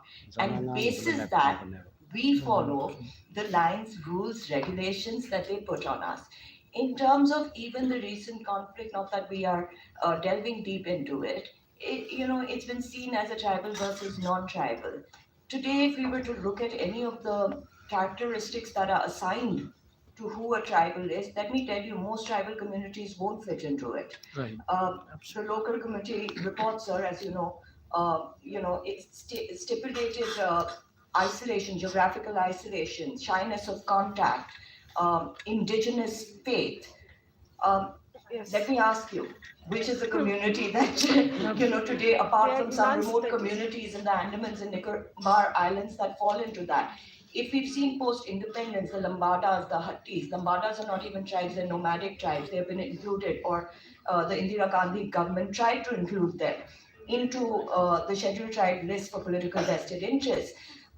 Recently in a talk of mine, I had somebody be very upset when I said that tribal benefits, like, and these are great benefits like income tax exemption or 31% reservation is a privilege. They got very upset that I used the word privilege. Ladies and gentlemen, it is a privilege when one community is denied that. And therefore, I really would like to highlight this. I'm glad you agree that you aren't upset as the other gentleman was, but I'd like to say that this is what you must highlight. This is the core of the problem, that we cannot be denied rights that other communities that have lived by us side by side have had the privilege to take advantage of. The other thing I want to say, with the missionary advent into the Northeast, this is a very strategic advent, because a lot of the British ICS officers, and I'm a student of anthropology, so I have a right to say this, anthropology is a colonial arm. It was created to study other communities, others, from the point of the West that considered themselves civilized and everybody else uncivilized. ICS was a part, in the ICS syllabus, anthropology was a part of it, and a lot of people came to India for the first time and were sent straight into the Northeast, like Mr. Ghate. And some of them were sympathetic and some of them weren't. There is a letter, an archival letter, from one of the political agents in the Northeast who wrote to the Secretary of the government, the Queen's government at that point, saying that, sir, we are making a huge mistake trying to convert the middle and the upper middle classes in the country. The real conversion can happen in the Northeast because the innocent people of the Northeast are at a very nascent stage of nationhood. Therefore, I request you for money to be able to convert them. Please remember, in those days, this was not allowed because there was an uprising within Great Britain against the interference of the colonial powers in internal religious matters. So the Secretary replied back saying that, okay, we can't directly give you this money because we'll be in trouble. What we'll do is we will give you money for schools. And through those schools, you can hire missionaries as teachers. So this was a very well institutionalized propaganda to do so, because they thought this was the only way that they could tame people of the Northeast, also the only way that they could control them. These are my limited remarks, but I think, these are the perspectives that we should be looking at the historicity and the legacy issues of the region from. Apart from that, and we talk about Myanmar and the geopolitics of that, I think you've really given us a comprehensive overview. I have nothing more to say on that, but thank you for giving me this opportunity. I have a question. Thank you so much, ma'am. If the panelists have any more comments to add to the discussion, or we can now start with the... So we can, I think the floor is now open for Q&A. So I would request to please mention your name and your affiliations and to which panelists that you want to address your questions when you put forth your questions. So the floor is now open for discussion, for Q&A. My question is regarding the recent parliamentary act that you have passed. Yeah. I'm Vanita Devi. I am a Commissioner of Income Tax, and I'm a JNU alumni. Okay, so recently we passed two very important acts were passed. One is the mining, because you gave the talk. That's why one is the mining has been allowed to the private sector, and number two is 100 kilometers from the border will be available. It will be de-reserved, and it will be available for the strategic and security purposes. What is the impact of these two to Manipur? Of course. This is, these are, as you said, these are very important But we will also have to, ma'am, wait and watch. We will have to see what the impact of this is. It's not going to be easy. It's not going to be in process anytime soon. You know, as the situation stands today, I think all such initiatives are going to be at a standstill for a long time to come, madam. But you know, I would say that we'll have to wait and watch. There are a lot of rumor around platinum in the Manipur and being used. And again, you know, Rajat Sethi has again put in, this is the Western agenda. We all know about it. See, you know, now. obviously. So with this rumor and so many things happening, now people are worried. I totally agree with it. Anthropology was introduced in India only to, especially to Northeast, to divide us. And this we are seeing the impact now. This is number. Number two, now with this rumor around, we need to seriously do something about it. Otherwise, it's going to again create another problem in the Northeast because we all fight for land. Of course, ma'am, you have great foresight on that. You know, but I'd still say that the amount of rumor mongering that we've seen, the kind of, you know, false narrative building that we've seen, it's something that we need to wait and watch and not buy into this sort of rumor mongering as of now. You see, even for any extraction, we need the kind of infrastructure, you know, to be able to bring this equipment in. At this point, we're not even there. You know, so this is a long time coming, and I think, you know, nothing's going to happen anytime soon. Thanks.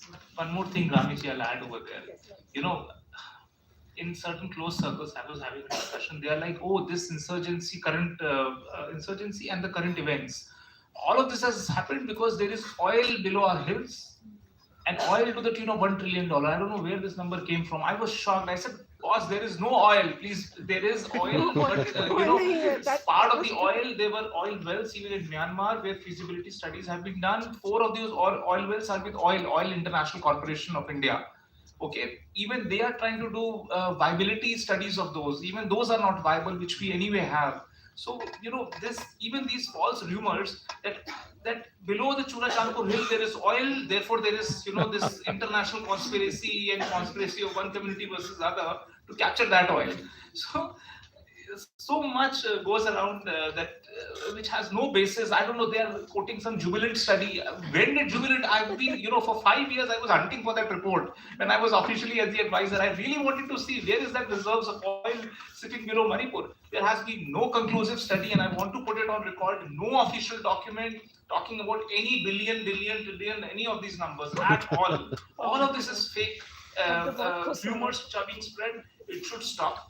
However, what I agree is that yes, if our railways are coming, if our national highways are coming, these are assets which are of national importance. 5 kilometers on both the sides should be freed up, with no community having complete control over this, because it's a national security issue. Each community which has to sacrifice should sacrifice that much of land so that it comes under any kind of central sort of a structure or formation. Railways have to be secured and our highways have to be secured. Give 5 kilometers on both the sides. This is the norm in the rest part of the country. Why have a special norm in Manipur? Absolutely. Today, both rails are coming as well as this. Now, if you know, you start saying that okay, this is ancestral land, non-ancestral land, all of that, those complexities have to finish. The norms of Indian Railways should be implemented even in Manipur. Right. Give 5 kilometer easy passage, no control, no communities, individual control, so that you start having yet another negotiating point by blocking the railway tracks. That should not happen. Absolutely. Because this is of national importance. You know, already ILP का charges शुरू हो गया train में, वहाँ जीरी में बैठ के. Train is started, but the ILP का taxes शुरू हो. Okay, thank you. Next question. Hello, my name is Kiran Kumar. I'm assistant professor in Hindu College, University of Delhi. So I basically belong to Manipur and the Bishnupur district, where the maximum problem is right now happening. So it is a personal plight or a personal agony that I face every day. As a person who is away from the home, we never know what things would happen at any point in time. So given this scenario as a background, I wanted to ask, like, if every one of us believe that there are international forces which are responsible for destabilizing the region, and is there any concrete evidence to prove that there is an international forces which are there and which are acting to destabilize the region? If so, then why not NSA, National Security Act, be applied in Manipur so that such forces should be put to task? Or is it the responsibility of the Meitei community to uphold the unity and integrity of Manipur and not the responsibility of the rest of the other communities or Indians as a whole? And next things, which is very recently the bill that has been passed. Just to interrupt you, sir, to which of the panel you are addressing? Okay, Rajat Sethi sir, I used to listen to some of these things and I'm so much impressed, and it is such a treat listening to you here again. And going back to the questions again, the recent bill regarding to the IPC, section 150 on the Sedition Act, which has been broadened, taking into consideration the present scenario. Can this be absolutely utilized or applicable in Manipur context? If so, how? Rajat Sethi sir. Not a lawyer, but okay, so I think ma'am can handle the question. Can handle the question of international aspects of it. I can only tell you that NSA is a penal provision. I mean, it cannot be applied to the state of Manipur. There is no such legal operative way of doing this. I mean, and we have the highest per capita deployment of security forces in the state of Manipur, I suppose, greater than Jammu Kashmir also. So, of course, India's stake is fully invested in the security of not just that region alone, but the entire nation.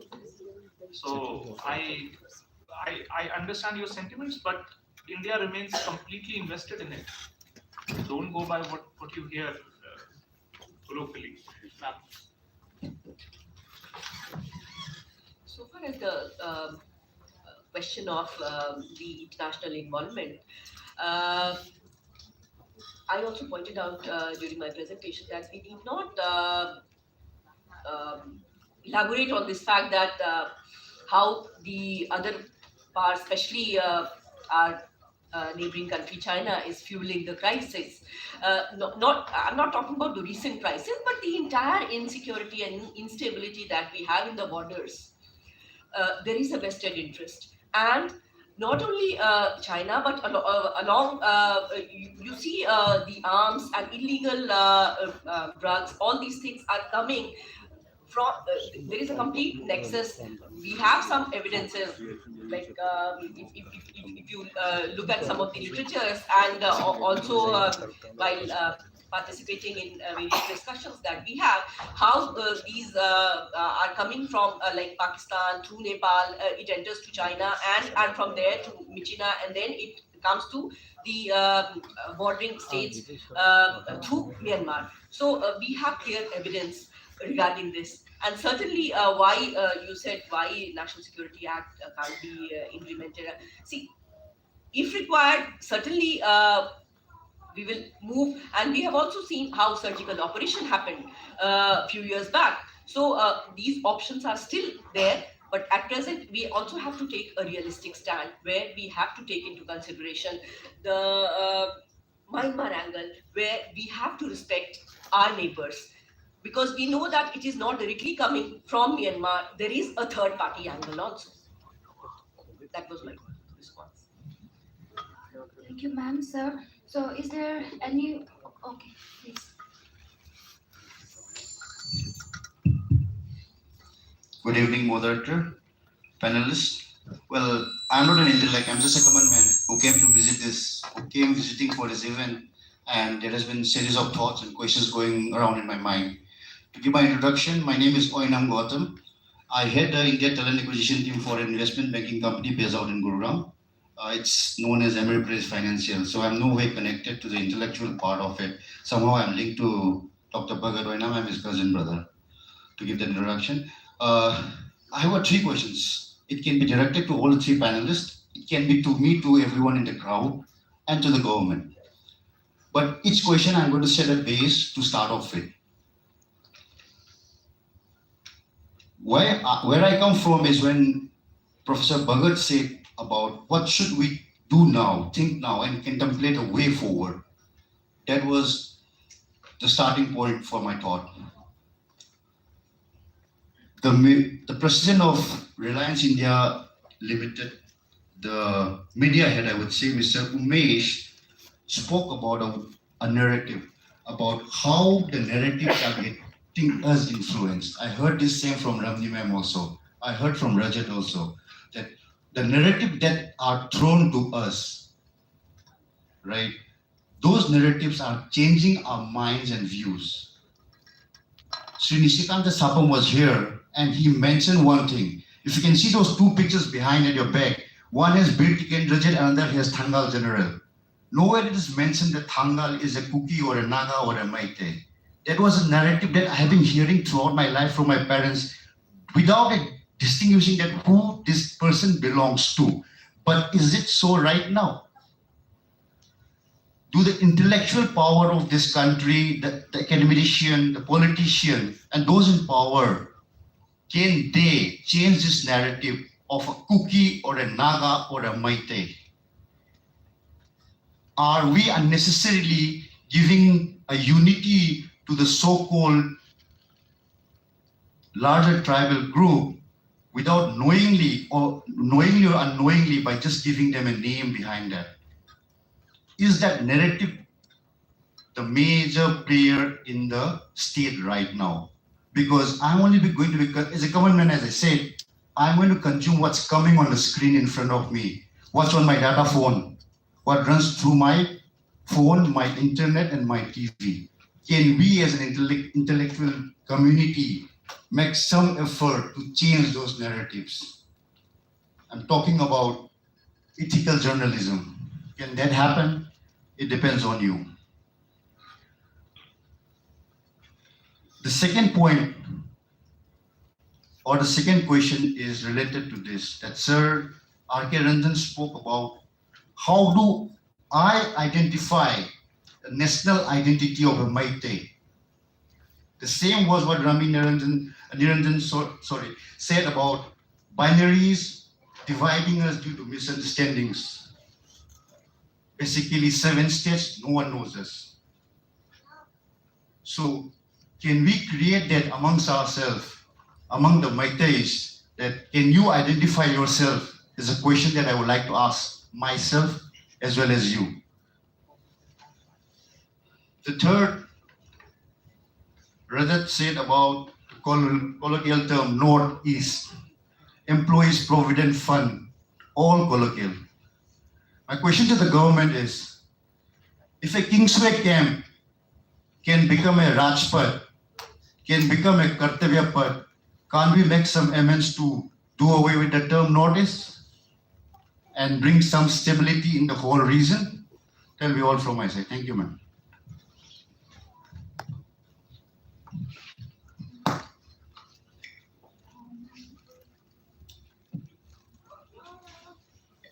Okay, so for the questions that I understood, let me answer. You said something about these identities that were formed. Correct me if I'm wrong, there is a 1951 Gazette notification that actually puts all subtribes under one. You know, so whether it's a Bedi, it's a, you know, all the other subtribes, they register themselves as Kuki or Naga.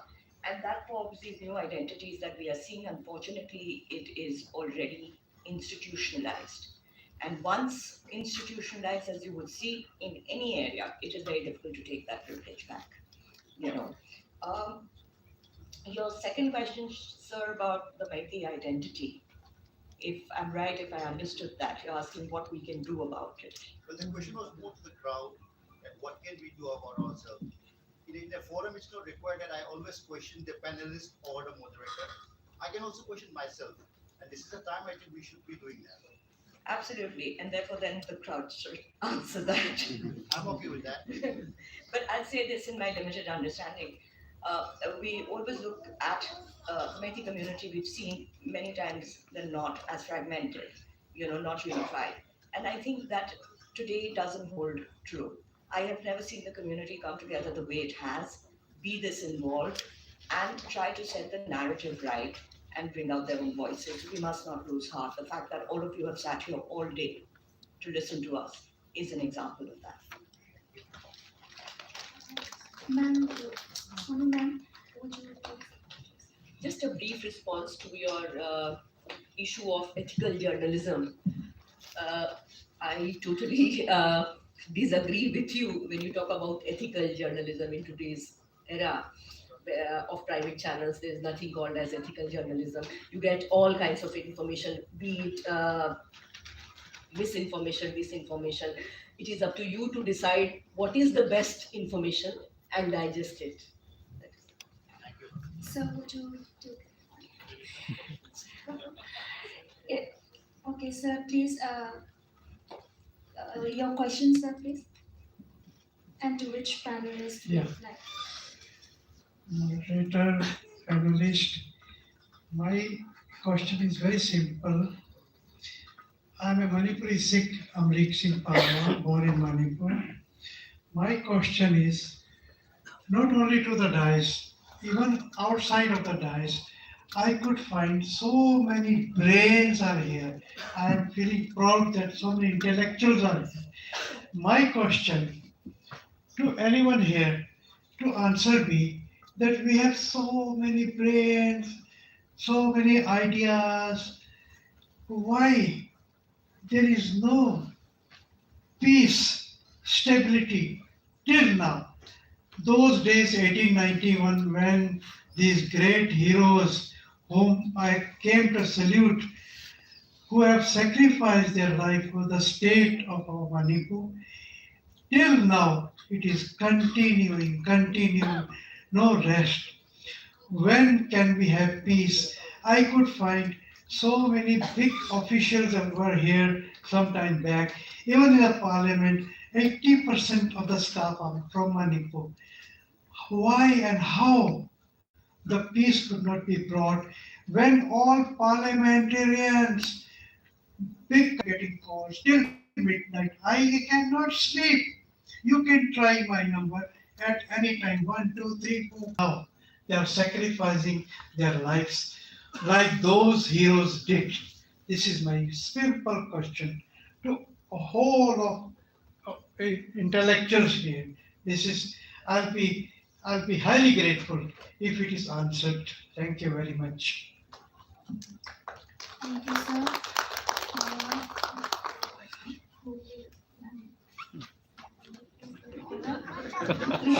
And then we'll soon wind up this discussion. I think I'll give a very brief answer. This is a very difficult question for somebody. I mean, we'll have to all pull in all our intellect together. We'll have to pull in the political intent together. These are such deep legacy issues which have infested the area for so long. We need to start listing them down. We've seen what Naga insurgency has done. We've seen what Kuki insurgency has done. Even the Meitei insurgency, that is still not under talks. Talks have been pending for 30 years with each of these communities, which is staggering. The demands on day one is something else, goes back and forth. On the 30th year, it is again the same demand. So you literally wasted all these years with no peace and permanent peace in sight. Essentially, what needs to be done is all of these issues have to be put onto the table with the right intent and to be solved in a time-bound way. Otherwise, and whosoever wants to join the talk once and for all, so be it. And then thereafter, complete iron hand principle of handling insurgency should be done. A lot of people have developed certain perverse incentives to continue. They have become stakeholders in the continuation of insurgency. I don't want to take names here, but perpetuating insurgency they have been benefiting by that. Now you can figure out who are the entities, political and otherwise, who benefited that this region should continue to ail. Britishers were there first. They wanted to continue. If you see their patronizing speeches that were written along the northeastern region, you would be shocked. That is the paternalistic attitude they had for that region. Now that role has been taken by somebody else. Therefore, permanent peace will come with the permanent intention to solve it. No short-term, result-orientedness or instant gratification should be allowed. Long-term visions have to be created, and an iron hand simultaneously has to be put in place in order to completely do away with all these deep-vested issues and supreme leadership from the topmost, with a clear intent to have a time-bound solution. Otherwise, these talks will continue for non-stop. I mean, look at in the current crisis also. The topics which are being discussed in the closed-door meetings are back what was being discussed 20 years back. Still no solution inside. So that's, in my view, full focus. That we have 2 years, let's hash out everything, all communities together, and let's have a full final plan in place. Wherever there is a zero-sum problem, address that, but find a solution. Look at there are very interesting solutions. The Malaysian solution also, there was some internal strife. The Prime Minister then said that he's going to put in both the rival parties and lock the door. You'll not open it if you don't have a solution. So you put people in such thought experiments and find ways out. Such out of the box thinking with a time stamp on it. This has to be done within this time is needed. Thank you. Thank you very much, sir. I'm satisfied to some extent, not full extent. How long we have to suffer like this? How many more lives we have to? Thank you. So we understand your concern and we share your concern. Yeah. And I know, like seeing, we have had a long day today, and I know all of you and all of us must be tired. So if there is any question, so I want it to be like short and brief so that we can end it.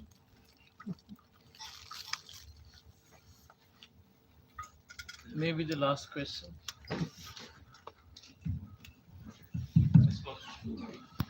Hello. My name is Pangamba, and I'm currently not affiliated with anything. So I'm just a civilian, independent civilian. So my question is just basic. It's like kind of suspicion. The BJP government, it has been in power. Excuse me, can you please state to which panelists you would like to address? To all of them, like whoever can answer, like the question. So the BJP government has been in power since 2016, right? But they have started evicting like those who have encroached on reserved lands. I think recently, around like 1.5 years, right? So is it related to the oil palm project that was like launched in 2020?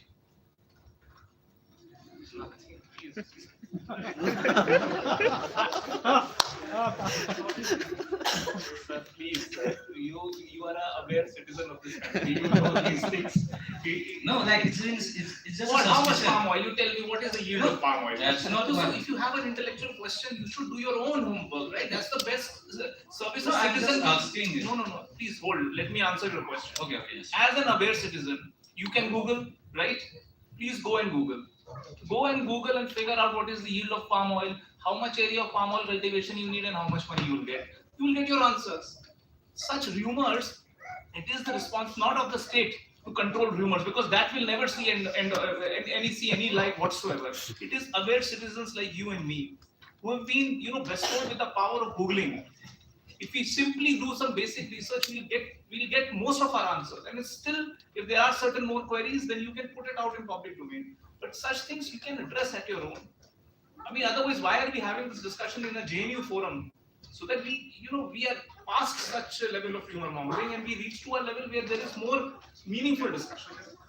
So my pushback is we as responsible citizens should do our homework. So, good evening to the distinguished panelists over here. My name is 𝐏𝐀𝐓𝐑𝐈𝐎. I teach as assistant professor at National University in Paribas. Actually, I'm a student of the Sanuman.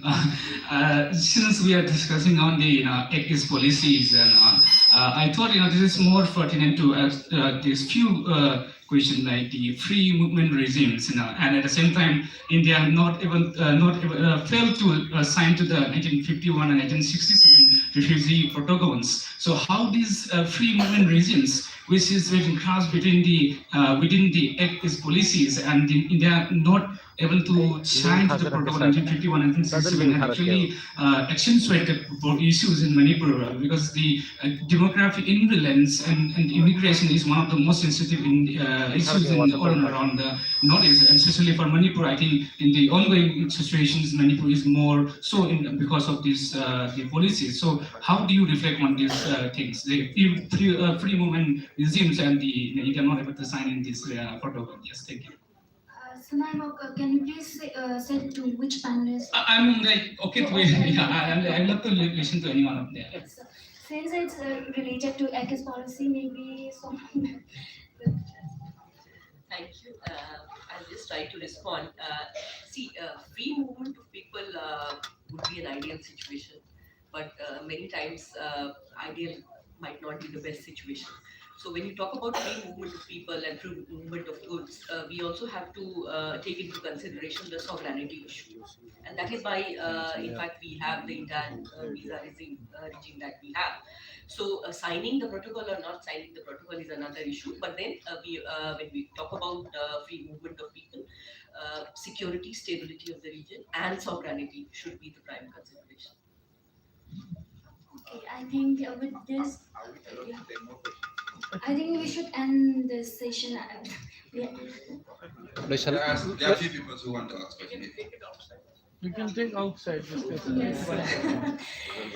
So thank you everyone. Okay, thagachari yengbiru khoi puna po hojiki live ase khoi batang asida losinjana mkhona jage amadi yengbiru puna po amukana thagachal phungdoksari amadi Mena TV nang live venue gi khoi convention center 1 dagi live tawjar pasi matang solution jage amadi yengbiru puna po amukana thagat phungdoksari haiba wai saijarga kaina na ba thang. Thank you. Thank you all for your patience. Yeah, so with this we end today's panel discussion. Thank you everyone.